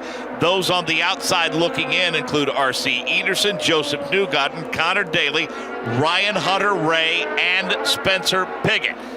We see the 22 machine with Simon Pagenaud into the view of Jake Query. Yep, Pagenaud, that white machine. Green accentuation on the sides of it. He got just a little bit squirrely as he came out of turn number 1. Simon Pagenaud already now in through the S's. Well, we saw Spencer Pigot trying hard. He's one of those on the outside looking in. Really got hard into the right side of the curbing through the bus stop and then had to lift big time. That caused a bit of a chain reaction for everybody behind him. But Spencer Pigot having a hard time here this afternoon. Well, Power is coming into your view, Michael Young. He's approaching the heel of the boot. Indeed he is. Will Power having a good qualification session. His teammate Simon Pagenaud just now exiting the toe of the boot at turn number 7. Power screams by me into turn number 8 into the heel, and that right-hander Simon Pagenaud as well. Interesting note, these Firestone alternate tires were actually the primary tires we had at Road America Mid-Ohio and the Angie's List Grand Prix. Tells you how grippy this race surface is. Firestone brought a very hard tire this weekend. Nick, you don't have to win this session, but Will Power decided he would. He just did. That last lap, he jumps to P1, knocking Max Chilton to 2nd. Simon Pagenaud, his championship title counterpart, his good lap just moments ago jumps him into the 3rd position. Both of those drivers going to duck onto pit lane. Rest of the top 6 as they run, Mark. James Hinchcliffe, Joseph Newgarden, and the rookie, R.C. Enerson, sitting there on the bubble. Well, not only R.C. Enerson, but again, let's give a lot of credit to Joseph Newgarden, that 21 team. Fortunately, the damage not extensive, but still damage that had to be repaired, Nick. Yeah, and that put that team behind the 8 ball. They had a lot of work to do back in the paddock. We know that's a good team. We know Joseph Newgarden is a very confident driver, but certainly for him to get into the 2nd round, for rookie R.C. Enerson to get into the 2nd round, for rookie Max Chilton to be the 2nd fastest car in that group, it's pretty clear he's taken a liking to this race track, but boy, an impressive opening round 1, Group 1 here in qualifying. Let's get more on the success of Max Chilton in round 1 from Rob Howden. Now, Mark, how many times have we talked to Max Chilton just not quite able to get into that fast 12? He's always just on the outside looking in, but the Ganassi team very strong here this weekend. They've all been in the top 10 for most of this weekend, and of course, Max, the only Ganassi driver in this first group, he likes this racetrack as well. When I talked to him earlier today, he said this is the kind of track that we run over in Europe, this flowing, fast, kind of natural terrain circuit. He really likes it here at Watkins Glen, and I'm not really surprised that he was able to get into the top 6 in his first run group. So again, Power, Chilton, Pagenaud, Hinch, Newgarden, and Enerson move on. Aloshin, Rossi, Daly, Hunter-Reay, Pigot do not. We'll hear from some of them when we come back to Watkins Glen. The best drivers on earth aren't going to push the limits of man and machine riding on just any old piece of rubber. The which is why Firestone is the tire of the Verizon IndyCar Series. So when it's time to celebrate the 100th running of the Indy 500, no one knows more about celebrating than the tire that has more Indy wins than anyone else. Because at Firestone, we don't just make tires, we make champions. Whatever you drive, drive a Firestone. You are clear deep to the track. Planes racing by your seat at 265 miles per hour. Pilots withstanding up to 10 G's of force right in front of you. Experience the thrill from closer than ever before. Red Bull Air Race World Championship. Witness the world's ultimate motorsport series at the Indianapolis Motor Speedway, October 1st and 2nd. Tickets now on sale. More info at redbullairrace.com. From the Firestone broadcast booth at Watkins Glen International, this is the Verizon IndyCar Series. Welcome back to Watkins Glen International. As we mentioned, round one qualifying has come and gone. Will Power, Max Chilton, Simon Pagenaud, Joseph Newgarden, R.C. Enerson, and Mikel Aloshin move on. Those on the outside looking in, James Hinchcliffe, Connor Daly, Ryan Hunter-Reay, Spencer Pigot, and Alexander Rossi, who's with Rob Howden. Alexander, a tough one for you. Obviously, one time this year you've been able to get into the Fast 12. Just having some issues here with this car on the Reds. Is that the deal? Can you talk about that a little bit? I don't really know, man. We had a top 5 car this morning. We were there on the blacks, but on the Reds, when we just lose the balance completely, so really upset about it. What is it? Is the car pushing? Is it loose? It's everything. Everything. Yeah, it's just a huge loss of grip, so. All right, then. Good luck today. Thank you. Folks, you can hear it there, Mark Janes. They're just at a loss here right now. I had a chance to talk to Alexander's father, Peter Rossi, before I grabbed Alexander, and he just said they've just been struggling on these Reds. They have not been able to find overall grip. The car is loose like crazy out there. They've just been struggling when they go to the Reds here in qualifying. Round number 2 about to get underway. Scott Dixon, who's been fast all weekend, Sebastian Bourdais, Jack Hawksworth, Graham Rahal, Charlie Kimball, Elio Castroneves, Tony Ganon, Takuma Sato, Juan Montoya, Carlos Munoz, and Marco Andretti. My other job is in education at a high school, and typically when somebody's late for class, they need a pass. Our driver analyst has finally showed up into the booth. Is there a good reason why you were late at all, Zach Veach? I sure hope an Indy Lights win excuses me to be a little bit late. Indeed it does. That was a whale of a pass at the start of that race. Oh, thank you, Mark. Yeah, to be starting 5th, at least you're on the inside here, so I knew I had to get something done early on, and to be able to go to 5th to 1st by the bus stop and lead every lap after that, it's a really emotional day for us. Concerns about tire wear all throughout the course of the weekend. You said your car was just that fast? It was. It felt incredible. And the thing was, as I was running, I knew now that I was in the lead, I had to build a gap. And once I got that gap to about 4 seconds, my engineer was telling me to save my tires, and that's what we did, and they were there for me right at the end. Okay, you guy that likes those ovals, you've won at Road America and Watkins Glen this year. What's up with that? I know. I like the legendary tracks we keep bringing back. So if we can bring back, more as we go on, I'd really appreciate it. Well, back to action here in the Verizon IndyCar Series. A spin by the number 5 of James Hinchcliffe is under review. And because it affected Will Power, and because of that, the fast lap taken away. So hopefully we'll hear from Hinch. That clearly took him out of the top 6 in that session. So we've seen that grip go away, especially in that troublesome portion of the track throughout the course of the weekend, Zach. I feel a lot better and maybe a little not so intelligent that I see Hinch spin there, because all weekend that's the one place I was complaining about my car was in turn 7. In the middle there, it just unloads and gets free, and that looks to be exactly what happened to Hinch. So that's got to be a characteristic of the track if it's affecting the Indy Lights guys as well as the IndyCar guys. More on that from Jim Murphy. Jim? That may not be a complete done deal. I'm sure there's some conversations going on. Hinch is still in the car. He's all suited up, shaking his head back and forth, all kinds of hand gestures. I was just down in the pits of Mikel Aloshin. He, too, has his helmet on like he's not done for the afternoon. So we'll have to wait and see which one of these guys blinks. But at the moment, unfortunately, I have a feeling it's going to be Hinch getting out of the car. 2 minutes into the session, Scott Dixon's in front of Jake Query. We want to talk about a guy that knows his way around this facility. It would be Scott Dixon right now working his way out of the S's. Reality, Dave, This guy's a 3-time winner and knows his way around Watkins Glen. Let's see what his preferred line is around the bus stop here at Watkins Glen. Oh, so smooth. I mean, in practice earlier this morning, he was as much as a half second or so quicker than the rest of the field. Scott Dixon's got this thing figured out, and he's had it figured out since day one. So we're 7 minutes into this session, and we're looking at the group number 2, waiting for times to be posted. It's interesting to note early on in this session, Zach, don't see guys gapping themselves a lot. I mean, Dixon's got clean track, but some of these guys are running pretty close together. And that's one characteristic that I've really learned about here is where you're running so much downforce to begin with, you can run somewhat close to a car in front of you and not be affected by their dirty air just because the track has so much grip. So honestly, it's a little bit of an advantage to be running with cars on track because you get their draft on our long straightaway here. Because the Indy Lights car, we're on it for about 21 seconds. Now, I know these guys are a little faster, but anything, a little tenth there, a little tenth there helps. Watching Elio Castroneves make his way through the bus stop while this session continues. Let's go to pit road, check in with Rob Houghton. Yeah, Mark Jades, you know, these first interviews in qualifying are always tough. The guys that didn't make it into the Fast 12, they're very disappointed. They know they're behind the 8 ball from the get-go. And you know there's some guys down here that are going to talk to you regardless of what happens. And one of those guys is normally Connor Daly. He'll always get out there and have a quick chat with you. Guys, Connor is not happy with the way things are going here right now. Obviously, his teammate R.C. Ederson able to get in. Connor, of course, had trouble yesterday early on with that spin and the damage to the car.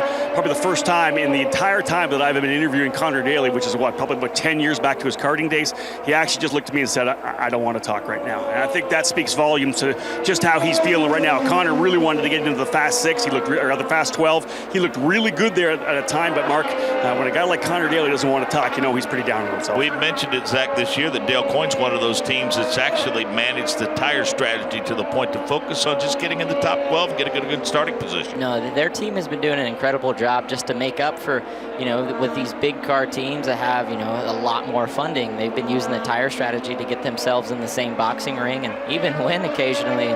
You know, for Connor, as, you know, Rob said, shows a lot of just disappointment and frustration that he has right now. But, you know, this is a place that builds off confidence. So even with his little impact, you know, yesterday, you know, maybe that's just trying to build back up to things as well. Elio Castroneves P1 in this session with a time of 1:23.6200. And Scott Dixon, Graham Rahal, Juan Montoya, Jack Hawksworth, and Tony Kanaan. Zach Anders Krohn was in here earlier, and we were speculating with some of the speeds that have been turned by guys like Dixon and Power and Bourdais. Anders said he wouldn't have been surprised if we get into the 121s here in qualifying. No, I wouldn't be either. And it just speaks volumes about how fast this racetrack is. And we got to think about the guys that are fast as well. They've all raced here before, like Scott Dixon. So what kind of attention is Scott Dixon getting on that 9 target car, Rob? You know, Mark, you'd think maybe something. Not a thing at all. They did not touch the race car at all. All they did was pull off the blacks and put on the alternate reds. That's all they did to Scott Dixon's car. And I think that speaks to how well they've done here this weekend. They've been very happy with the race car. Scott, of course, a fantastic driver, loves this racetrack. They just brought him in, put on new boots, and sent him right back out. So that target car looking pretty good here. Among the cars we see working their way toward the boot is the number 14 machine of Takuma Sato. We see Scott Dixon out on the course as well. He's getting to the bottom side. I believe that's Charlie Kimball, his teammate. He's allowing to slip around him in the interlude day first. He let Charlie Kimball around him, and so often we're just watching these guys trying to gap themselves, and that was the case just moments ago with the 2 A.J. Foyt cars of Takuma Sato and Jack Hawksworth. Just trying to get a little clear racetrack to qualify here this afternoon. But Scott Dixon, he's found some clear space as well. He's now through the boot. Elio Castroneves passes your vantage point, Jake Query. He's on a flyer. Yep, Castroneves passes by a host of signs with Hitachi on it. That, of course, his sponsor. Castroneves now out of turn number 4. Elio Castroneves, a former pole winner here at Watkins Glen. That was some 6-7 years ago. Guess what? He's back on it, smooth through the bus stop, even smoother through the carousel. Elio Castroneves now heads towards the boot. A minute 23.62, his best lap thus far. It's just amazing how quick these cars are as they get set to not only break, but smash the track record here at Watkins Glen International. Helio Castroneves through the toe allows that Hitachi Team Penske machine to sweep to the outside. He now takes it by me down into the heel of the boot. That's turn number 8. Swings wide, takes it down to the apex, allows that car to drift back out, goes back on the attack as he makes it to that left-hander in turn number 9. Dave, first pick up those Target teammates, those Ganassi teammates, we should say. Charlie Kimball to you first, then Scott Dixon. Yeah, Kimball cleanly through the bus stop as he's now in 9th, so on the outside looking in. Scott Dixon right now, he's safely in the top 6. We wouldn't mind going a little faster. Dixon, I'm telling you what, Dixie, a 3-time winner here at Watkins Glen, so smooth around this road course, Michael Young. Yeah, in such a great mood this entire race weekend. He's been smiling. I think he realizes how good he is. Takuma Sato, we see the smoke in the toe of the boot. Takuma Sato is off just out of my vantage point, but we have a red flag condition here in qualifications.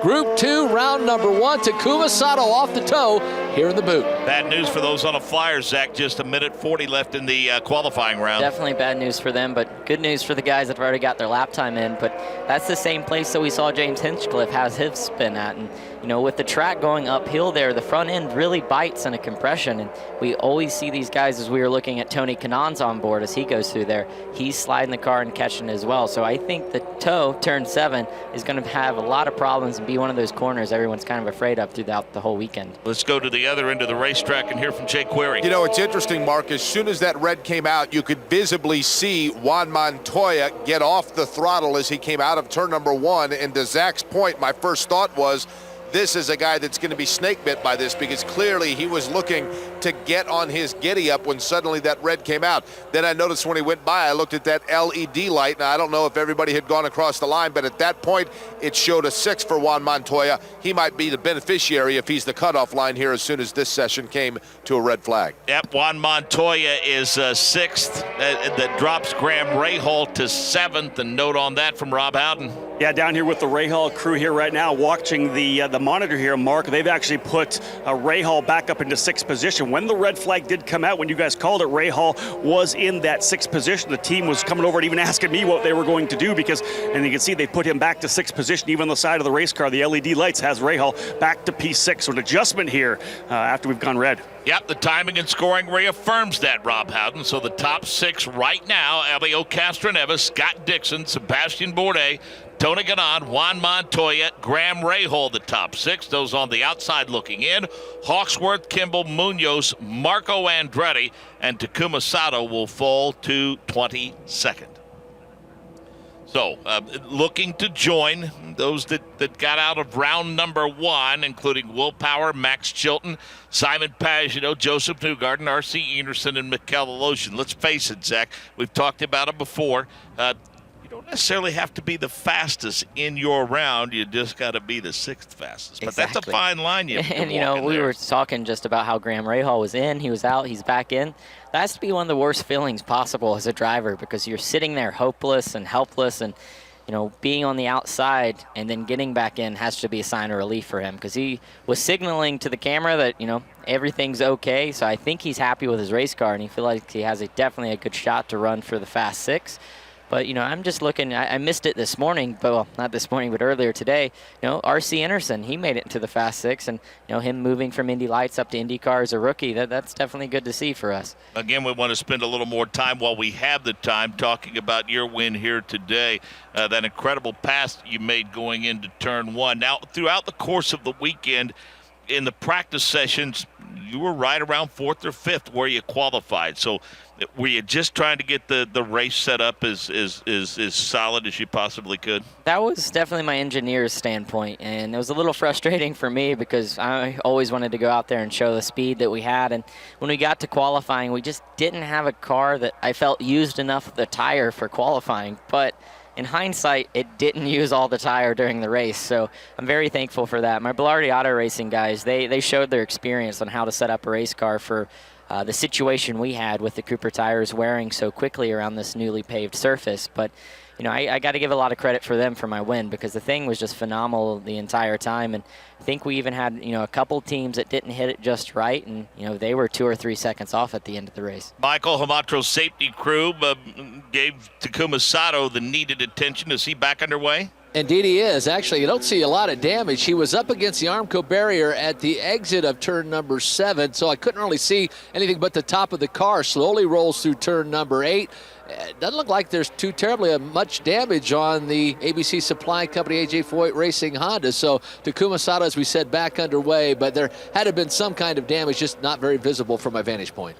Zach, that trophy case at Belardi in Brownsburg, Indiana, is starting to look pretty impressive. I mean, you've got trophies there from the Indianapolis Motor Speedway, from Long Beach, from Milwaukee, from Watkins Glen now. I mean, I will say when you guys go, you go big, don't you? I'm so proud of my little team. I mean, those guys, they're such a tight-knit family, and they do such an incredible job. And let's face it, with this year, we've been fighting, trying to find budget. We haven't had the budget of a lot of teams. So, there's some things that we've had to kind of extend a little longer than we wanted to. So for us to be able to come out here and show how fast that we are, even with Felix Rosenquist and myself, is something that's very special. And to be honest, I was somewhat worried because, we've had a little bit of an interesting day in qualifying. My clutch pedal broke, so we had to be push-started out of the gate because that was unexpected. And then 15 minutes before our race, we were having problems getting the car started.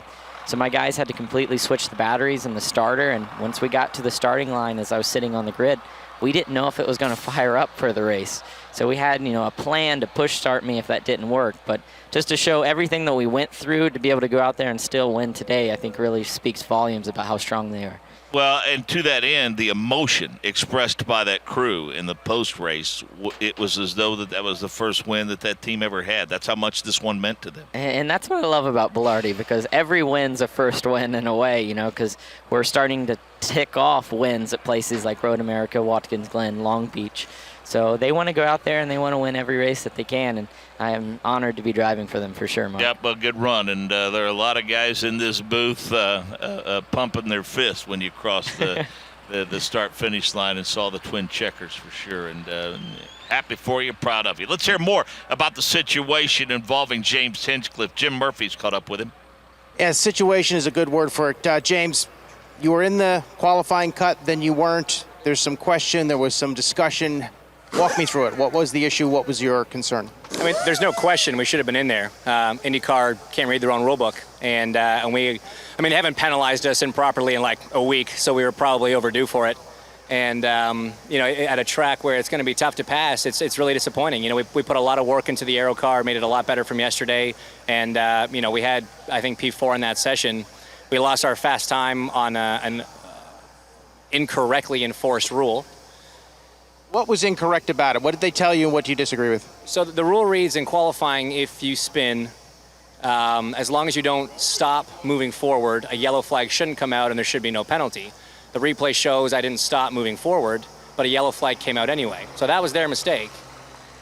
Even with that, if a yellow flag does come out in that sector, all cars behind in the yellow flag must slow down at least 15% from their best sector time.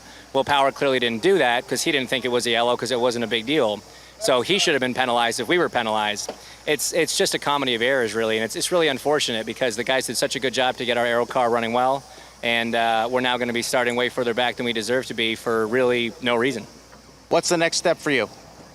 Make a bad, fast race car and pass them all. There it is. It's James Hinchcliffe. One thing's for sure. Been following this guy for a long, long time, and that's the sort of thing that doesn't come from him unless he feels like he really has a good point. No, James is usually Mr. Sunshine. I mean, yeah. For this, it really just goes to show, how dedicated he is into it and how much it's affected him. Because, if he believes that, it is wrong, and he doesn't usually express things, cry woof per se. Right. I definitely think he has a valid argument. Yeah, he's not a guy to gripe and moan, that's for sure. Usually the ultimate optimist, if you will. Another guy who by and large is optimistic. I'm sure he might be a little disappointed with that run today. Rob Howden, you've caught up with Charlie Kimball on pit road. Yeah, Mark James, if there's something that Charlie's improved on this year, it's been your qualifying, your average qualifying position into the top 10. Really solid qualifying this year. that was just a bad deal. You just got caught out big time by that red flag. Yeah, we were just building up with the red seemed to take a lot longer to come in, and then with the red flag, we just got caught out. So I feel really badly for the Novo Nordisk team because the car was really quick this morning. I think we had a top 5 car. I made a mistake on my fastest lap, threw away about 3/10 in turn 1. So the car is definitely fast. At least this way we'll have some strategy options. I know the engineers will dial up something special for us tomorrow. The guys will do an awesome job in pit lane, and at the end of the day, I'm just disappointed because the car was really fast. It's quick around here. It definitely catches your attention, but we had a much better car than where we'll be starting. Well, we just talked to James Hinchcliffe. Now we've just talked to you. I think that people who are going to be watching and listening to this race are going to key on you two drivers tomorrow. Let's hope so. I'm happy to end up up front at the end, and doesn't really matter who's around me. I'd like to see my Chip Ganassi Racing teammates up there, finishing 1, 2, 3, 4 at the end of the day. That's our goal. Hey, good luck tomorrow. Thanks, Rob. Charlie Kimball, folks, not very happy with what happened there. They were just starting to spool things up. That red flag came out, and I'll tell you, Charlie was not a happy man when he got out of the race car, Mark Janes. We said these two guys we just talked to, normally the kind of guys that are relaxed and easygoing, neither of these guys pleased when they got out of their race cars. That said, happy for the accessibility and talking to us and giving us the stuff that we need, and most importantly, the fans need. Those drivers realizing that we're the conduit to the fans. So good on James Hinchcliffe and Charlie Kimball for their professionalism and their accessibility. We appreciate that. The 15 and the 41, an incident between those two is being reviewed. We now hear from race control. 15 charged with interference. And we'll wait to see what penalty is being assessed in that regard. So things are unfolding dramatically here. And because of the ruling now, Graham Rahal, who's out of his car, has tumbled to 20th. That's the decision made by race control. That's why we've been on hold. So needless to say, the post-mortem on this qualifying session is going to be a little interesting, Zach. Well, we just talked about, how it feels to be in, out, back in, and now officially out starting 20th tomorrow.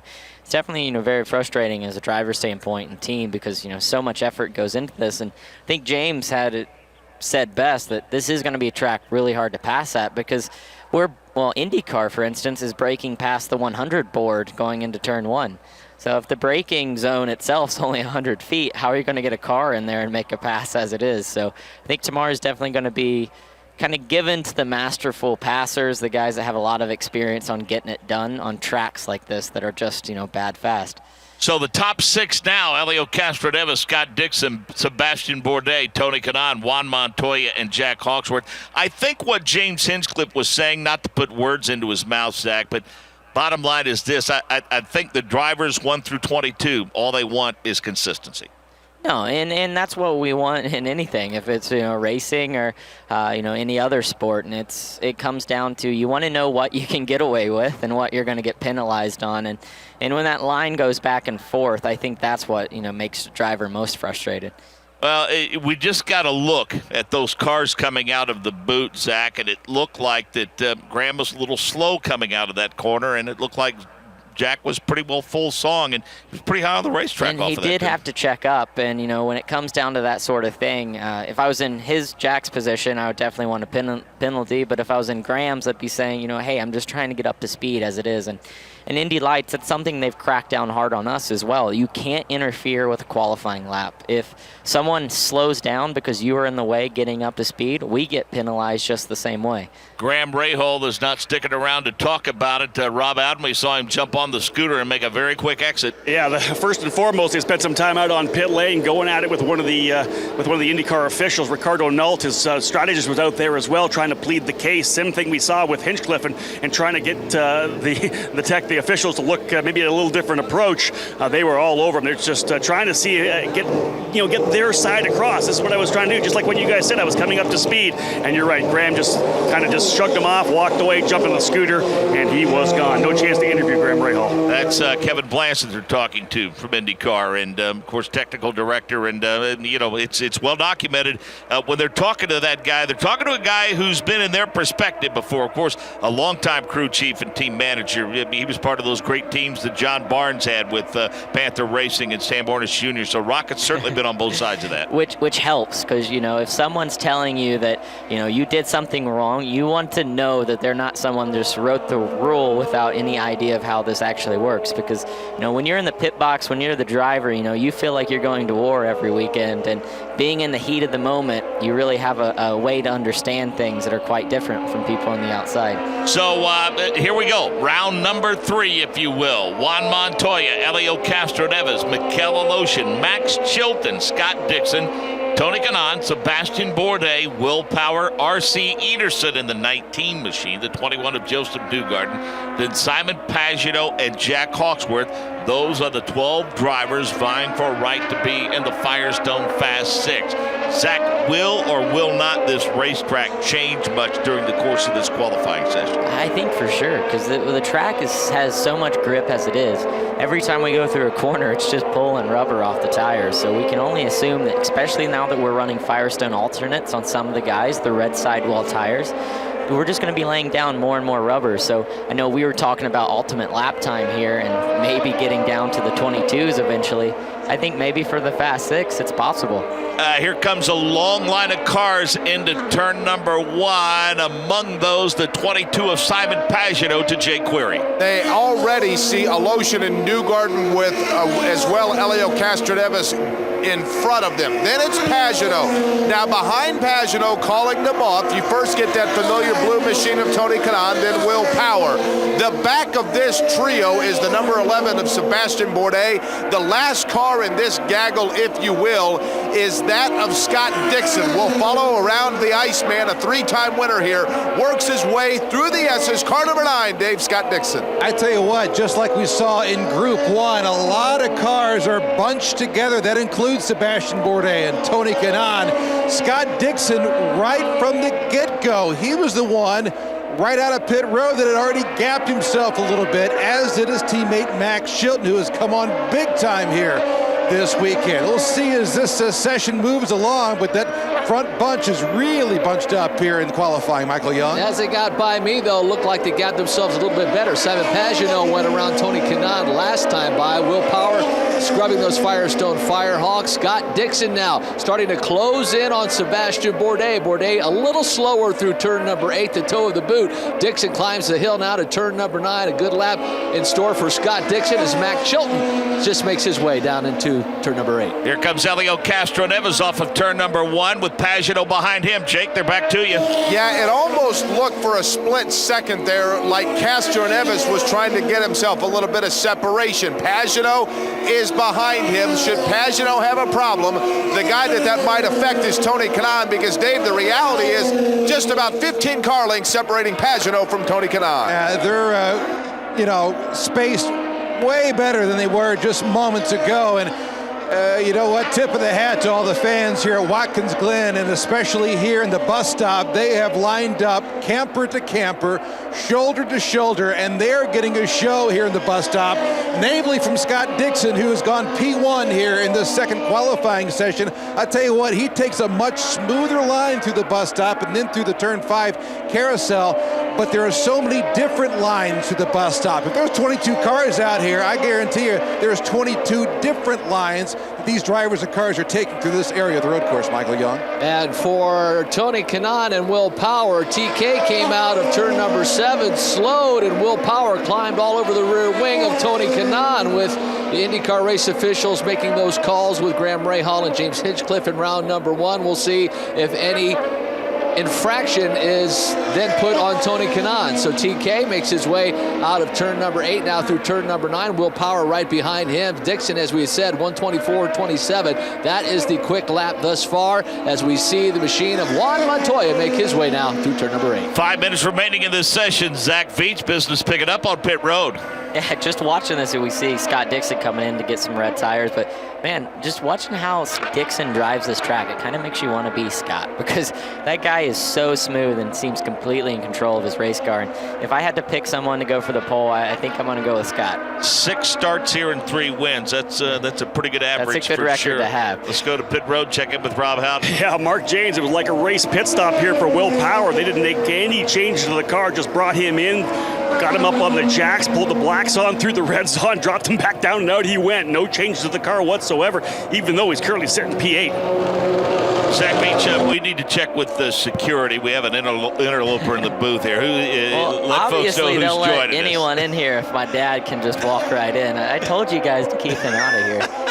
But, you know, it's nice that he's here for sure. Yep, great day for your whole family, for darn sure. As we approach 4 minutes remaining in this session, we'll save some comments. Before we get out of here, we want to talk to you about something you're going to be doing this week involved in the Verizon IndyCar Series cars. Let's go back to pit road, check in with Jim Murphy. Yeah, Michaela Lotion also came in, got a set of red tires. Just remember, a few minutes ago, this guy was literally knocked out of qualifying and then was put back in when they enforced that infraction on James Hinchcliffe. He's been up at the top of the order, currently P3 in this session. Hopes to find more speed as he gets out there now on the red. So Michaela Lotion, a big change of fortune in the last 15 minutes. Sebastian Bourdais in the 11 hydroxy cut machine comes into the view of Jake Query. Yep, Bourdais, one of those guys. You want to talk about wild cards in silly season. You would think that he's going to have the opportunity to return to Jimmy Vasser next year. Keeps a very good line. Dave, bottom line, this guy's flat talented, but he's going to have to find some speed before this session ends out. Yeah, you think about Sebastian Bourdais, a driver that has really been there and done that in any course, be it an oval, road course around the United States, overseas really for that matter, but he's never been here at Watkins Glen. Hanging in there right now as you see Max Chilton and Joseph Newgarden. All of a sudden, those two are checking up with one another as they head through the bus stop. Right now, Michaela Lotion goes by. He's third quick. Juan Pablo Montoya is fourth. And then Will Power. He's on the outside looking in. Could Will Power start towards the middle of the field tomorrow, Michael Young? Well, we'll see. It's an interesting move for Joseph Newgarden as he just comes out of turn number 6. He really checked up. Max Chilton goes around him. Then Elio Castroneves goes around him. Elio not at full song. He slows down to try to gap as Joseph Newgarden gets on the accelerator. Now it's Michaela Lotion and Juan Montoya. We've got 3-4 cars on top of each other as now Montoya has to swing right around the Lotion machine. So all kinds of mess down here in the boot. It's almost as like they're undergoing this qualifying format for the first time, Zach. It's been that way through all 3 sessions now. And I think that just comes down to this track is so fast and such a high commitment track that, you know, it's easy that when you're pushing so hard to make a mistake or make it appear like it's the first time going through a qualifying session. But, you know, I look at guys like Tony Kanaan, a 23.275, Dixon, 23.3. Those two have a little bit of a 2/10 kind of gap next to Sebastian Bourdais, who's running third.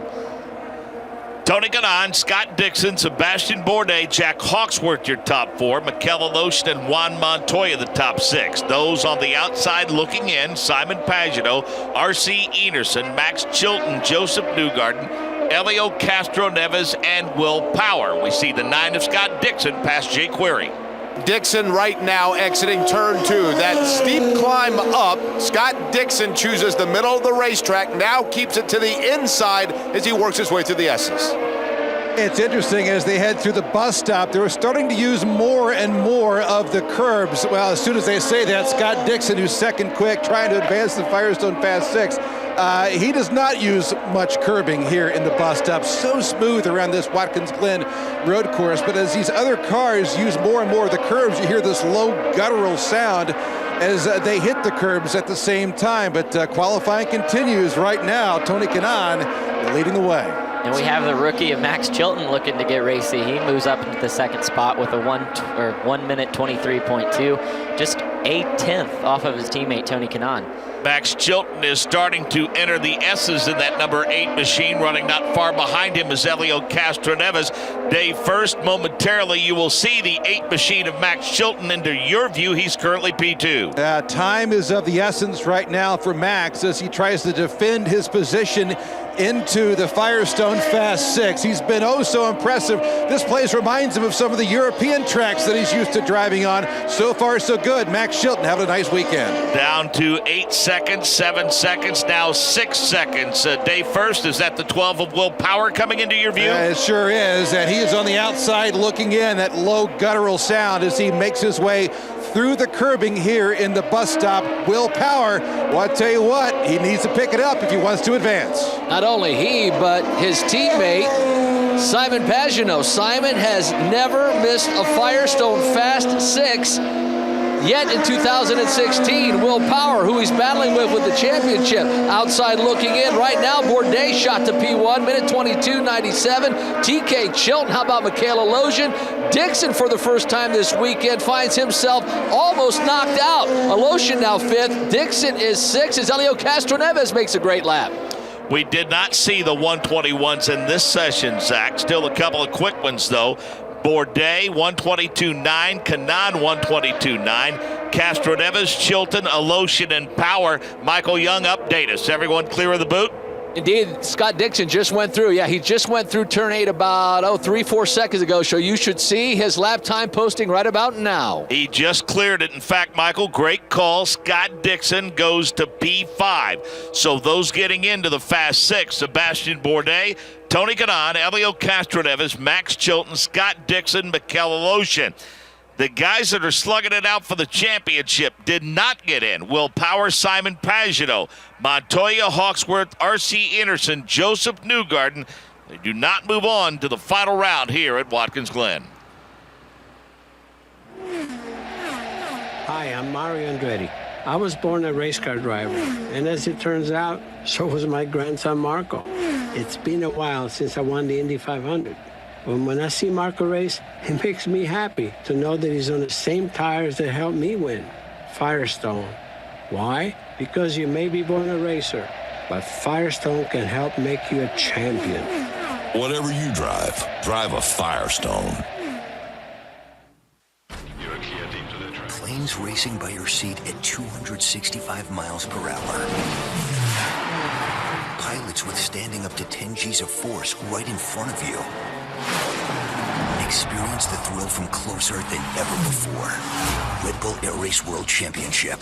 Witness the world's ultimate motorsport series at the Indianapolis Motor Speedway, October 1st and 2nd. Tickets now on sale. More info at redbullairrace.com.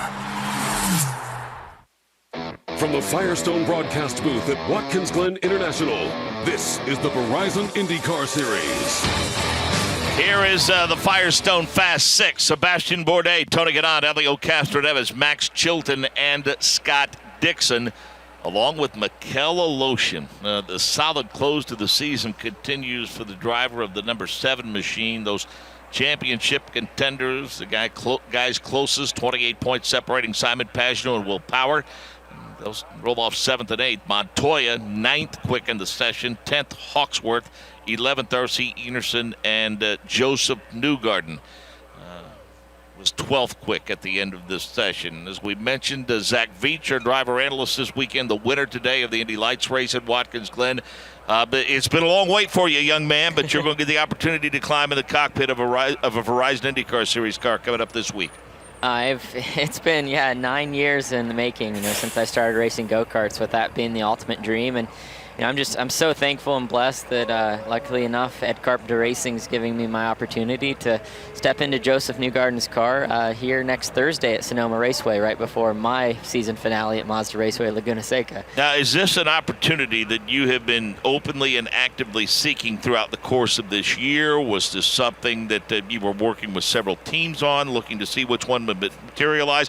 Is it something Ed approached you with? How did this unfold? Well, honestly, back in May, I got ECR's team manager Tim Broyle's number and gave him a call, and at the time they really weren't expecting if they were going to be testing a lights driver or not, but I wanted to make sure I got my name in that hat. And Ed, he's always been a friend of mine as I've grown up in this series, and I even kind of talked to him a couple of years ago when I was talking about maybe trying to move up from Indy Lights. So for us to be back in lights and being able to make that connection with them and have the test with them is really special. And the thing I love the most is, it's an all-American team. So, I've always been very proud of my American flag on my helmets and my suits, and to be driving for a team or testing for a team at least that is really supportive of that is really special too. Yeah, and I think, those that aren't aware, it's a great opportunity, and good on Ed for this opportunity. Any race team that tests Indy Lights drivers.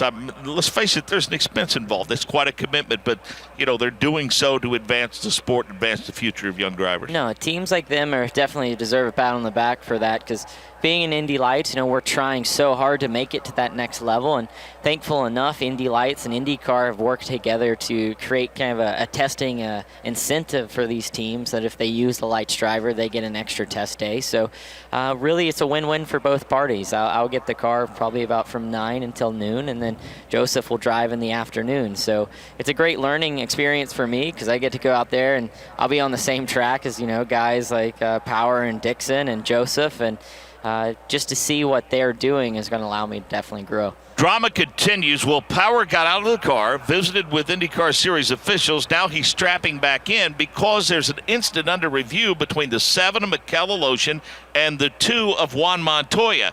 Aloshin is 6th, Power is 7th, so Will is ready in case Aloshin is penalized and dropped to the bottom of this particular round. Meanwhile, your points leader, Simon Pagenaud, is standing by with Jim Murphy. So, Simon, we've talked about these cars. You go out typically with red tires. They're really quick. Everybody seems to like them. Folks, today seem to have struggled, yourself included. The reds don't seem to necessarily bring what you thought. No, actually, the red tires felt really good on our HPE car today. Actually, much better than the blacks. It's just we've had a difficult balance, and I've been also struggling on this track, but much happier with where we are right now. I think if we did one more lap, the tires were still coming up to speed, so I think the car was capable of being in the top 3. We just missed it a little bit today, but it's the first time we missed a fast 6, so it's not that big of a deal. All right, we'll keep an eye on you, of course, as we get into the weekend with the championship. This is starting back here is important, but you're keeping an eye on the big picture. Up the stairs now to Mark Janes. Thank you very much, Jim Murphy. And Mikel Aloshin indeed has tumbled to 10th now because of that incident between Aloshin and Montoya, which puts Will Power back at the top 6. That has some championship implications, Zach. Most definitely, and especially for Power being in and his teammate Simon Pagenaud being out. And I think Michael Young pointed out that this would be the first Fast 6 that Simon Pagenaud missed this entire season on the road courses. So I mean, that really says a lot. And as these two are coming together closer and closer, it is definitely an advantage for Will. But, Simon, he's proved great speed, and his crew chief, Kyle Moyer, race strategist as well. If anybody can come from the back or come from mid-pack to the front, it's definitely Simon and the group of guys he has. Mikel Aloshin is not buying that ruling, Zach. He's not going away quietly anyway. We were getting a really good look at Mikel Aloshin. He's in a very animated conversation with his crew on the radio, and he's not in a hurry to get out of the cockpit. And that kind of comes down to how this qualifying session has been. It's Graham Rahal, Alicia getting kind of knocked out.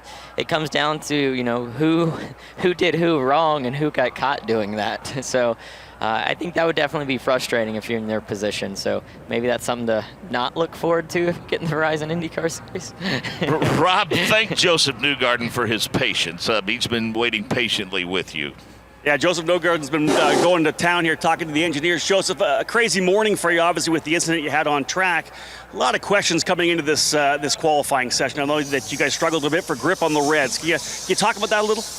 Yeah, I just struggled. I think everyone's kind of scratching their heads a little bit. I think it might be a temperature thing, but the blacks definitely seem more favorable now, so it'll mix it up here in the Fast 6. Obviously able to get into the Fast 12. How was the car in the first run? Tough in the first run. I think we made it by the skin of our teeth, which was good. Hoping we could have made the next round, but just didn't happen. Obviously the crew working very hard to get that car back together for you. You got to be pleased with those guys. Yeah, we have the best in the business here. Fuzzy's Vaca, they give us everything we need. We got great cars, great mechanics, so very thankful to those guys for what they did, but tough session for us. You've really been strong on the reds in qualifying throughout the year. That must be part of the confusion, right? Because you really have been good on reds. Yeah, we normally are, so it's a bit surprising to us. Hey, good luck tomorrow. Thanks. Yeah, Joseph Newgarden, folks. Mark Janes, I'm telling you, he's just, they're beside themselves right now. He just wasn't sure what to do, obviously waiting to get him on the radio here and get to the interview, but he was just kept talking to his engineers, and they were just scratching their heads, Mark, just not sure what was going on. He said just no grip whatsoever. That's what he kept saying. There's just no grip anywhere. Through turn 5, he was off the throttle like crazy, just not happy with this race car right now. Mikel Aloshin for sure is the mad Russian right now, Zach Veach. Just finally climbed out of the cockpit, took the helmet, the sock off, and not a happy young man at all He was in the Firestone Fast 6, and now because of that issue with Juan Montoya, he tumbles to 10th. You had a look at the replay. It's coming up out of the boot. Yeah, we definitely see Mikhail. I mean, very frustrated. He gets out of the car, takes his gloves off, throws them against the pit wall. But it's understandable. I mean, it looks like he tries to get out of the way of the car that's on track, but he just didn't get out of the way in time. And that definitely impeded the car behind him. And, I mean, honestly, that ruling, I hate it for him because it's frustrating, but I do see why, they did it. But, I mean, wasn't as much as anything, and a rule is a rule. And I'm not second-guessing the call. Based upon what I saw, Montoya caught him in the wrong place at the wrong time, too. I mean, that's a bad place to catch a slow race car. Well, there's nothing that Mikhail could have done either, If you got a guy coming up on you very fast like Montoya was, you try to get out of the way, but there's only so many places you can go to get out of the way, and eventually you're going to just have to be in front of that car that's coming up behind you. Yeah, well, certainly, as we said, there's no question. There's going to be plenty said about some of the rulings that have been issued in this qualifying session. It's been interesting for sure. I think there's going to be a lot to talk about, a lot of tongues being bit right now, but maybe that's definitely on the good side, and maybe we'll hear more as the session goes on and this day comes to an end of how tomorrow is going to look. Yeah, rulings have affected Mikhail Aloshin today. They've adversely affected Graham Rahal, adversely affected James Hinchcliffe, and Takuma Sato. So anyway, we're down to the Fast 6 now. Vitelio Castroneves, Max Chilton, Scott Dixon, Tony Kanaan, Sebastian Bourdais, and Will Power. How about Max Chilton? I mean, it's been a struggle for Max this year. He's been racy at times, but boy, this has to give him a world of confidence to have a good weekend. I tell you what, we'll get your thoughts on that in just a minute. Rob Houghton, you've caught up with Mikhail Aloshin. Mikhail, a tough one there. It looked to me when I saw the replay like you obviously got out of the way. You made a conscious effort to get out of the way there, and they still caught you in a penalty. Give me your thoughts on this. Well, I think that I did all I could in this situation. I knew that he's driving behind me, but in the front of me was someone else, and I just needed to let these guys go and to have a clear lap. So I knew that Montoya is behind me. I moved to the right side, and then they gave me the penalty, and I'm in top 6. What's going on? And not only one lap, but they took out 2 fastest laps, which was identical. I think that's not very fair, isn't it? It's tough, for sure. That's for my opinion, but I'm just sorry for my fans, I did all I could, and the team did a fantastic job to bring S&P Racing car number 7 up there, but, here we go, having penalty 2 laps. I don't know what to say. Well, you have the speed for tomorrow, that's for sure. Yes, of course, We're gonna forget about today, and we're gonna fight for tomorrow. Well done. Thank you. There he is, folks, trying to get in that mental game. Mikhail Aloshin, guys, you heard it. He was not happy at all, but man, they do have the speed in that race car. The guy's just making me a fan. I love his interviews. He's making me a fan. I mean, there's so much he can be upset about, and you can definitely tell he's upset, but he doesn't take it in a wrong way or a bad way at all, and he's focused on tomorrow, and I think we can see him up front for sure. You can bet that the verbiage is a lot different when there's a microphone not around in terms of his opinion of what happened in that situation. That's him for me, and, for him as well, But we were talking about Max Chilton before that, and one thing I really like, Max, he's definitely working every weekend to become faster and faster, and he's learning and listening to the guys around him that have the experience, but he's got an awesome helmet this weekend. He's got a James Hunt tribute helmet that looks exactly like James did, but it just says Max Chilton on the back, and I find things like that really cool when a driver takes something unique and brings it back. So he's kind of got my vote this weekend for that. Yeah, Dave first said we were riding around on the golf cart. He said, Mark, he said, you can't help but enjoy being in a place where James Hunt raced once upon a time. Most definitely. Yeah, and all of the great names, in fact. Let's put a period on the situation involving Mikhail Aloshin. Go back to Rob Houghton to do that. Yeah, not a period. I'm actually going to put an exclamation point on it, Mark, and I'm going to echo what you guys said. I'm jumping on this Mikhail Aloshin bandwagon as well. This guy, when you interview him down here, you can see he obviously had a lot of passion. He talked with Rob Miller before me, and he was really animated and not happy. And when I asked him for the interview, he said, yeah, I'll do it. He stopped. And he's that guy that looks you right in the eye through the entire interview. He's not looking around. He's looking at you right in the eye and being honest with you and waiting for your reply. And, man, just a great guy to interview, and I'm excited to see what he's going to be able to do tomorrow. Zach, I don't think there's any question. We've talked about it the last couple of weeks, especially. That guy has arrived. I mean, he's mixed it up among the front runners now. I think he had led 4 laps in his career going into Mid-Ohio. He led 33 there.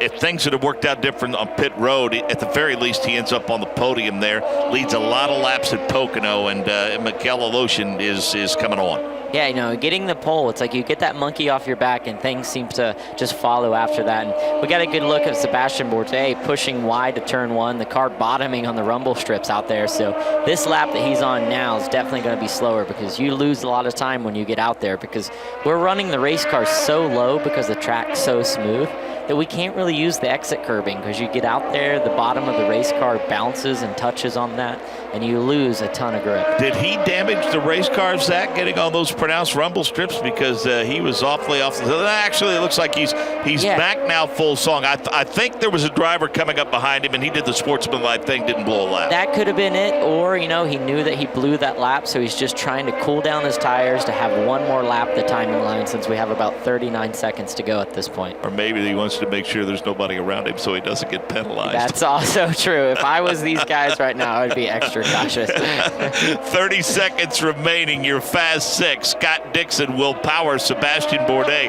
Elio Castroneves, Max Chilton, and Tony Kanaan. Let's talk briefly about the battle for the points championship, Zach.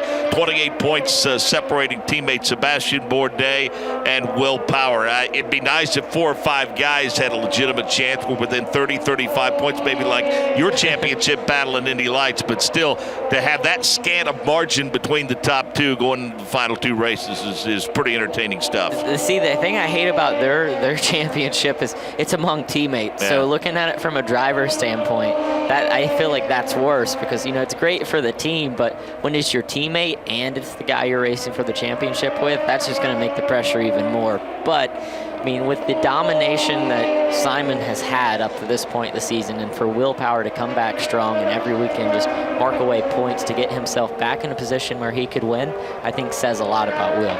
We're watching Sebastian Bourdais. He's going to clear that timing line. He'll be one of the last to do so. Scott Dixon, one of the last to do so as well, and his final lap is a good one. Scott Dixon goes to P1 at 1:22.526. Will Power currently P2. He's getting ready to clear that timing loop, and he's not going to be able to improve his position. He's at 1:22.5742. Waiting on Tony Kanaan. He's currently 6th quick. He came up out of the boot. He makes the left-hander, that short straightaway.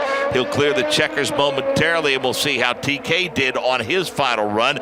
The only other driver we think yet to clear the loop is doing so now, and Sebastian Bourdais not going to complete that run and get to P1. However, he is going to start 3rd, so a good run for Sebastian Bourdais. Here is your top 6. Scott Dixon, Will Power, Sebastian Bourdais, Elio Castroneves, Tony Kanaan, and Max Chilton. Pretty interesting qualifying session, but when the dust settles, Zach Veach, Scott Dixon's been fast all weekend long. We talked about his history here. 6 starts, 3 wins. Scott Dixon's very, very comfortable here at Watkins Glen. With the speed that Scott has in his target Chip Ganassi car, it could be, you know, 7 starts and 4 wins here tomorrow. But, you know, he was one of my picks just because the comfort that he seems to have going around here. You know, you watch his onboard, you watch him go through the corners around here, and everything's just smooth and methodical. And I think that says a lot about how confident he is in his race car and the experience that he has around this place. Because let's think, Scott's always fast at places like Mid-Ohio that are, you know, high commitment tracks that are pretty smooth. I think this place, you know, suits him perfectly. And I think Charlie Kimball would tell you that he has a car right there with his teammates. Had an issue of qualifying out of his doing that kind of messed up his flyer lap, if you will. And you know, I mean, they've got 3 of the top 6. And the one things that I love to see is, you know, Scott Dixon, he trains at Pit Fit with us, and, you know, he's always the guy you look at. He even has a head pad in his car right now, and he's, you know, one of the best athletes we have. So that just goes to show how physical this track is. Good run for Max Chilton, Rob Howden. Max, we've been talking about getting you into this Fast 12, then into the Fast 6. This is a racetrack that suits your style. Congratulations. Talk about this session a little bit. Yeah, it's been a good weekend on the whole. We've still got a long way to go, but I came here feeling confident. It's a circuit that suits my style. It's fast, it's flowing, it's more like a typical Formula 1 circuit, nice smooth surface. So I felt at home straight away, and luckily Ganassi have got a good car this weekend. So the two together have made us get through to the fast six. So it's all good. Congratulations, well done. Thank you very much. Max Chilton, guys, looking really, really happy down here. That's what he wanted. They wanted that one great qualifying effort that could get things going in the right direction for him, obviously late in the season, but he'd had a great run last year in Indy Lights, and I'm happy to see him get into the top 6. Solid run there for Max Chilton. Dixon and Power will be on the front row. Bourdais and Castro Neves in row number 2. In row 3, Kanaan and Chilton. Row 4 will be Simon Pagenaud and Juan Montoya. Row 5, Jack Hawksworth, Mikel Aloshin. In row number 6, R.C. Enerson and Joseph Newgarden. Row 7 will be James Hinchcliffe and Charlie Kimball. Row number 8 will be Alexander Rossi and Carlos Munoz. Row number 9, Connor Daly and Marco Andretti. In row 10, Ryan Hunter-Ray and Graham Rahal. And in row number 11, Spencer Pigot and Takuma Sato. Those penalized during qualifying today, James Hinchcliffe, Graham Rahal, Takuma Sato, and Mikel Aloshin. We've had 1 or 2 issues from time to time, Zach. I don't ever remember this many drivers throughout a qualifying session hear from race control about things that have happened. And I think that has a lot to do with just the place that we're racing at, because this track is so fast, things happen so quickly. I think it's hard to get out of people's way, and that's why the penalties have been a lot, more common here this weekend. Because you got to think of this place like a Road America. Things are happening so fast, they're covering so much ground that I think it's hard to tell if you have someone coming up behind you right away, and getting out of the way is really difficult as well. So tomorrow, as we mentioned, we'll have flag-to-flag coverage of the race here at Watkins Glen. You can join us at 2 p.m. Eastern. We'll have a final warm-up session tomorrow at 10:30, and that should be a spirited warm-up session. And Zach, how much can that final warm-up session tell you as you get ready to go racing? I think, you use it just to kind of do an items checklist. If you change anything overnight, just to see how it affects the car. But, I think the guys in the top 6, they don't have much they want to change, especially if you're Scott Dixon. So Scott Dixon getting the congratulatory hugs from his wife and his crew members as he grabs the pole here at Watkins Glen. And I think we've mentioned on more than one occasion the prowess of Scott Dixon here at Watkins Glen. He'll be joined on the front row by Will Power. And, Zach, there's no question. This guy's got a lot of racing left in him. But, boy, if he decided to walk away tomorrow, and I'm not suggesting he's going to, let's face it, already one of the greats of all time. There's no question. I remember a lot of us younger drivers that were trying to get an IndyCar, we were joking, like, well, a lot of these guys are going to be retiring. And then we found out Dixon's age, and we're like, man, he's going to be around for a long time. Yeah, and that's not very fair. No question. The guy in the battle for the championship will roll off P2. Will Power, Jim Murphy's with him. Well, 15 minutes ago, you were out of the qualifying effort. Now, with the enforcement of a penalty, you got back in. You start on the front row. That's big for the race tomorrow, but also in the championship hunt. Which is bigger? Yeah, no, it's obviously the championship hunt's really important for us. We're really trying to win this championship. But, I was very, very stoked to get back in there. I think IndyCar needs to extend these qualifying sessions a little bit more, because everyone ends up at the same place on the track and people are getting penalties. I don't think it's good for anyone for people to be getting penalties all the time. But obviously it worked out for me. Really, really stoked to be a part of the Fast Six and end up on the front row. How hard is it to pass here? How important for tomorrow is it to be up front? Yeah, it's really important in qualifying. It depends how the race goes and the yellows fall, but it's definitely an important race and starting position for us. Mark Jaynes, that could have been a very important qualifying session in the overall championship hunt. No question there are passing zones here at Watkins Glen, but let's face it, Zach, when you start deep in the field, there's a lot of issues there that can befall your day. And there's, like you said, there's issues that could take your day away, or there's issues that can, put people in bad situations that allows them to get further up in the field. For me starting 5th today, I was really worried about passing, but on the start, people kind of got in bad situations. It gave me a perfect window. I went for the gap, and I was able to come out of turn 1 in second and pass for first going into the bus stop. So I think it all just comes down to how you time your starts and your restarts and just making sure you stay out of trouble. You've explained what the issue is with 6 and 7. That's where we have seen most of the issues throughout the course of this weekend, especially for the Verizon IndyCar Series. I'll tell you, though, drivers a couple of weeks ago in NASCAR and the Sprint Cup Series and now the drivers that have tested here in the Verizon IndyCar Series, this place is as smooth as you guys all say it is now that you've had a chance to drive it? I have a new favorite road course in America, and this place, it's so smooth that you don't feel any bumps going around here. You're allowed to just lower the car so extreme that it just brings the speed out. Well, let's hear from the pole sitter, the guy who's a master. 6 races here, Rob Howden. He's won 3 of them.